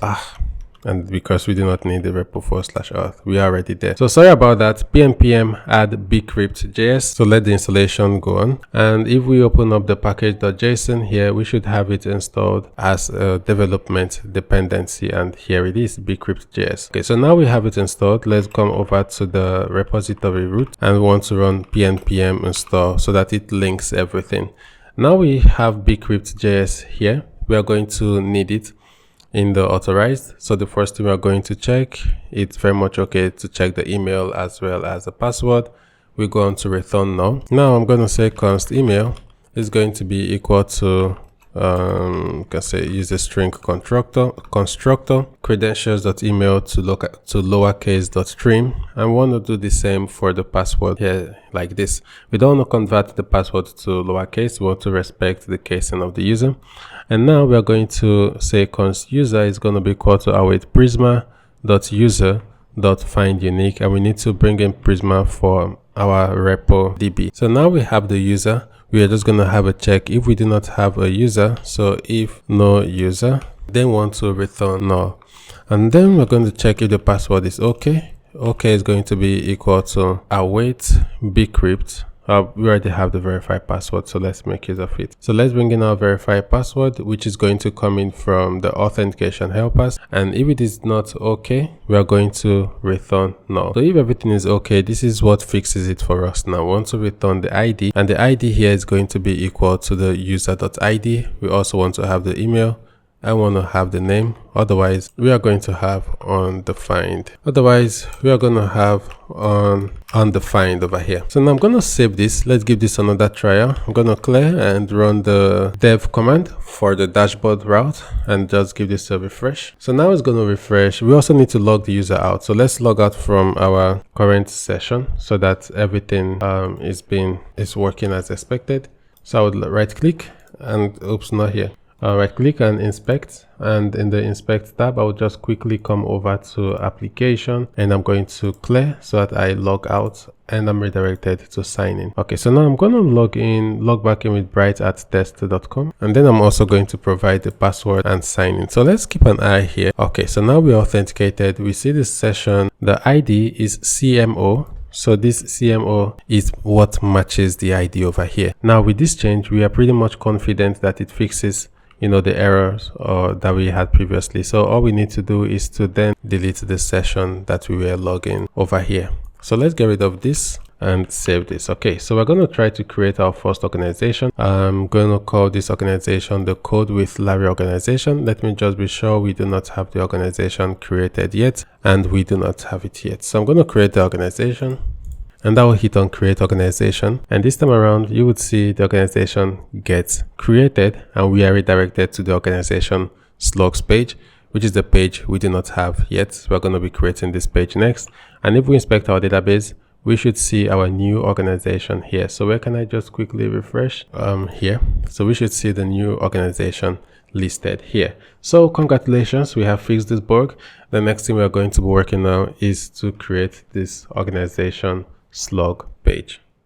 The focus now is going to be for us to build out the organization and the organization slug page, and that's going to be in the application dashboard, the source, the app. We already have the dashboard and organization, so now we need to have a slug page here. So now we're going to have this slug page, or this slug folder, which is like a dynamic folder and Next.js application routing. And now we're going to have the page.tsx. Okay, so this page.tsx is going to have the content of this page that we have over here. Let's make sure that we have our development server up and running so that we can see the real-time changes as we make them over in this page. So the first we're going to do is to bring in the things we are going to need. So we're going to need this require organization membership, because whoever is visiting this page needs to be a member of this organization that they are currently taking a look at. And then we need to define the type for props, and props is going to be equal to this object. And in here we're going to have the params, which is going to be a promise that once it resolves to the slug. Okay, so this slug is going to be this slug over here. So this code with Lari slug. And why is it called slug? That's because over here we also named the folder slug. If you named it something like ID, you would have to retrieve it here with key of ID. Okay, then let's come over here and I will just bring this in for now. And we do not have the organization name, so I don't know. I thought we do have the organization name. Let's quickly verify from this require organization membership. Over here we are returning the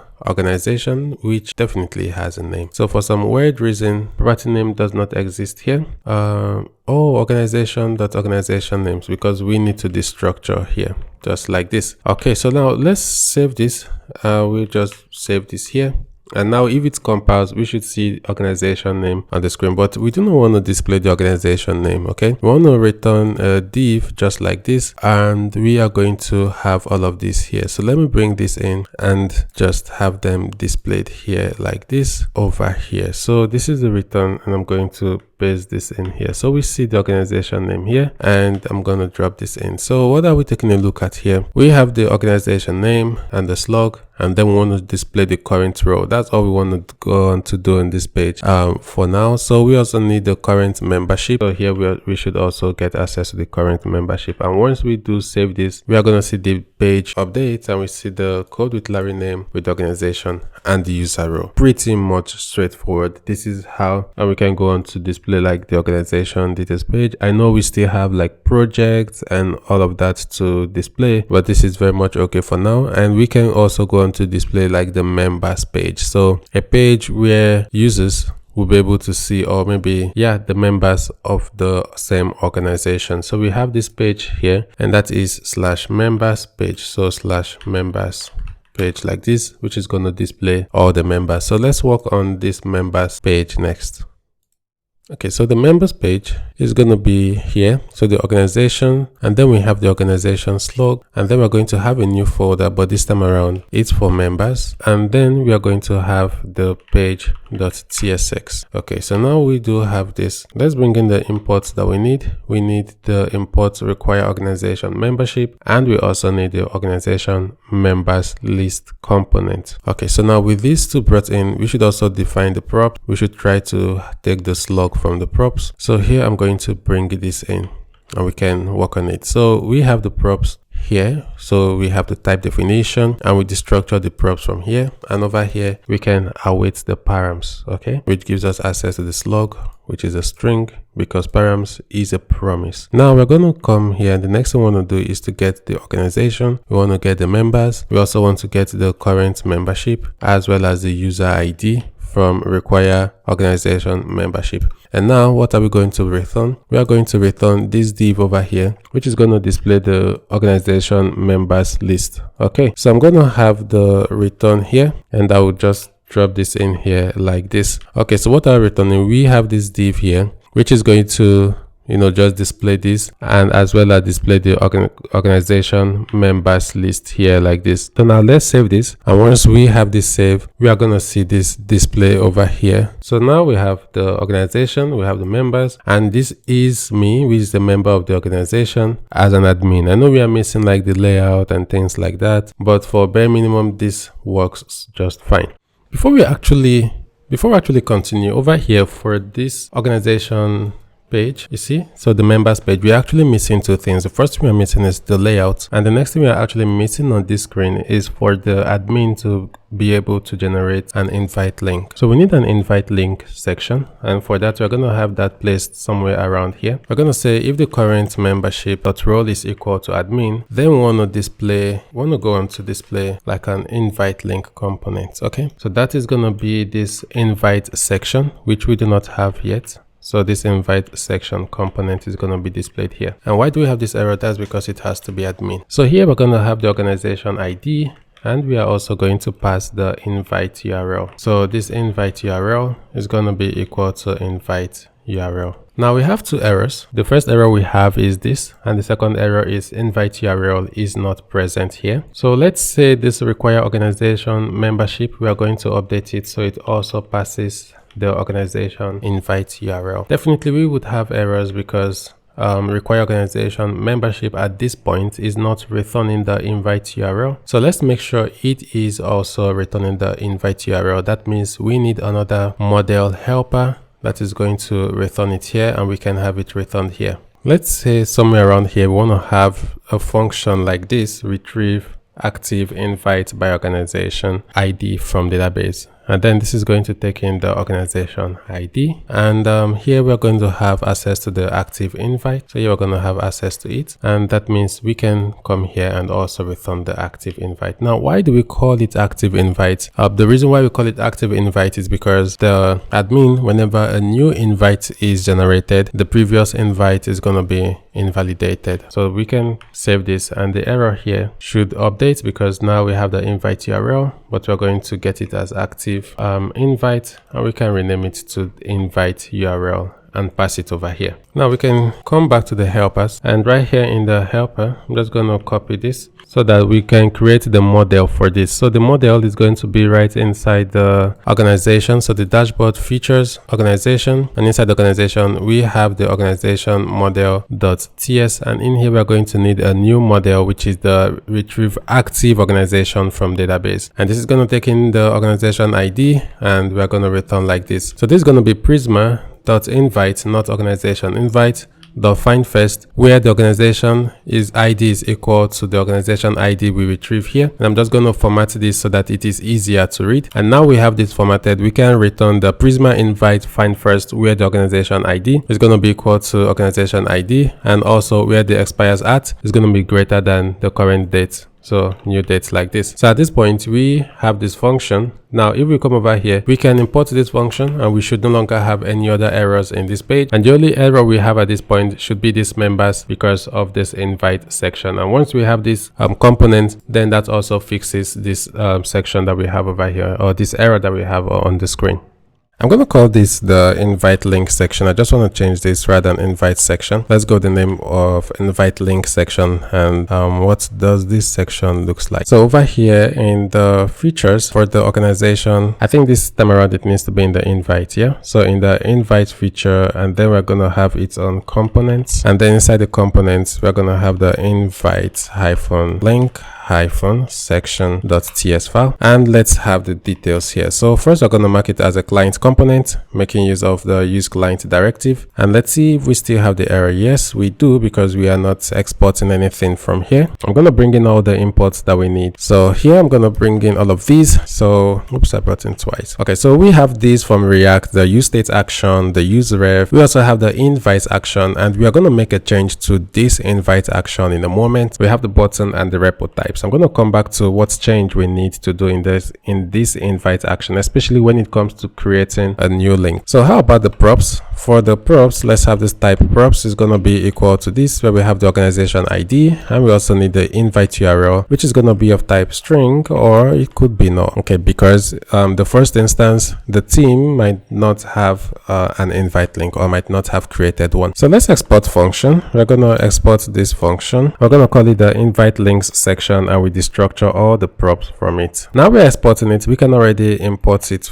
here so that there is no other errors here. And why do we have this error now for the prop? Because it's actually complaining because of invite URL string or null. And what do we have for invite URL here? It's actually this. Okay, so we are not meant to pass the entire invite URL to this, and that's why we are having the error. So in order for us to fix this error we have, let's come over to the require organization membership here. So in here we are returning the entire active invite, so we need to return the URL. Okay, so I think it's actually a good practice that we return the entire active invite, but now here it needs to be a string, or it could be should be null. What we're going to do, we're going to extend our helpers. So here in the helpers, let's have another helper which is going to help us to build the invite URL, and this is for the server side. Okay, so I'm going to still have it here. So export function, which would call build invite URL, and then this is going to take the token build invite URL. It's going to take in the token, because from the token we will be able to associate it with the organization, and here we can return the process.env next public app URL, and then /invite/token. Now we can make use of this helper function, so build active URL. We can make use of it right on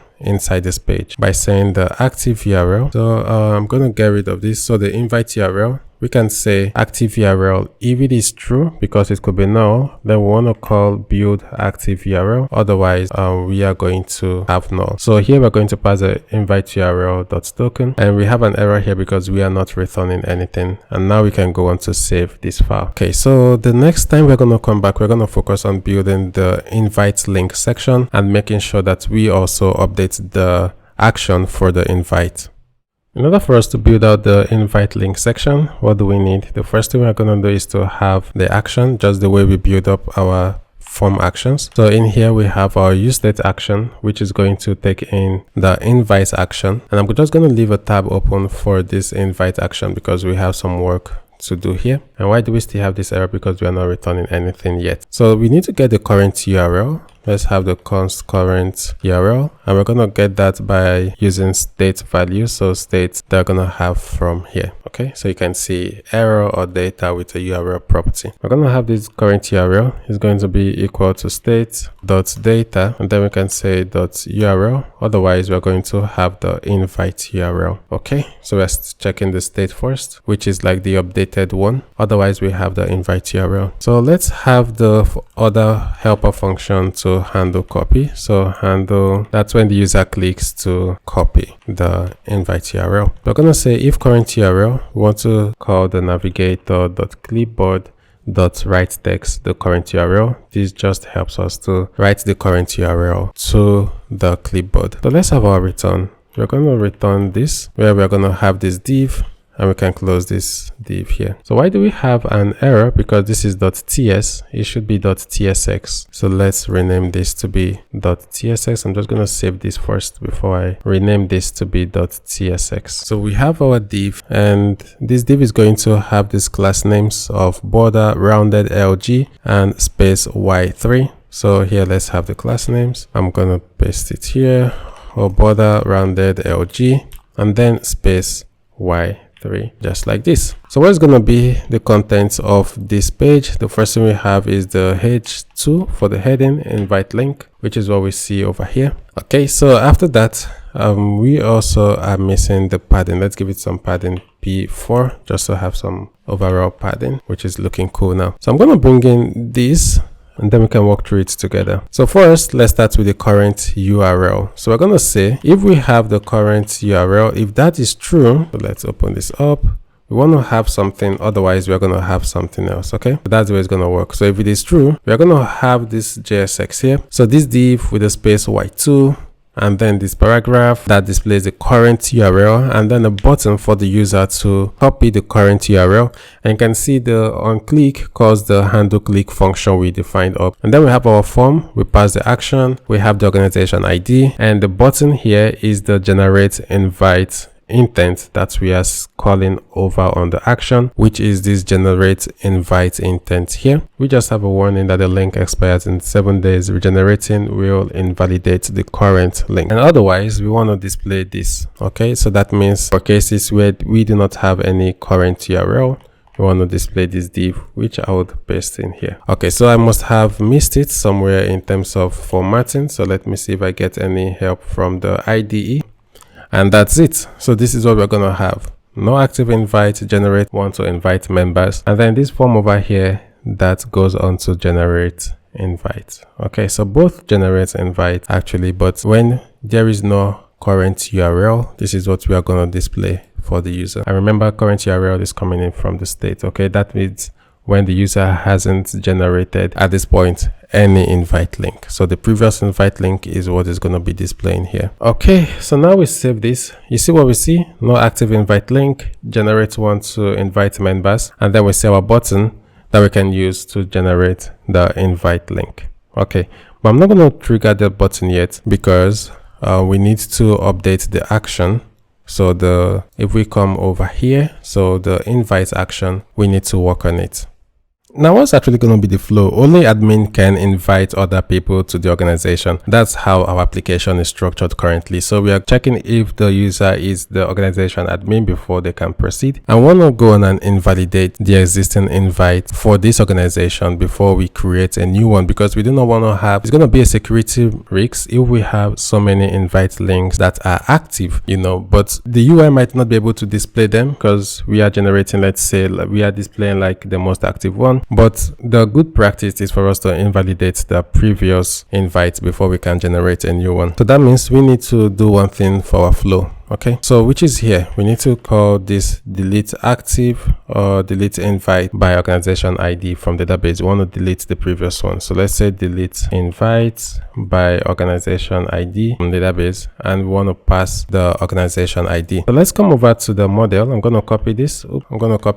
And then come over to the model. So in the features invite here where we have the invite model, and I'm going to export async function delete invites by organization ID from database. And here I'm going to just format this so it's easier to read. I want to delete many. Okay, so it's pretty much straightforward. We have this, but this goes on to delete one. So just want to make sure we delete every invite that the organization has. And this is what we're going to do. We're going to return prisma.invite.delete many, where the organization ID is equals to this organization ID. Now with this file saved, we can come here and then import this straight up from the features and then save this file. Okay, so we have this file saved now, and let's see how everything comes together. We are not making use of useRef, so we can get rid of this useRef hook. And with our application up and running, let's try to generate our first invite link. So I'm going to click on generate invite link. It does this thing. You can see over here it tries to delete orders, and now we have our invite link which we can copy. We see that this link expires in 7 days, so regenerating is going to invalidate the current link. Now we can copy this link. Okay, we did not give any hint when the link is copied, so I think we need to improve the UI there. But if we come over to a new page and load this invite link, so you'd see we are this page, so /invite and /this page, and this page we do not have yet. So let's wrap up the organization section so we can go into the admin. Let's make sure we have this page ready. We're going to build out the token page. So /invite, the token, and then we're going to have the what are we going to have? Yeah, the page.tsx. So let's come over here. I'm going to close all these tabs we have open, and inside the dashboard app, dashboard organizations, actually it's not going to be in the organization because it's the invite. So in the app we need a new file for invites, a new folder, and this invite is going to have the ID, or we can call it the token, which is dynamic. Okay, so let's call it token to stick with what the name we have in our application, and this token is going to have the page.tsx file. Okay, so let's bring in all the helper functions. So let's bring it in.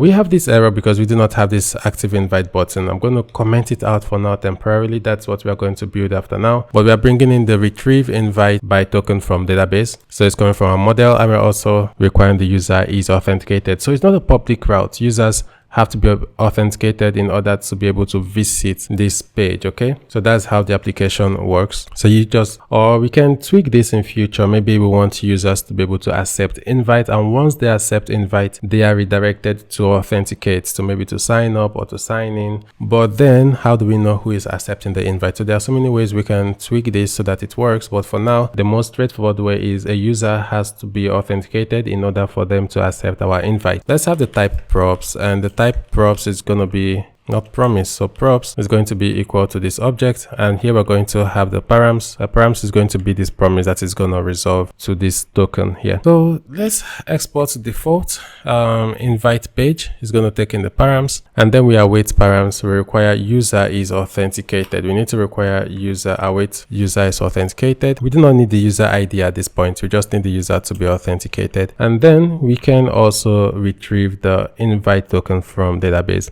Now we have these two calls. What we can do, we can change them into a promise.all. So we can come here and say const this, and then the invite promise.all like this, and we can get rid of this. So what we are doing here is this first argument, we do not need it, or we can swap the order here and get rid of this so that the invite becomes this, and the user ID, we do not need it. Okay, so the next thing we're going to do is to check if we do not have any invite, we need to return this component. So I'm going to update what we have here and replace it with this. So if we do not have an invite, we want to say the invite invalid invite link. The invite link is invalid or has already been used. So let's save this, make sure our application is up and running, give this a refresh, and we do not see anything yet because let's be sure. So source dashboard app invite. Okay, and for some reason I can't see anything here. So invite and then the token. So why don't we see anything? I'm just gonna quit this and try again. So let's have our dashboard application up and running.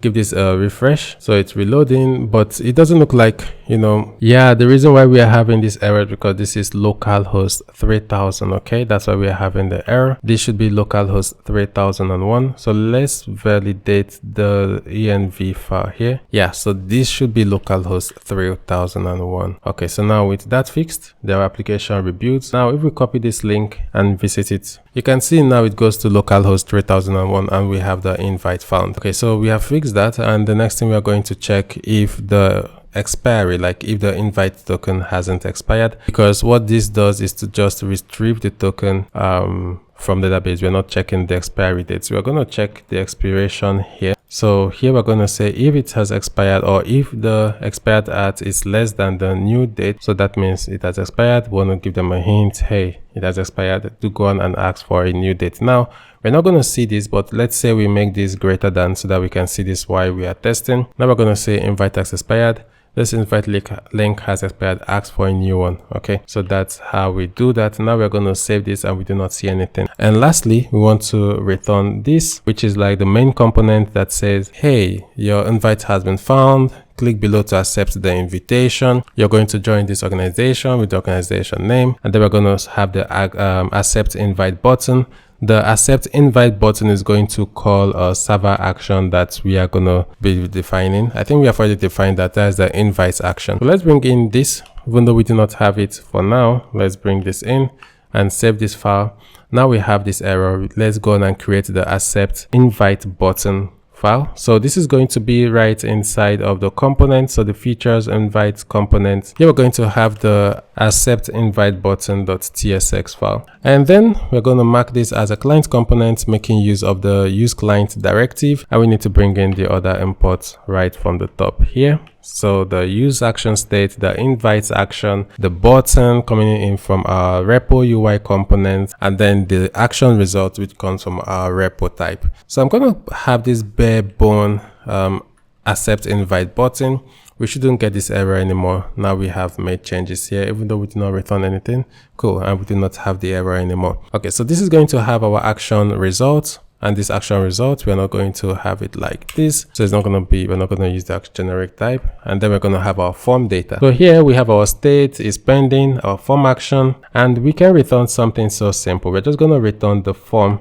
So in its simplest state here. So come down here and drop this component. So we have the form, it takes the action. The input for this is the token. We need to pass this token over to this invite action. The server action needs it. Then we have the button, which is accept invite, and we display this. So let's go on and save this file now. And we see our accept invite button right there. This is still throwing a false error, and you see the error is gone. All right, so that's it for the accept invite. Let's take a look at the action just to be sure the action works as we expect. The accept, the invite action. Now, when a user comes to or call this accept invite action, we want to check the intent. Now the intent is not to generate an invite. The intent is to accept an invite here. So let's see what's going to happen. We have the user token that the user ID we get from here, and then the token is going to get from the data, and that's why we have this token that is hidden here.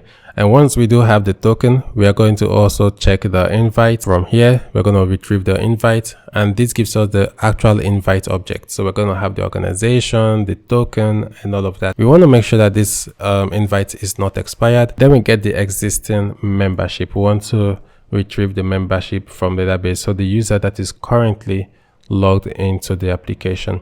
And if you're already a member here, we're just going to redirect you to that organization. And that's going to be the case here because we are already members of this organization. If we try to accept the invite, now we click on this button, we are going to be redirected over to that organization. So let's see it happen. We're going to click on this invite. It says join in, and then we should be redirected over there with nothing happening in our database. And you see that's what happens. We are redirected here, nothing happens. So I'm going to copy this invite link so we can try it on incognito as a new user and see us join the organization. And if we come over to this members list, we should see 2 members in the organization. Okay, so let's go incognito. I'm going to open up another browser here, and I would paste in this new window. Okay, so this is where we had what we had previously, and this is the new window. So I'm going to sign up with test22@gmail.com and the password of 126 and hit sign in and invalid email or password. So that means we need to go over to the sign up. Oops. So let me come over to the sign up. And now I'm in the sign up. I'm also going to use that. So I'll make use of test22@gmail.com. Password is 126 and the confirm password is also 126. I'll hit on create account. Now we should be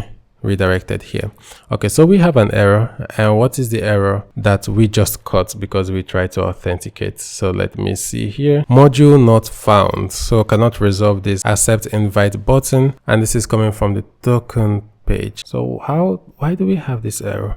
Maybe it's a previous error. Let's scroll down and see the new error that we have. The error we are facing is actually a very straightforward error, and we can resolve this in the auth action. So let's come over to the auth actions, and here in the auth action you can see the credentials. So previously or quickly, if we come over to the package, so let's take a look at the authentication package, the source, the index. Let's see what's going on here. You can see the credentials here needs the email password, unauthorized needs the password, and this is the password it uses to verify the user. So verify password, and it returns null. Okay, and this verify password, let's see what it does. It just compares the password to the hash. Okay, so but you can see over here, so right here in the authentication action, we are trying to sign the user in at this point in time, and we are trying to sign the user in by using the hash password. So it's more or less like we save the user. Okay, we save the hashed password to the database, and now we want to sign the user in. If you come up to the sign in, you see we are signing the user in with the normal password. So that's a password that we would normally use to sign the user in,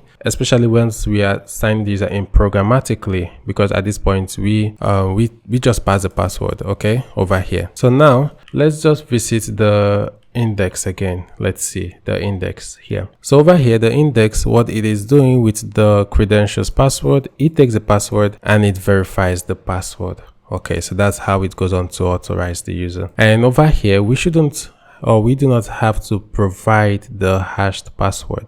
Okay, we should just provide the password here, especially once we are trying to sign in the user. So we should provide the password here. Now I'm going to save this and let's see, our application will definitely build up, and then we can come back to here, give this a refresh, and we are not authenticated, okay, so what's going to happen is, let's come here and just clear the cookies and try again. Okay, I'm going to try to sign in again, but this time around I'm going to go with test1@test.com and go with the 126 password, and also go with the 126 password and hit create account. So this time around I should now, you see, I am now redirected to organizations and it works. Okay, but we can't go on to create an organization at this point. We were invited to an organization. We can create an organization, but we were invited to this organization. So I'm going to copy up the link and I would replace it with the link over here. And now we are going to see this. You have been invited to join Code with Lari, which is the organization. Now let's refresh this. We have one user, which is the admin. Now, once this user accepts the invitation, they would have the role of member. So now I'm going to click here, accept invitation. They are joining the organization and they will be redirected over to the organization. So you see, they are redirected to the organization and they are here as the member of the organization. Now, if we give this a refresh, you will see we have two users. So we have this user and now we have another user. The role of this user is the member. We can make admin, we can make moderator, or we can remove the user from the organization. So I did hit remove just to try it out. And did it work? Yeah, it looks like it worked, but let me refresh and see. Yeah, so it worked. We did not get the UI update automatically. And now if I refresh this, what happens? 404 page not found, because the user is no longer a member of the organization. Okay, so I'm going to copy this and also invite the user again. So accept invitation. The user joins the organization. And if we give this a refresh, we should see the user here. So this is pretty much okay that we have the user here, but our remove action. So over here where we have our remove, so not the authentication action, the invite action. Okay, so I actually do not see the remove action, but let's quickly verify where we do have the remove. So if we come over to the page, actually that is in the organizations page, but the action should be in the invite action. Oh, it's the organization, so you're removing from the organization. Yeah, so if we come over here to the organization actions, so create organization, remove member, so this is the action that gets triggered. We just return this. Okay, so what we're going to do before returning is to revalidate path. So let's revalidate current page, which is the organizations page. So we're going to call revalidate path from next cache. So let's bring it in, and this is it, the dashboard, the organizations, and the organization slug. So we can just revalidate the entire path here like this. So now I'm going to save this and let's give this another trial, and I will just remove this comment now. So let's try to remove the user from the organization. So I'm going to come here, and it's currently looking like it's rendering so many times. Okay, it's done. So I'll hit on remove, give this a moment for it to work, and you see we now have the path revalidated automatically without having to refresh this page. Cool, so we have this working for us. I think we should also do the same for the update member role. So over here, we should also revalidate the path, and that's about it for this. Okay, now we are cool. So we have this done. The next thing we're missing now is the layout, because our layout is not pretty at this point in time. And so far we have tried to manually visit. So let's make sure we have the Shadcn UI application bar. So over here in the Shadcn docs, we want to look for the, where do we have the sidebar? So we want to look for the sidebar, and this is what we are going to try to replicate in our application. So let's build the dashboard sidebar. We need to, I'll just clear what we have here. We need to cd into the packages, and the packages, this is going to be in the packages UI like this. Okay, so now we are inside of the packages UI. I will close all of these. This is where we are. So right inside the packages, not auth. Now we are going to work a little bit on the UI. Not so much is going to go on here,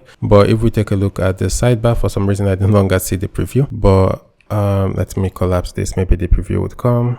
Yeah, so this is it. So this is what we are going to try to build here. And if we come here, you can see the command we need to run the installation. So pm dlx shadcn at latest add sidebar. Let's copy this and let's drop this right inside the UI. So I'm inside of the UI package running the installation. And the next thing we're going to do is to make sure we export all of these so that other applications can make use of it. So we are going to come right into the packages, the UI package, the source, and the index.ts file. So right inside here, and it's quite strange. We are, so this is a component, but this time around, I was going to be surprised if we didn't have any component. I was like, I haven't been working with so far. Okay, so now we have all of these. It updated the globals.css. Let's actually go over that file to see what has changed. So over here, if we come further down, looks like we have some changes. I do not see the change, but looks like it made changes here. And the tooltip component has been added. So over here we have a whole lot. We have the tooltip, the skeleton, the sidebar, the sheet, and also the separator. All of these here, you can see their functions and they are exported here. So that's why we've been importing them directly. We're going to change a little bit for the sidebar because we want to export every package from the components UI sidebar here. If we come into this, we can see we might have a lot. So we have the sidebar provider, we have the sidebar, we have the sidebar trigger, the sidebar rail, the sidebar insert, the sidebar input, and all of these. And if you come further down here, you can see they are all exported. So that means we can actually import these directly, but let's do it a little bit cleaner. Let's come right into the index.ts file here. Let's just export everything from not component button. We want to export it from components/UI. Okay, so it's already components. Yeah, so let's just export it from components/sidebar like this, and this is all we need to do as the change in this file. We also need the drop down menu. We do, because we are going to be building something like this, a little bit drop down. Once the user clicks here, we might have this kind of a drop down menu somewhere here. So here, this drop down menu. So let's come over to the components section and look for where we have drop down. So this drop down menu, this is it. So something like this, and this is the installation. Let's also copy the installation and come right back to our application. And open up the terminal and paste this in. Now give this a moment for the installation to complete. And now once the installation gets completed, we're not going to be exporting. This is just simple, straightforward. We are going to come right into the dashboard source component so that we can build the sidebar.csx file. So inside the application, the dashboard, I'm going to come back here, actually, and quickly let me restart the development server. So the dev for the dashboard, and inside the dashboard, the source, the comp features, nope, it's not going to be inside features, so we need components here. And now we're going to have its own app sidebar, but we're actually doing things in a unique way, because each application is going to build its own sidebar, but they're not just going to build it from the ground up. They're going to build it based on what we have from the Shadcn UI component. You can extend the properties if you want to have, let's say, a unique sidebar that would be customizable via props. It's something you can do. In this case, I think this solution is pretty much okay. So each application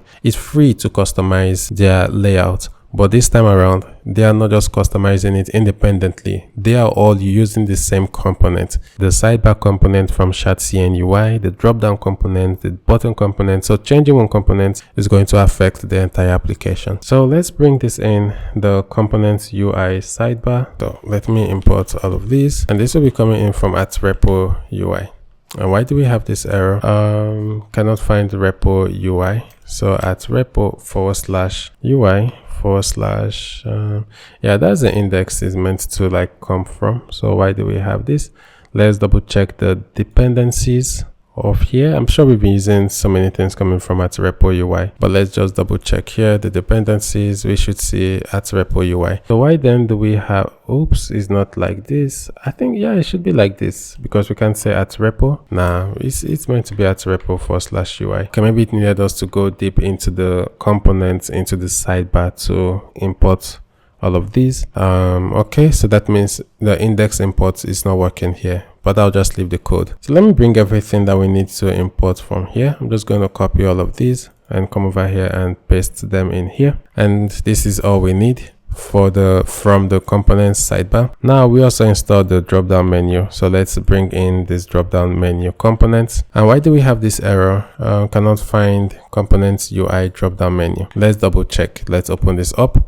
Let's come over to the packages, the auth, the source. Okay, so we have double or nested UI. So it's meant to be components right in here, and inside the components, the menu, just as we have for the sidebar. So let's fix that. I'm going to get rid of this. So components drop down menu. And then we need to bring in some things from Lucid React. So in case you're wondering, when did we install Lucid React? Actually, it looks like we do not have it here. Okay, cannot find Lucid React. So we need to run the installation of Lucid React right inside this project. So I'm going to copy this and oops. So I would copy the Lucid React, open up the terminal and npm install Lucid React. This is the UI component. Okay, so let's me clear and let me cd out of this, and then we are going to cd into apps and then dashboard, and in dashboard we want to run npm Lucid React. So this is going to install Lucid React right inside here, or we can move this to components UI icons. Do we?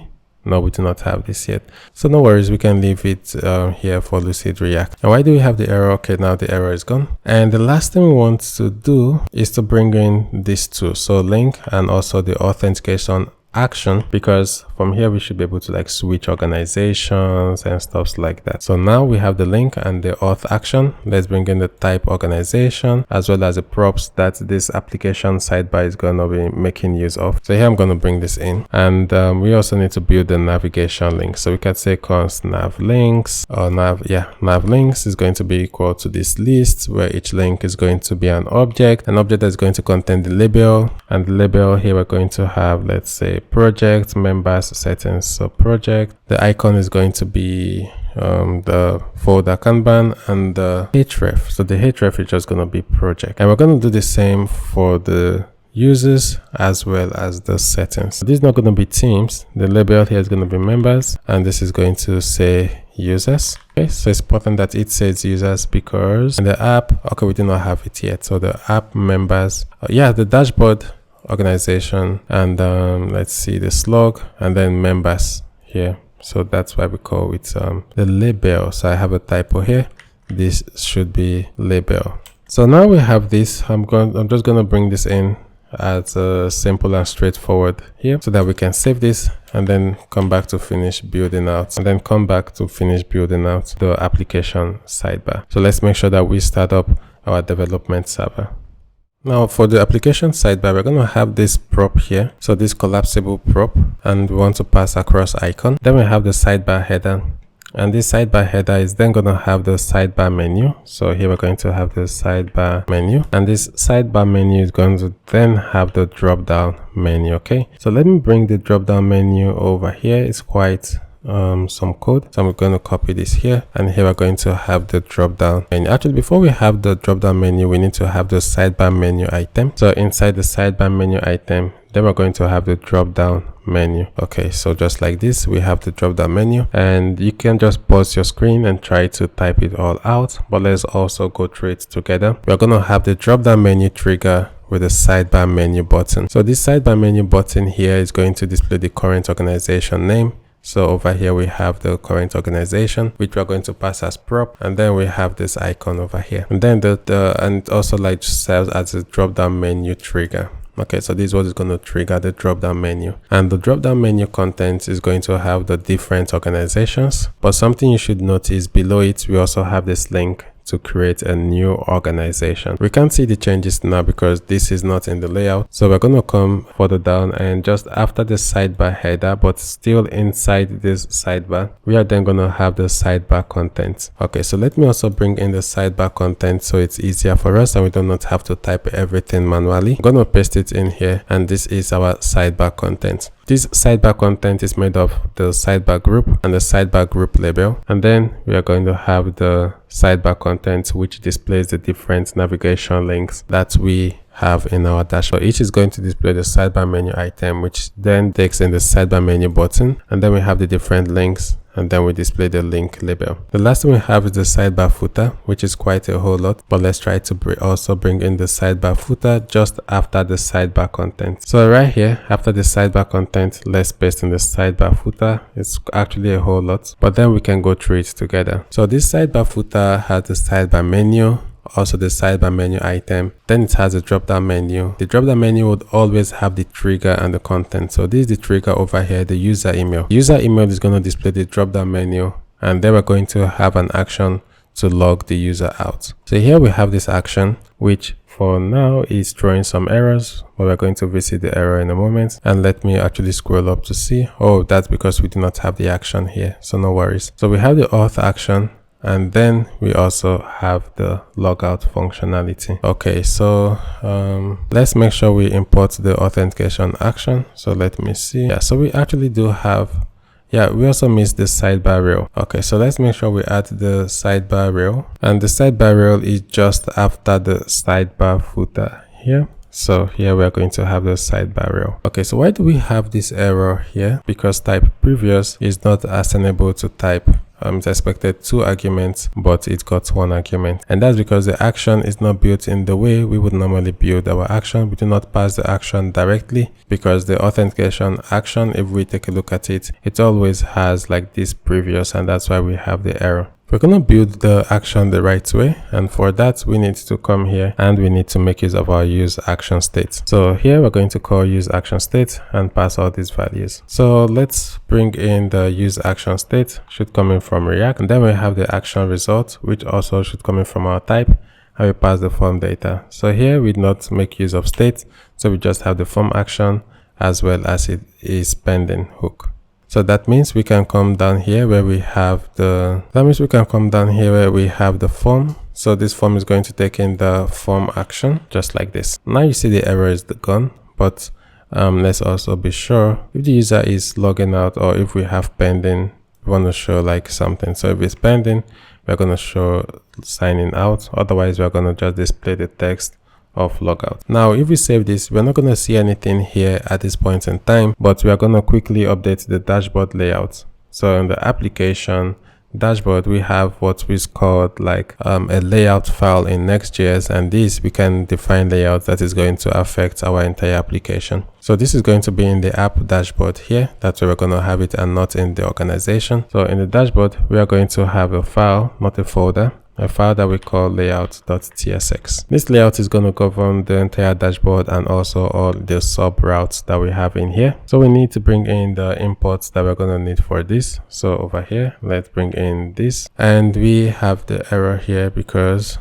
we have duplicates here. So that's the correct import. So bring in the sidebar provider, we bring in application sidebar, which is this that we just built ourselves, and then the helper method and also the method to redirect from next navigation. Let's export default async function dashboard layout. Dashboard layout is going to take in the children props, which is of type React node, and then we can have access to the user ID as well as the user from require user is authenticated. Now we need to come here and let's pass the entire user object. So let's come over to definition, and here let's pass session.user, which is, so now we can save this. We do not have any errors here because we now have the user type, which is of type user, and we're going to see come into use shortly. So for the organization, we also retrieve the organization that this user belongs to. That's why we have this retrieve organizations by user ID from the database. And now if there is no organization yet, we want to redirect the user to create. So we can say if there is no, if organizations.length, if it is equal to 0, then we want to, we're actually doing it down here already. Okay, so I'm gonna get rid of this. So we want to redirect the user to dashboard organizations new. Let's have the current organization. So we're just gonna use the first organization as a default organization. So comes current organization is going to be equal to organizations. We're gonna be organizations 0,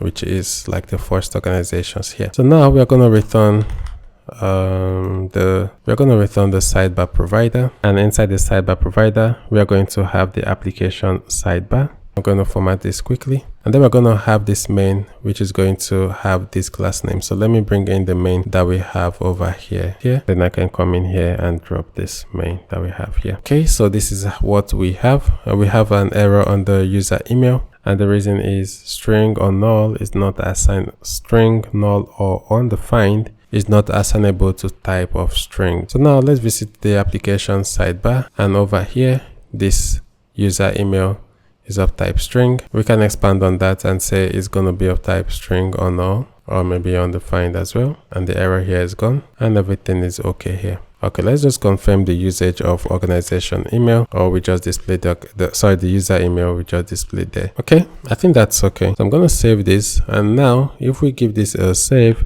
we should see the application sidebar here. Okay, so let's make sure our development server is up and running. It is, and we have an error, use action state. Okay, so that's because we are importing a hook right inside here. So this is a client component, and in here we are trying to import this form here, and this form is saying, hey, you're trying to use a server component, right? You're trying to use a hook right inside of a server component, and that's why we have the error. So that means we need to move this to its own component. For that, we're gonna have this component. Let's say we call it a user menu component, and it's gonna be right inside the dashboard source component. So the dashboard source component, let's have one for user menu.tsx, and I'm going to drop in everything here for the user menu, update the imports here and here. So what are we bringing in? We are bringing in the drop down, the use action state, pretty much everything that we had in the application sidebar. For this component, we have the form action is pending,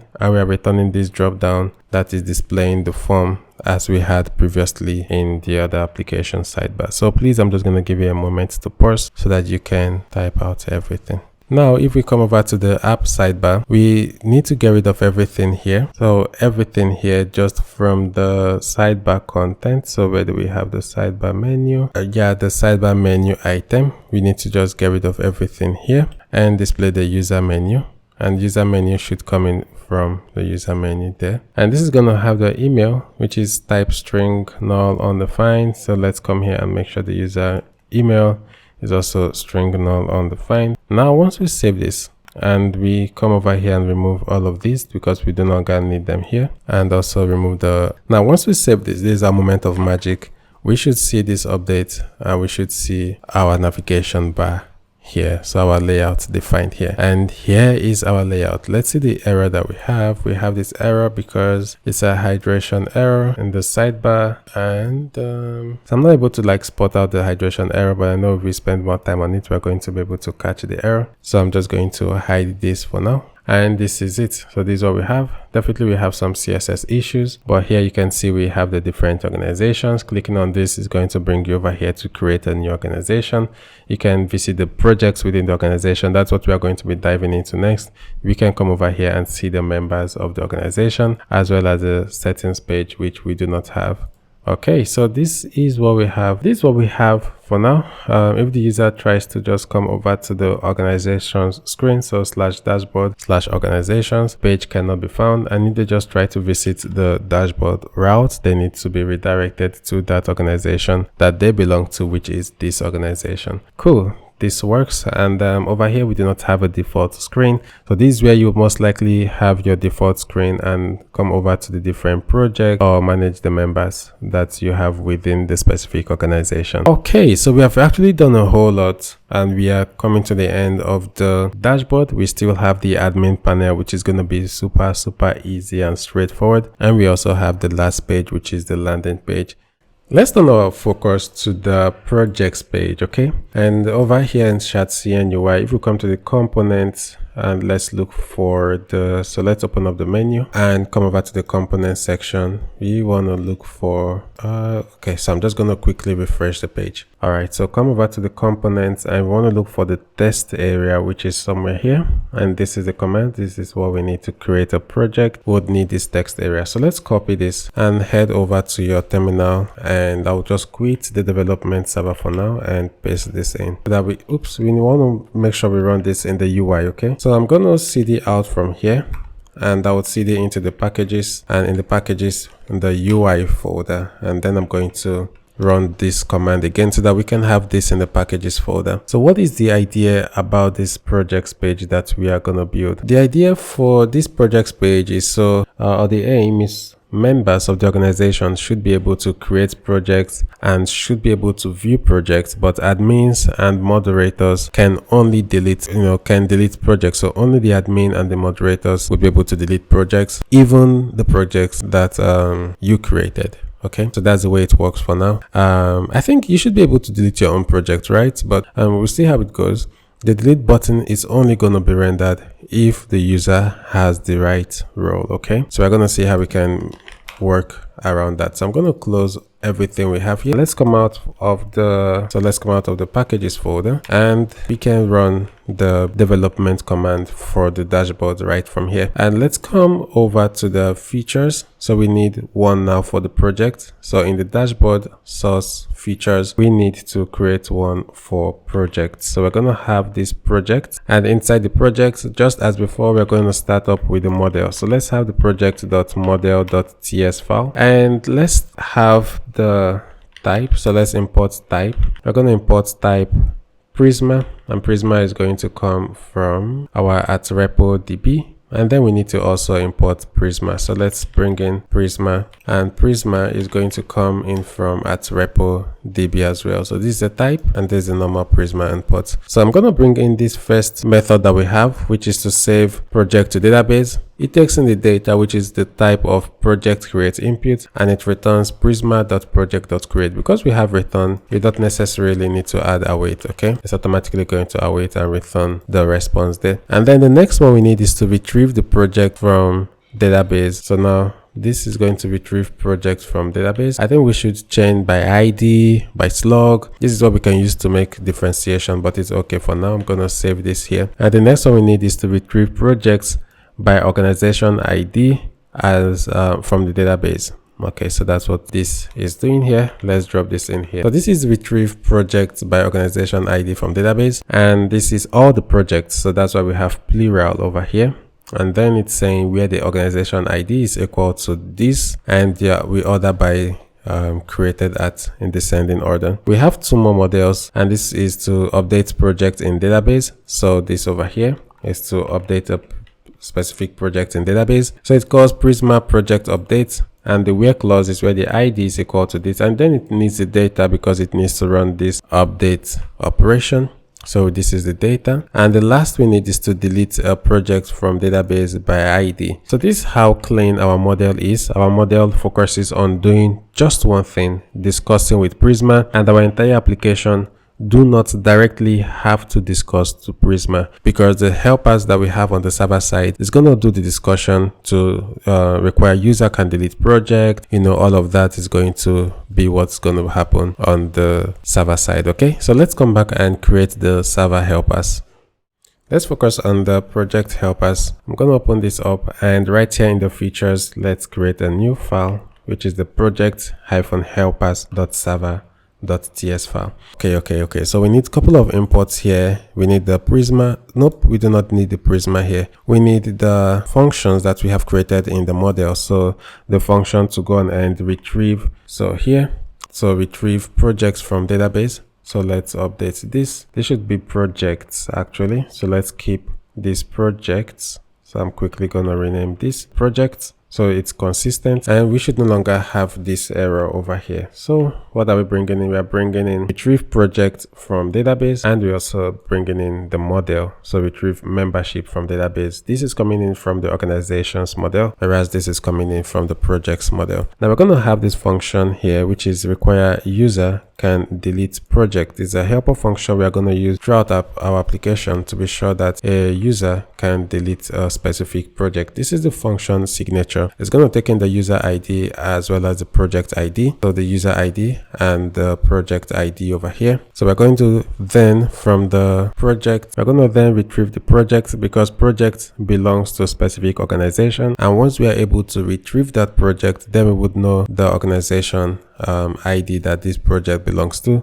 and we can go on to carry out the operation. So what's going to happen here? Let's go on and get the project, and here we're going to have a check. If there is no project, we're going to throw a new error that says project not found, just like this, and this is very much okay, and we can close this here. The next thing we are going to do is to get the membership. So const membership is going to be equal to await retrieve membership from database, and then we can pass the user ID as well as the organization ID. So this is what I was saying, we can get the organization ID right up from here, and then we can do well to close up this.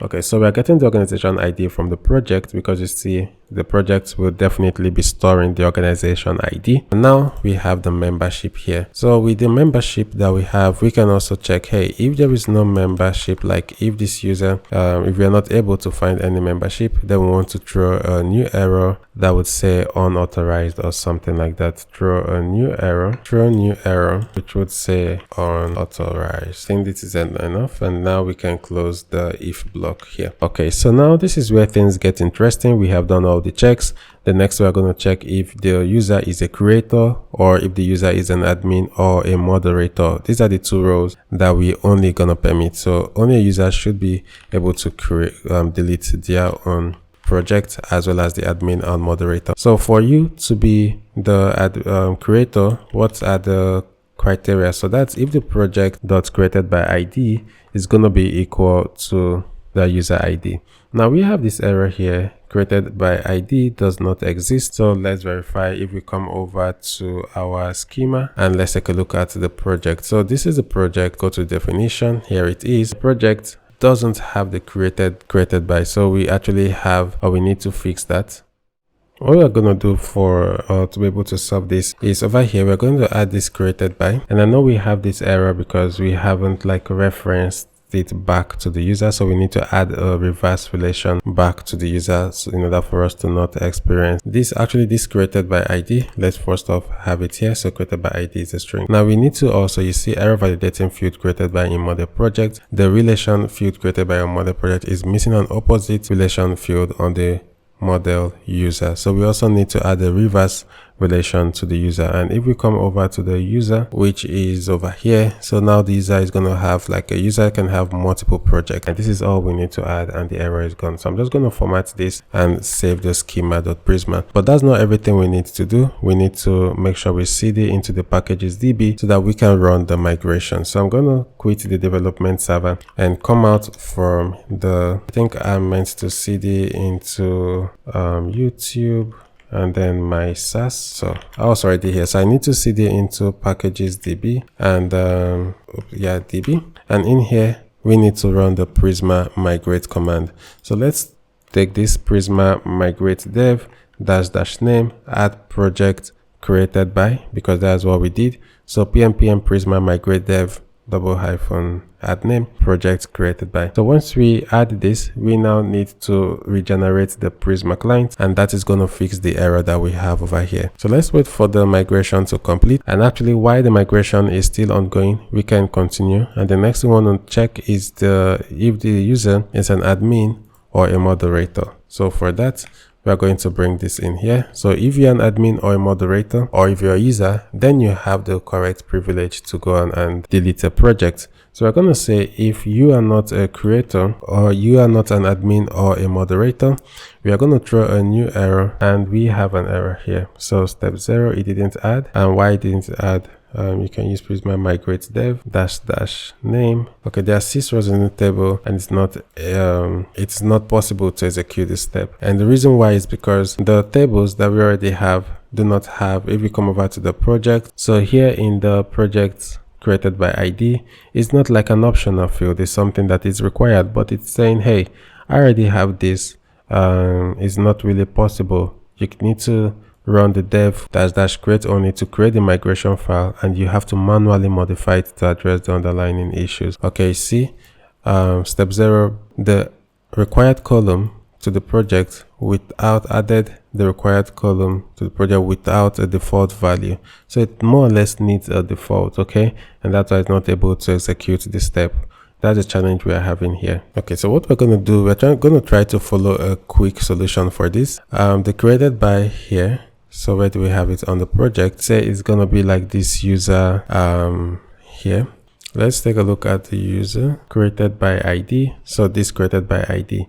Okay, so what we're going to do here, we're just going to quickly make it optional so we do not have any errors.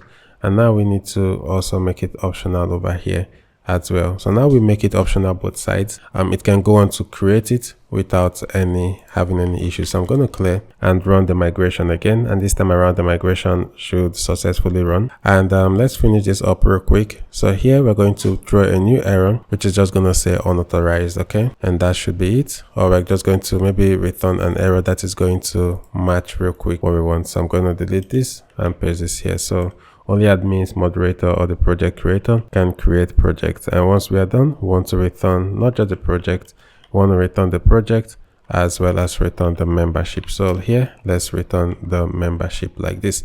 We still have this error over here, so we'll give it a little time. And once the migration completes, then we'll no longer have this error.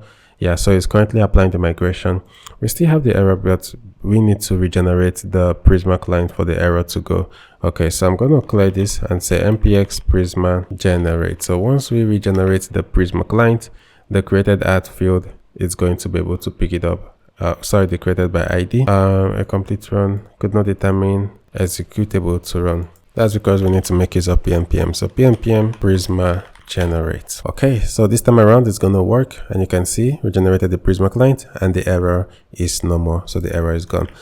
Now I'm going to come out of the DB. Okay, so now we are here, and the next thing we're going to do now is still on the project. Now we need to create the schema. So the server side schema as well as the client schema. So I'm going to create a new file, and this is going to be projects-schema like this .server.ts. Okay, and we also need one for the client. I'll copy this and we can create a new file, and this is going to be .client.ts like this. So project schema client.ts. Okay, so let's get started with the client since we are here, and the client is gonna be let's bring in Z from Zod. Okay, and we can go through everything together. So after bringing in Z from Zod, we need the schema, which is the create project schema. Let's have it here. How does create project schema work? Create project schema is going to take in the name. The name is a string. It's going to be non-empty. And the minimum a project name can be is 2, and the maximum is 50. And the project also has a description. So this is a project description, a maximum of 200, but you see here it is optional. Okay, so let's have that in mind. And then to update a project is also the same. They need to provide a name, a string, non-empty, min, max, as well as the description. Okay, so you see over here the name is not optional.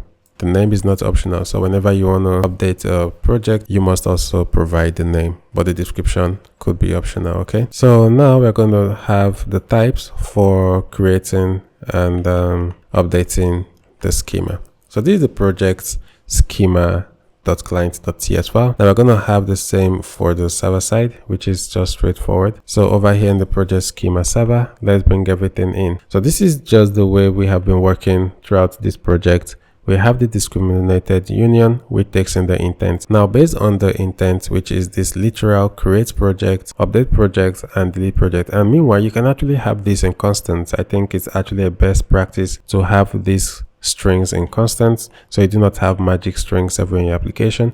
You can actually create a projects constant .ts file here and move all these strings to that file so that you can use it both on the server side or on the client. To update the project, we have the ID of the project we want to update, the name, as well as the description. Okay, so now we have all of these done. We are going gradually into building out the UI because currently this UI is going to go over to a 404 page. We are going gradually to building out the UI. We need to now build out the project's actions. So when it comes to building out the UI, we already have the actions laid out. Let's get started with the action. Let's close all of these, and here in project we're going to have projects action.ts file. So here we're going to have projects-action.ts file. Okay, so I'm going to bring in all the imports and the use server declaration here, the directive, bring in next navigation, so redirect, bring in the schema that we just laid out. So project schema.server. This is the server side schema because we are creating the action. Bring in the model, so the save project to DB, object product in database, delete product from database, and also to retrieve project, not product, And then the auth helpers here, we also need this to make sure the user is authenticated, also to require that the user is an organization member, so the membership, and we also want to require that the user can delete a project. Okay, so this is what we have. Now I'm going to bring in the barebone, the structure of this action here. So this is what the action is going to be like, just as we had previously. We're going to have previous and we're going to have form data. We're going to do what we always do, which is getting the raw data, passing the raw data, checking if it is not successful, and finally destructuring the intent out of the past.data. So we make use of object.entries and then we pass the form data.entries. It gives us the raw and then we pass it over here. Now if Zod is able to pass this successfully, we are going to continue, but if it is not able to pass this successfully, then we are going to have this error here returned over to the client. So let's continue. We're going to switch based of the intent, and we can start with a default case over here. And for default, we are going to be returning an invalid intent error back to the client. Let's have our first case for create project. I'm sorry if I have to bring all of these in. It saves up time, saves us typing time. So we're going to have this for creating a project, but we're going to go through everything together. Okay, so I've closed it here, and where do I still have the error? Maybe I have one too many. I need to get rid of this. Okay, so this is what's going on here. We call create project, so the case for create project, and we do the normal, so require user is authenticated. I'm actually going to move this to the top so that we call this just once whenever we need it for each of the case, rather than repeating this in all cases. Then we require that the user is an organization member. Okay, so that's what we're doing here, which takes in the user ID as well as the organization ID. Remember, this past data is what we did based on for create projects, the name, the organization ID, the description, and also the intent is going to be part of the data that we get. Okay, so past the data, you can see that's why we have all of this here. Okay, so at this point we save the project to database and we have the project, and what we're going to do is to get the organization ID and want to redirect the user over to that specific organization and the projects page. Okay, so that's what we are going to do. We just redirect the user back to the projects page and they can see the updated projects. That means we do not need to revalidate path. We do not make use of project here, so hence we can just get rid of project, constant declaration here. Now in terms of optimization, could we use promise.all to make any of these fast? For retrieving organization from database, we get the organization, but it doesn't look like we do not need the organization ID from here. We do not need the organization ID from here. So what I'm going to do is I'm going to chain all of these together with promise.all, and if one fails, all is going to fail automatically. Okay, all right, so promise.all needs all to resolve. So let's do that just right here. I'm going to delete it in a moment. Let's have our const where we are going to get organization just like this. That's only what we need. It's going to be equal to await promise.all, where we retrieve organization from database. So this is what gives us the organization here, and then we are requiring user as an organization member, and the last thing we need to do is to save the organization in database. So let's also have save project to database and do everything we are doing here. Okay, so now we need to do this. So promise.all is going to resolve or only wait for the slowest operation. But if we have 1, 2, 3, we are waiting this, and then we await this, and then we await this. So promise.all makes this very much straightforward and easier for us. Now the next we're going to have is to update project. I'm also going to bring all of this in and see if there's any point we can optimize this. So give me a moment. So yep, so I've grabbed it, and let's also have it here. So for updating the project, we are also bringing this. I'm going to get rid of this. We retrieve the project from database, the project that we want to update, and if we don't find the project, we're going to return this error, and then we are repeating these 3 again.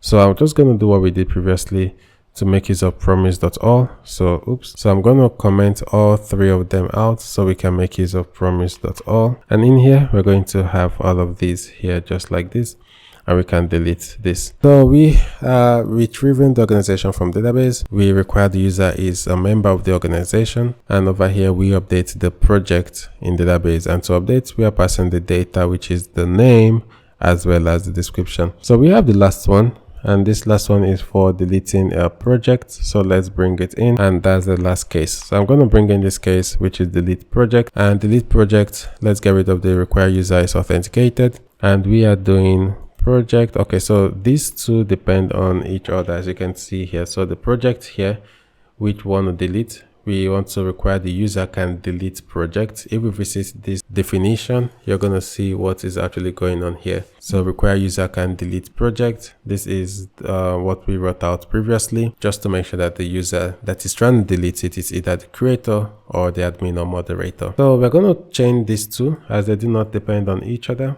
So deleting the project from database and this. So I'm going to comment these two out. And over here, we can have the promise.all, which is going to do all of this. Now we have one too many because we only want to delete the project as well as retrieve the project. We do not need to or require the user is organization member. Why? Because require user can delete is already doing that. You can see it's retrieving the membership from database, and it's going to throw an error if the user is not a member of the organization. So we can get rid of these two. And with this out of the way, we are for now done with the action for the projects. The next thing we now need to create is building out the UI. We're going to get started with the create project form. So I'm just trying to start up the dashboard page so that once we refresh this, we can see content on the screen. And how do we go about building the different pages that we need? So we need two pages. We need the projects page, and we need the page for creating a new project. Okay, so once we hit on this, we have this 404 page. We're not able to see the projects that we have within the organization. So let's get started with that. Let's make sure we fix that page first. And this is going to be in the source app, and right inside the app, the dashboard, the organizations, because we want to create this project within that organization. So in the organization slug, we are going to have another folder for project, and in here we are going to have the page.tsx. Okay, and in future the project ID or the project slug, whatever it is going to live inside here. So let's close this. Okay, and then we're going to bring in the different things that we need. We are lacking the project card, but no worries, we're going to create that just after this. So this is the project card we are lacking. We are bringing in the require organization membership to retrieve projects by organization ID from database, the project card, which we do not have for now, and then the link as well as the button component. Okay, so we're going to define the props next. The props is going to be these props over here, just like this. So this is the props that we have, and now we can export default projects page. I'll bring in all of these boilerplate for now, and let's get rid of everything that we do not need. So once we give this a save, we should see content on the screen, and which we do. So we see the projects page, which is this content. Now we need to require organization membership, which is one of the helper functions that we are making use of here. So here, let's make sure we have require organization membership like this, and I'm going to paste. Let's actually see what this needs. This needs the slug only. Okay, so I was quite surprised the suggestion we were getting. So now we have the organization as well as the current membership here, and we want to be able to retrieve the project by organization ID from the database. Okay, so now from this organization, we are going to get the organization ID, and this is going to give us the projects here. Okay, so we do not have any projects for now, so if we try to render it, we are not going to see much content on the screen, but we can get started already. So I'm going to bring in the component here, and let's walk through it real quick. Okay, so I'm going to bring in the JSX that we are returning here, and I will just paste it in here. So what are we returning? This is the JSX, as simple as it is. We have the div, and we have a nested div, which then displays the project as well as this button component to create a new project. So now we have a check. If we do not have any projects, we want to say no projects yet, create your first project. Otherwise, we want to display the project card. Now for the user ID, why do we have the error for the user ID? That's because we can get the user ID from the current membership. So if we say current membership.user ID, can get it from there. So now we have the user ID, we have the error for the project card, and once we save it, we have the error that we know we are lacking the project card. So let's create the project card. It has to be under components, project card. Okay, so right here in the features, let's come over to the features. For the project, we need a component folder, and inside this component folder, we are going to have the project-card.tsx file. So oops, this is the previous one. So this project card tsx, we are going to need a delete button, again another dependency here, and the props, and then we can display the project card. So I'm going to bring in the entire of what we need. Let's walk through it together and also give it time to parse. Okay, so this is everything that we need here. Please, you can grab the code from GitHub. I think it's actually easier for us rather than having to type out everything manually, because we all know JSX and TypeScript and all of that. So understanding monorepo is actually like the main thing over here, not to waste so much time, and also getting to build your own SaaS application in the way. Okay, so we are lacking this delete button. Delete project button, we're gonna have that in a second, but this is just the entire JSX over here. So the project card, and it also says can delete. We're also doing some client-side validation based off the user role. The user role is gonna be one of these, which we are gonna be passing via props. So this user role current membership.role, and then we display the project name, the project description, and also a button to delete the project. So let's give this a save. And now you see we are lacking this delete project button, which we just need to also define here. So I'm going to copy this and then open this up, and here we can create this. Oops, here we can create a new file, which is going to be the delete project button.tsx file. Okay, so let's have this here. I'm also going to bring this in real quick, and after this we can take some time and review what we have done. So let's paste this in here, and this is making use of the use action state hook from React. We bring in the project's action, bring in the button from repo components button, and also the action result. So to delete the project, we need the project ID and can delete, which is like if you are the creator or if you are the admin. So this can delete comes in as props, and you can see over here can delete is also using the validation that we use on the server side. So if the project.current user ID is not equal to the current user ID, then you cannot delete the project. Okay, and lastly we have our form. So if we cannot delete, we do not want to display the button. So normal users would not see the button for their own normal users, but if you can delete, then you would see this form, which is going to display the button with the intent of delete project. And yeah, so that's it. So we're going to give this a save.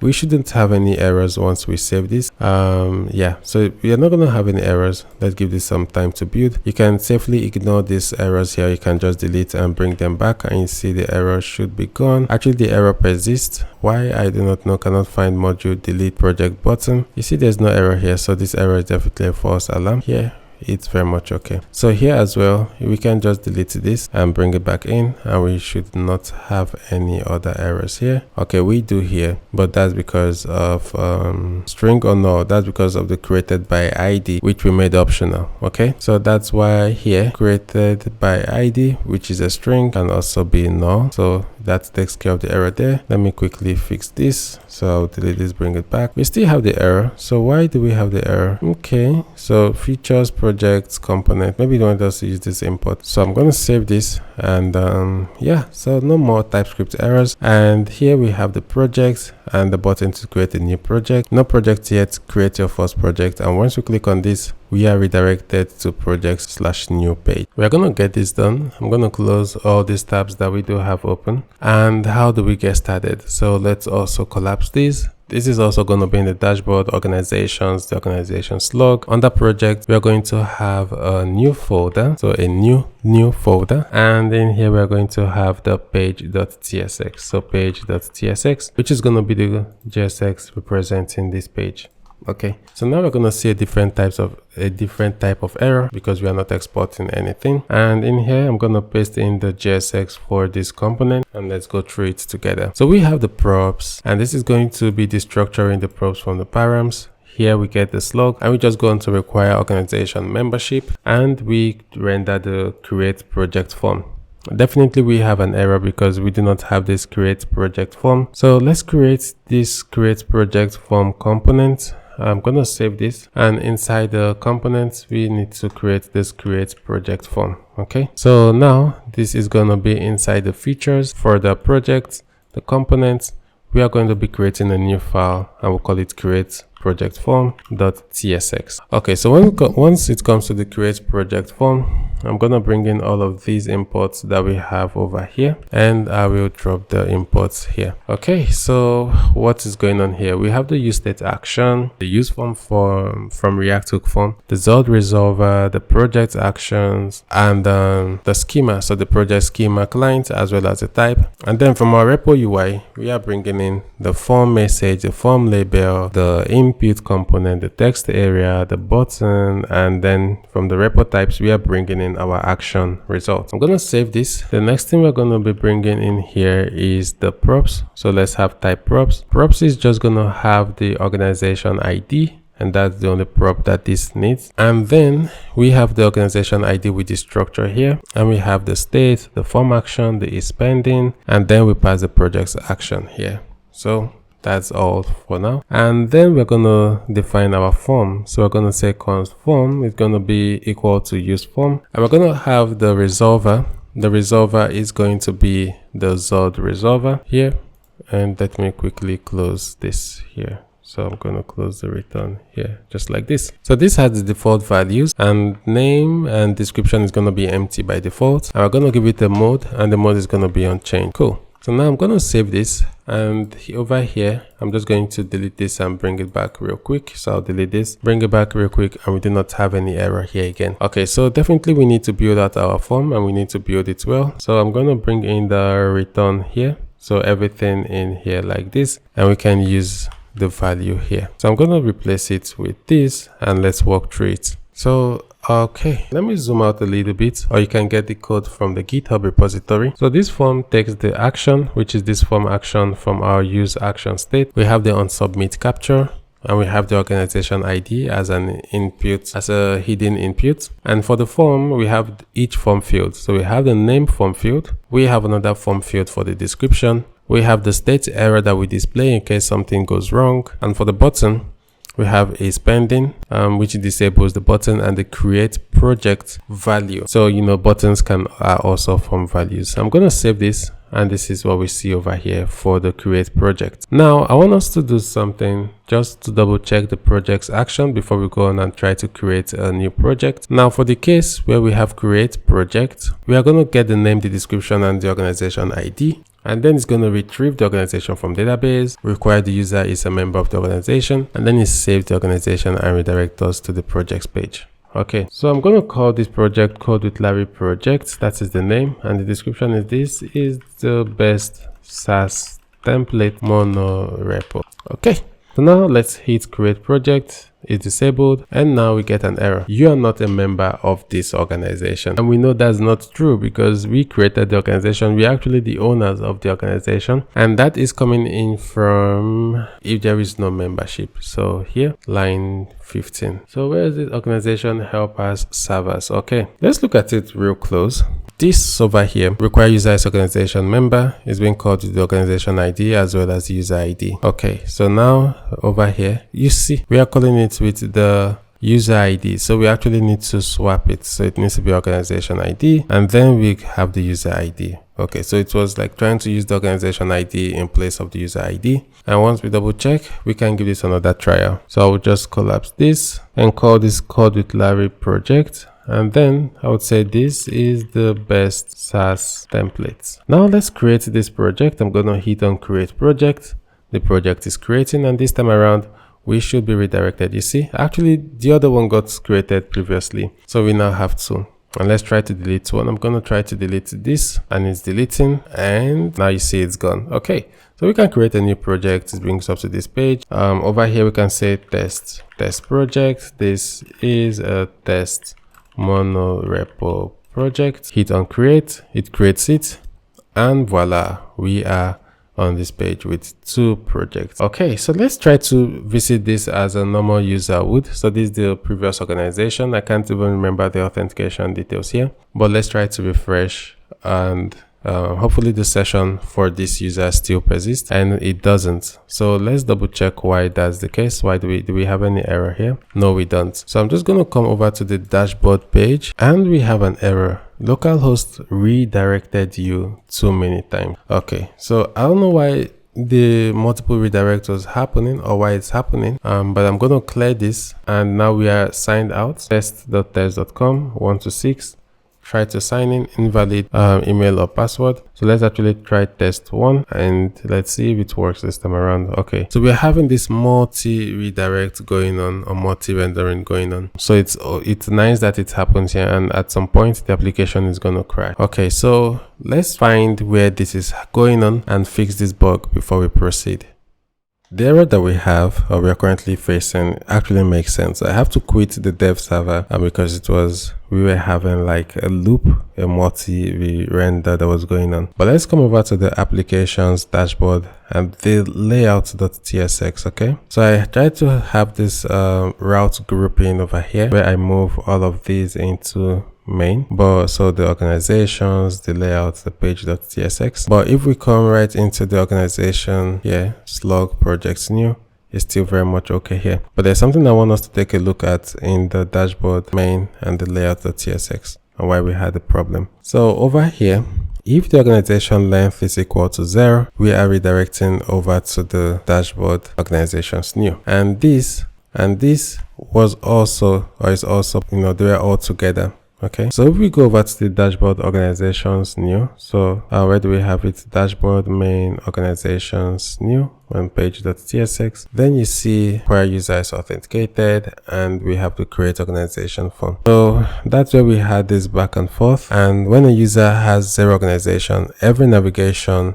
that comes over to the organization new is going to re-enter the parent route. So organization new page is going to re-enter this project route, the parent route, and once it comes in here, like this is the parent route, what's going to happen? This layout is also going to intercept it, and we're going to have like this loop because the length is less than 0, so it's going to have like this loop, and that's why it continued. Okay, so what we're going to do, we're going to split the layout with a route group. So this route, so I'm going to close everything we have here, and this route, which is the dashboard organizations, the new, which is this, and the page.tsx file here, they are all going to remain under the dashboard main organizations and with the layout. But now we are going to move the page.tsx, like the dashboard page.tsx cursor, to fix it, and let's go through the fix together.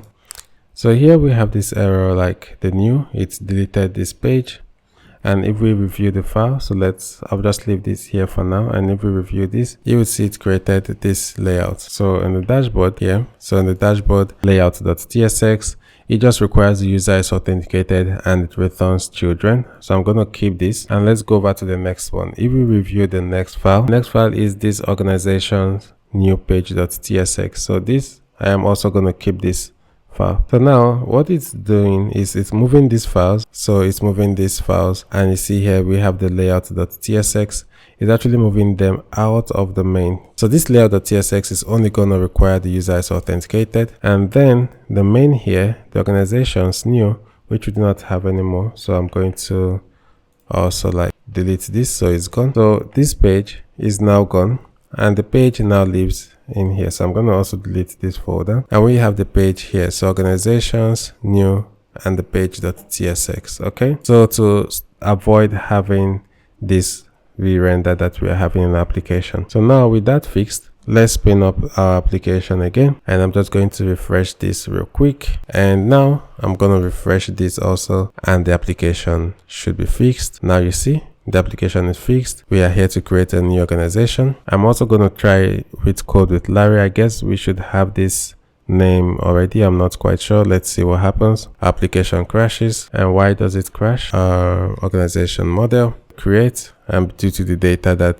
this is conflict, so unique constraint failed, unfilled slug. Now I don't expect unique constraints to fail and for application to crash, but that's what happens currently. Okay, so I'm going to refresh this and choose a separate name. So I'll just go with code with lari 2, create the organization, and this time around we should be redirected over to that organization, and it looks like, yeah, so that's what happens. Okay, so let's take a look at the organization switcher. It doesn't work. I'm just going to refresh and zoom in quite a bit. So let's take a look at this. Okay, so it looks like the UI is a little bit broken. It's not consistent. Let's try it over here. Yeah, so it actually works here, and for some reason the sidebar the navigation isn't opening up here. So let's see if I try to reduce. Okay, so now it works, and let's try to invite the user here just to be sure that that logic still stands. So we'll come over to the members real quick, and I would copy this link, and then I'm going to paste the link over here. Okay, so try to invite this user, I'm going to accept the invitation, and let's see if we are redirected over here. So we are redirected here, and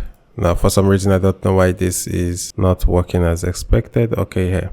So now you see we have the two organizations. I'm going to click to switch over to one, and I don't know why. I think it's taking some time to switch. Let's see. Oh yes, I was able to get the error. The error comes from this. So the current organization will always be the first organization, and that's why, you know, we kept us saying, yeah, so we kept us saying like the first organization here even when we do the switch. Now let's fix this. How do we fix this? I'm going to first get rid of the current organization. We are not going to need to pass it as prop. Now the app sidebar, which is the which is the client component, would need to get the current organization. So I am also going to get rid of this, and also going to get rid of this. So now how do we get the current organization? So we can use here as well as here. Okay, so right up here, let's bring in this helper function, which is more or less like going to help us to pass the organization slug from the path name. So it takes the path name and it's going to return either a string or undefined. This is the matcher over here. If there's no match, it returns undefined, but if there's a match segment, we take the second property from the match, which is going to be this rejects expression array, and if the segment is equal to null to new, we're going to return undefined, otherwise we return the segment. Now that's going to let us over here to make use of use path name. So const path name is going to be equal to use path name. Let's import this from next navigation, and we're going to have the slug. We can call this slug from path. So slug from path, and this is going to be equal to pass organization slug from path name, pass the path name. And lastly, we have the current organization, and the current organization, we're going to find it. So organizations.find, we have the organization, and we're going to say the organization.slug. If it's equal to the path name, then we want to use that, and let's make use of this as the fallback. Okay, so we're going to make use of the first organization right here as the fallback. Now once we have this saved, first off, we are not going to see any errors here anymore. So let's give this a moment, and while it's rebuilding, I am also going to give this a refresh so that we can see how everything works. So now this is done rebuilding, and over here as the user, we belong to one organization, but here we belong to multiple organizations. I'm going to try to switch over to this organization. Now it's trying to do the switch, so it's going to take a little while, and now the switch is done. We can see it updates, and all the links now point correctly to that organization. Okay, and if we check the members, we're still going to see one member. So now let's go over to this organization here. So it's going to do the switch, and now it's done. If we check the members, we're going to see two members. So this is the admin as is a member. If we also check the projects page, we're going to see that we have these two projects. This user do not have the ability to delete the project, but definitely they can create their own new project. So I'm going to hit on new project. It's going to take us to the new project screen, and I would say member user project. So member user project. So this is the project by the member user, and I'll hit on create project. So now this is going to create the project, and if we come over to the admin section, so let's give this a moment. Yeah, so now we see member user project, and this user can delete their own project. So if we come over to the project section, we should see we see the member user project, and we have the ability to delete that project because we are the admin. Give this a moment, and the project is gone. And once we refresh over here, we no longer see the project. Cool. All right, so we have wrapped up the core of the build, which is this dashboard build. We do not have the settings, but I know there might be one or two bugs here or there, but this is like the bare minimum to explain, the SaaS that we are building. I would definitely be improving this. So if you want the final or the most updated version, you always see this in my GitHub. I'm going to pin it over my GitHub. So this is the dashboard build. Now the next build we are going to be working on is the build for the admin panel. Okay, so we're going to be building now to the admin panel, and let's now focus on this. If you come over to the package JSON, you would see this is on localhost 2000. So we are no longer going to be working on localhost 3001. We are going to be on localhost 3002. So let's check the dependencies here. We have bcrypt.js, we also have Next.js, and we also have type for bcrypt.js. Okay, so in case you do not have any of these for some reason, you can command V. I'm gonna paste it here. So pm add next.auth beta -- filter admin. You want to run this installation, which is going to help install the dependencies, but we already have them there. And you also want to run the same for the type. Okay, so this is done. It's gonna update your package JSON, and you also want to do the same for the types. pm add -d at types bcrypt.js -- filter admin. So in our case, we do not expect any change because we already have this in our package JSON.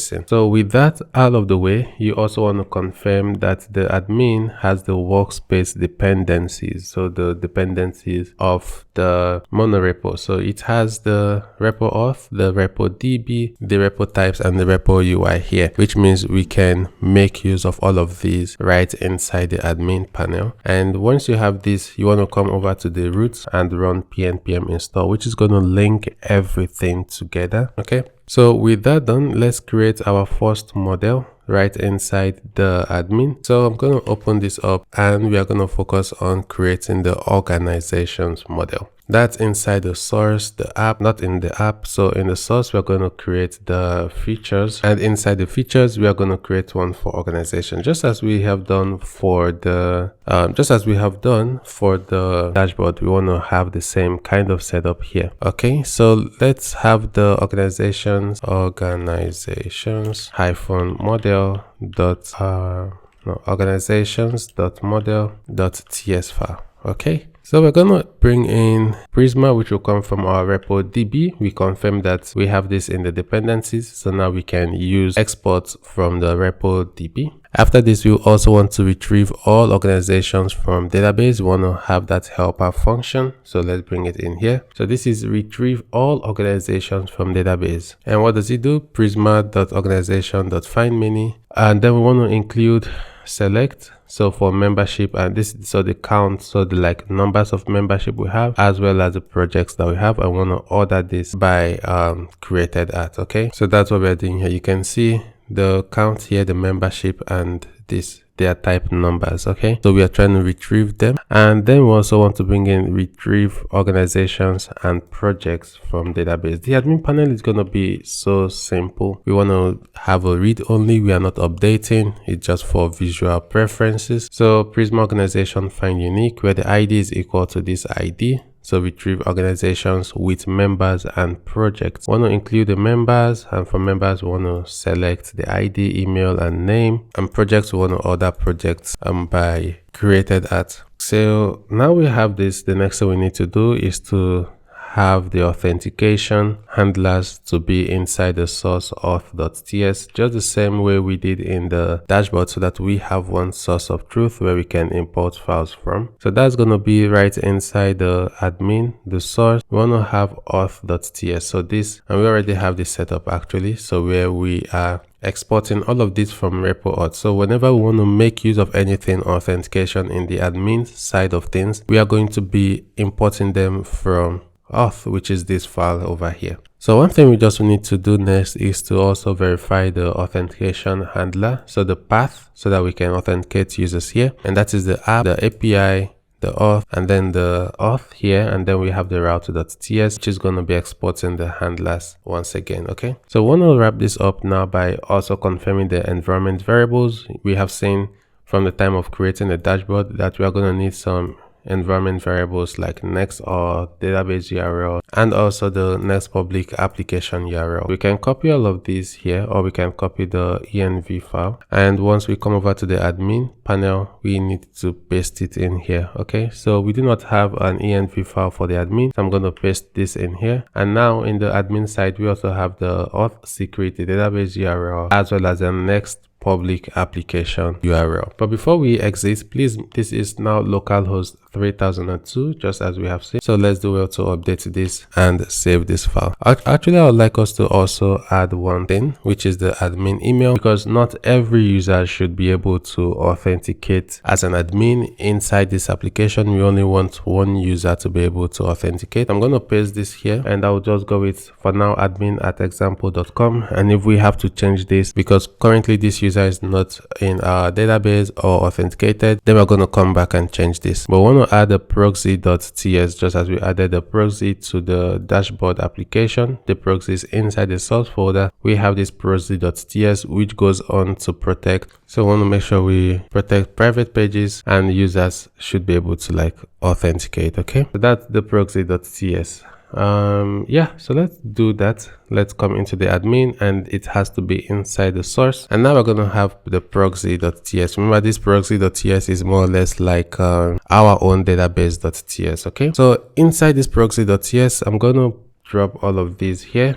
Let's walk through it. So here we have the session we are retrieving from auth. Remember, auth comes from the @auth that we displayed, or that we have right here. So this, we are trying to bring in this inside this middleware, which is now called proxy.ts. And then here we have the request, we get the session from the auth, and then we get the path name from the request.url. Now we just check, hey, does the path name start with /auth? That means it's a public route, because only /auth should be a public route. So we say, hey, if there is no session and it doesn't start with /auth, that means you're trying to have access to a private route. You're going to be redirected to auth signing. Okay, but also if there's a session and it's still not a public route, then we want to check if get the admin email from the environment variable. So this admin email that we have here. And then we want to check if the user email is not equal to the admin email. That means a user that is not the admin is trying to authenticate or trying to visit a private route, because only a user that doesn't have session and is not a public route, because only a user with session and the protected route, which is the admin, should be able to visit such route. So we're going to redirect the user and say, hey, you are unauthorized to visit this. We want to continue the middleware chain, and then we have our config here for our next image, 5 icons, PNG, and stuff like that. So we can save the proxy.ts, and now we need the authentication helpers, which we are going to use to build out the authentication page. So that's it, guys. We're going to next start building out the helper, and after the helper we can build the sign-in page for our application for the admin side of things. We're going to have the helper function for the admin. Okay, so let's also start up the admin panel, because now we are going to try to build also the sign-up page. Sorry, the sign-in page, because as an admin, you're really not going to allow users to sign up. You only want users to be able to sign in, because why would you want a user to sign into and to sign up to be an admin? So yeah, so that's it. You most likely will build the sign-up page once, and after which you are going to get rid of the sign up page. Okay, so we have some some errors here, because the auth here app features auth helpers verify password, and this is all coming from the admin side of things. Okay, so let's see. I'm going to come in here. Let's see why we are having the error. Okay, so this is the auth package. Cannot find module auth helpers.server, and that's actually strange. Why can't it find this? Let me try to fix this, because I haven't done any work here. So I wonder why it can't find I wonder why it actually cannot find the auth helpers.server.ts right inside the packages. So let's see /features. Oh, it's trying to access the packages auth is for some reason trying to access the auth helpers to verify password. Okay, so I'm gonna get rid of this.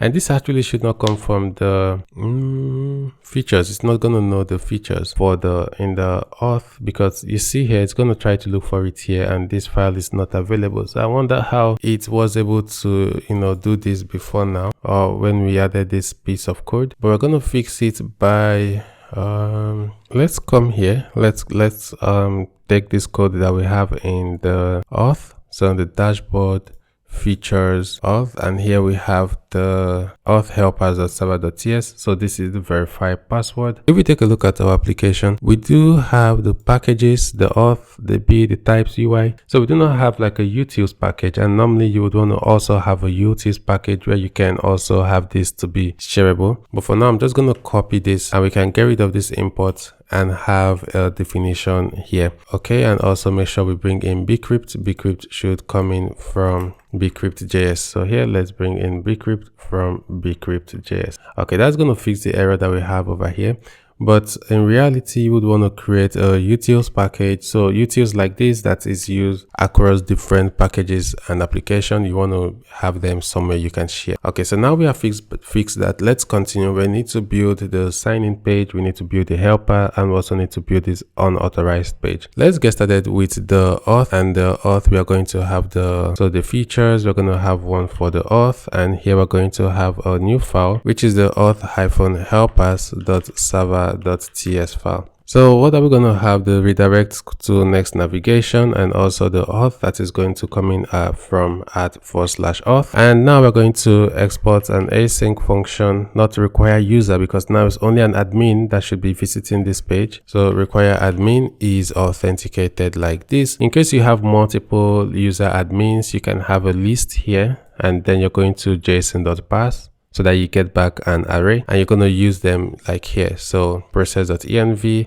equals to this. So right here, what you can do is you can use find and check maybe if the email is not or doesn't include the list that you have over here. So that's how you would normally do it if you have multiple administrative emails. And here you want to require the admin is authenticated. The first we're going to get is the session, and then we can check if there is no session.user.email. We want to redirect the user to the authentication sign in. Then we want to get the admin email from the env. So if it were to be a list, this would be an array, but now it's a string. It's still going to be a string, but you have to json.parse so that you get a JavaScript object, which is an array. And after this, you're going to check if the session.user.email is not equal to the user email, to the admin email. You want to redirect the user to the unauthorized page. Otherwise, we are going to return the user ID as well as the user. Now let's quickly create also the sign-in page. And after the sign-in page, we are also going to create the unauthorized page. So I'm sure we are authenticated,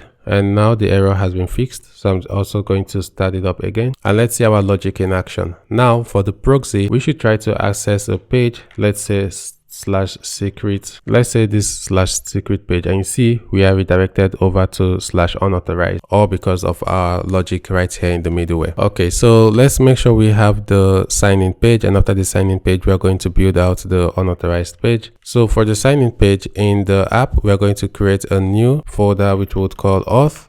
And in here, we're going to create a new folder again for sign in. And in here, we're going to create the page.tsx file. Now we have this page. Let's bring in sign in. Sign in is going to come in from auth. So here, let's bring in sign in from auth. And we're going to export this page. We can call it the admin sign in page. So something like that, admin sign in page. And we are going to have the JSX to be rendered here. Okay. So I'm actually going to bring this in because it's a simple page, and let's go through it together. So here is everything we have over here. So just like this. So we have the minimum height screen with display flag, and that's just like the layout here. And we have the admin sign in, and then we have the form that we are just embedding in here. So we're not having like an action route to handle this form action. We have this use server here in case you haven't seen this. So this is going to be called on the server side, even if we mark this as a use client directive, as a client component. We have sign in and we have credentials. So form.get email and also form data.get password. The action is going to get called with the form data, as you see here, which is going to be of type form data. And then we can redirect the user to the /path. So that's what's going on here. And then the class name, and then we have the different inputs for email, password, and button. So this is a simple admin panel here. Let's try to come over to /sign-in, and the page cannot be reached. because that's /auth/sign-in. So /auth/sign-in, and the page cannot still be reached. So let's make sure our development server is up and running, and I'm going to then give this a refresh, and we should see the content of this page. Okay, but before we test things out, I would like us to also have the unauthorized page. So let's open this up.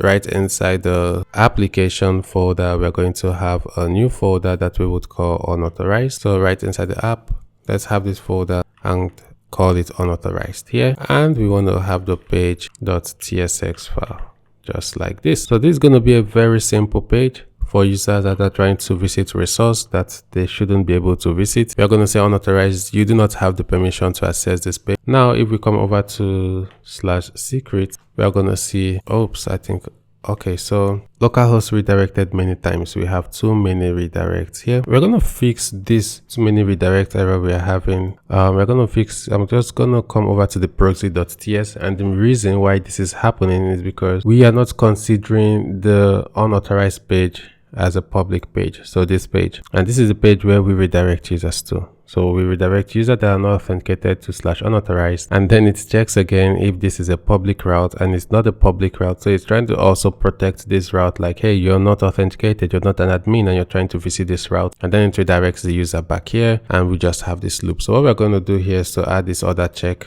So if the path name is equal to unauthorized as well, then this is a public route. So these are the public routes that we have, the auth as well as this unauthorized page. So now let's give this a refresh, and you can see unauthorized, you do not have the permission to visit this page. I'm going to close everything. No, I'm going to actually leave it open, even though we would not see changes for now. And I want us to go over to the dashboard. Okay.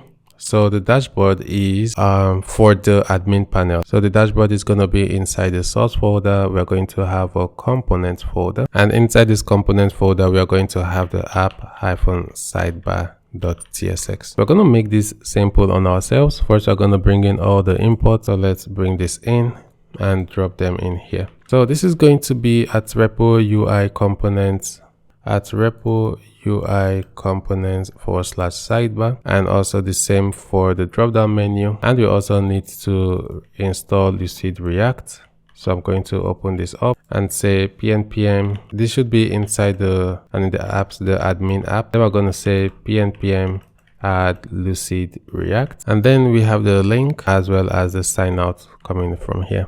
Okay, so let's have the first props we're going to need. So type prop is going to be equal to this, and we're going to only have the user email string. And for the nav links, we are going to have two links. So one for organizations, so the admin can see the entire organizations as well as the users that are within the organization. And now we're going to also have the app sidebar here. So let's have the app sidebar closed in here, and we can save. We're not going to see much changes because we are not using this, but for now, but let's start this up and let's make use of it so we can see how the changes applies gradually. And this is going to be inside the app, and inside the app we have the layout.tsx. This is where we are going to make use of the components. Okay, actually what's going to happen is we're going to build another layout.tsx. That's what we're going to do. But let me quickly change this and give this a title and say my SaaS admin. So a simple title, my SaaS admin, and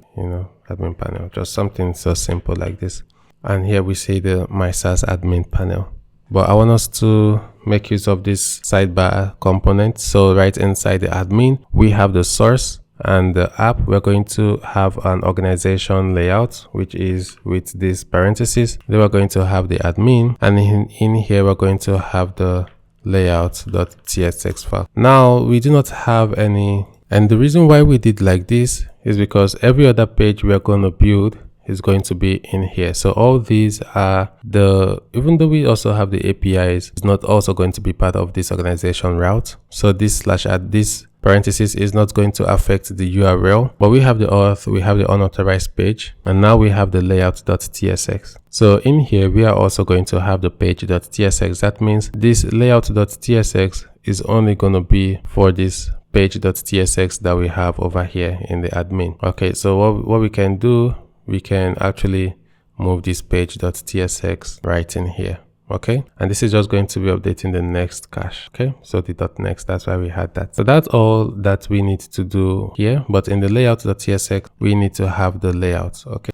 so if we try to come to slash, we are redirected over to /unauthorized, and the reason why is because of the admin email. So if we check our proxy, so sorry, real quick, if we come over to our proxy, you're gonna see over here that is also checked. So we have a valid session here, and there's not a public, and we're trying to visit a public route, and this time around you see over here the admin email is redirecting us to unauthorized from the env. So I'm gonna make one user the admin, and I can do this by coming over to Supabase, and this bright@test.com user is going to be like the admin. So I'm going to copy this, and over here I will paste this in so this user can become an admin. We're going to see this rebuild in a moment. So here, let's actually restart the server, and for this admin side, I'm just going to come over to slash again, and we should not be redirected. So you see, we are no longer redirected, and the only error we have is because of this layout, we are not returning anything. So I'm going to bring this in and just paste this in here. And this is going to be like the sidebar provider, the sidebar trigger, which is coming in from our repo UI component. But most importantly, you can see this application sidebar is coming in from app sidebar.tsx. So why do we have this error here? Because we are not returning anything for now. So I'm going to save this, and now this is going to refresh, it's going to build, and we should see the page.tsx. So now we are an admin, and we can start saying start having admin privileges to see admin pages. So we're going to build this app sidebar real quick. How do we get started with it? Let's have the return over here.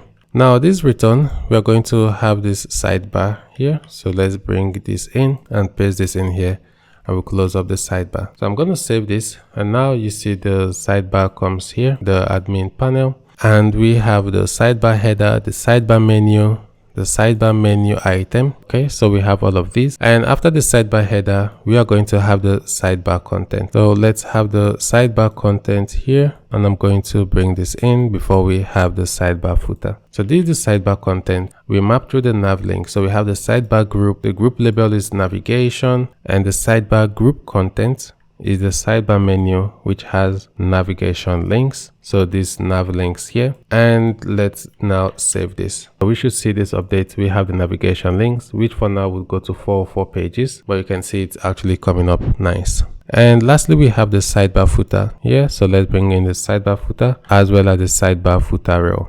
And this is just after the sidebar content. So right in here, we can drop this in. So we have the sidebar footer, the sidebar menu, the menu item, drop down, which is like all of these. And the drop down would always have the drop down trigger, which is the user email. So this button. And then we have the drop down content, which is also going to display this form to log the user out, which is also going to display this form. And this form is just going to log the user out. Okay, so let's save this and see the application load in real time. Give this a moment, and we do not see the sidebar footer here. So I'm going to hide this real quick and give this a save. Okay, so now we see the sidebar footer. We have some issues here, but we see this, some hydration issues, but we see this. So this sidebar footer just renders this logout button, and once we log out, we would be needed to log in again. And to log in, the email is bright@test.com, so you can use your own email, and the password is 126 like this, and I can sign into the admin panel. So you see, I'm authenticated. And the next thing we're going to do now, we have the admin panel up and running, is for us to have the admin page. Okay, so this page for now just displays static content, but then we just want to display the organization's length, just some metrics. We'll just want to display the organization's length, or if there are no organization, we are going to have a default value, and then we're going to work on the organization ID page. Let's update this page that we have currently, and we are going to do that because that belongs to the page.tsx over here, and I'm just going to bring in the entire page contents, and let's walk through what we have. So first, we're trying to retrieve all organizations from database. I think we have that somewhere, so let me see if we do. Yes, so this is going to come from the features organizations, and then we have the organizations.model file, and also link from next link. So now we retrieve all organizations from database. If we go to the definition, this is all it does over here. And here we then have the organizations, and if there are no organization, we display no organizations yet. And if we have organization, we want to display the table. So we have the name, the members, the projects also created. And then in the T body, we map through the table and we display like the count members, the count project, and the created that. So I'm going to save this and let's see this in action over here. So you see, this is what we see over here. We see the name of the organization, members, so how many members they have within the organizations, projects, as well as the created organization. Now, I know it's not pretty, but I just try to leave the focus on how monorepos can discuss with each other here. So these are the organizations and the members and how many projects they are. In case you see more than one organization, remember we also have the seed file where we seeded into the database. All right, so the next thing we're going to have, if we click on, let's say, this organization, we go to the organization and the organization ID page, and we do not have that page yet. So we're gonna close all, and over here in the admin, we need to create a new, so in the admin, we need to create a new folder. Okay, so this is going to be organizations, and we are going to have the dynamic ID. Okay, and then we are going to have the page.tsx file. All right, so this also I'm going to bring in. So let's have the content here and let's walk through what we have. I'm also going to get rid of this so that I can import it myself. Retrieve organization with members and projects from database. Let's take a look at the definition. We call organization.findUnique, where the ID is equal to ID. We include the membership as well as the project, and we have the organization. If we do not find one, we return not found, and then we want to display the members after the organization name and the slug. So we display how many members and we want to display their names as well as the role within the organization. I also want to display like the projects this organization has. So we map through the project and we display the project name, the description, and when the project was created. So now I'm going to save this, and the admin should be able to see all these details within an organization. So what an organization has. As you can see here, we display the email and the role of that member. Each member do not have a name, and then they can see also the project. So the project name, the description, as well as the created at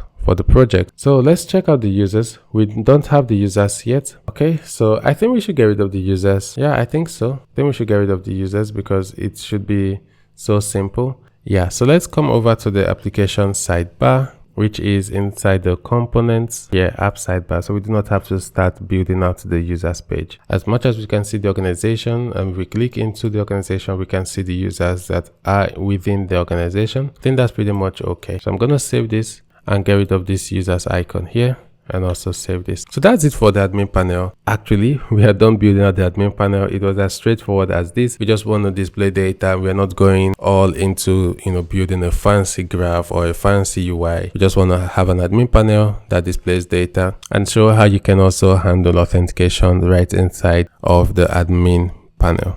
Okay, so now we're going to build the landing page, which is going to be the last page for our build, and the landing page is living right inside here. Let's just take a look before we end this video. Inside the so in the app dashboard web, so this page over here, which the user can visit on localhost port 3000. This web page is actually going to be so straightforward. Let's go over to localhost port 3001. So I think that's where we have the web. So the web is going to be running on, check the package. Oh, actually it's localhost 3000. So which is this. And yeah, so the first one to do is to install the CAD in the packages UI, because we're going to make use of the CAD here. So let's cd out of the admin panel and cd into the packages, and inside the packages we want to go into the UI package, and we want to run the installation for CAD. So pnpm dlx shadcn at latest add CAD, and then want to make sure that this also, so the web, want to confirm we've done this previously, that the package.json also includes the repo UI and the types. So it includes the repo UI, the types. We are not making use of the db or auth here, so I'm going to get rid of this because we don't need authentication or database here. And now I'm also going to come back here, so cd back to the root page, and I'll run pnpm install because we also updated the dependencies of this web over here. Okay, so now while the installation is ongoing, we are going to build the landing page. Building the landing page is very much straightforward, but I actually want to show something that we should have in mind. So the source app layout.css, you see, it's importing the repo UI globals.css. Even though it has its own globals.css, but this currently it's not in use. Okay, so in the source app, the page.tsx, this is where we are going to be working. For now, we just have this button that we rendered previously once where we were still testing this out. Okay, so let's have this here. So I'm going to spin up the development server so that we can have this preview on localhost 3000, and then I'm going to just bring in the content here, which you can get from the GitHub, so it's easier for us. So I'm just going to paste in the content here. Let me refresh this again and drop the content here. So what do we have? We have Lucid React. Let me run the installation here for Lucid React. So npm add Lucid React. So I'm just going to quit this and come into the apps. Oops. So I would come into the app and the web app here, and I want to run npm add Lucid React right here. So once we have the Lucid React installed, you see the dashboard URL is looking for it in next public dashboard URL. So let's verify that's the case, and we do not have the env here. So let me quickly restart this and we start run the. So we also need the env here, and in the root of the web, I'm going to add the .env file. And this .env file also needs the dashboard URL. So the dashboard is being served at localhost 3000. So let's have this here pointing to localhost 3001, not 3000, sorry. And then we can save this. Okay. So now in the page.tsx, we have the features, which are just all static files. And we have the home page with the navigation. Yes, the sign in to get started. The sign in comes over to the dashboard URL, which is the dashboard. Actually, sorry, this should be the 3001 because sign in should take you to the dashboard, right? So that's what is happening here. So it's going to take you over to the dashboard page. And while we have the href here, target should be _blank so that it takes you to a new window.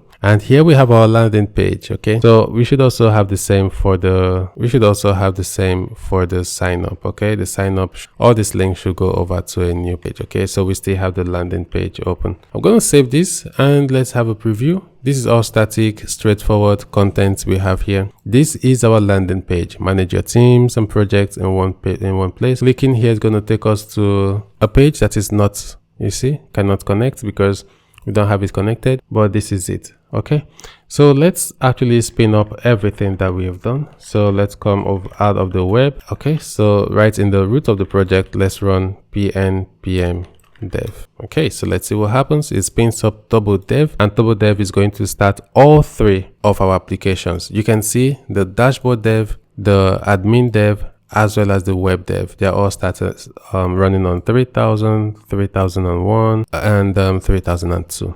Okay, so now if we try again, if we come here and let's hit on create your account, you would see it opens up in a new page, and here we have the create account link.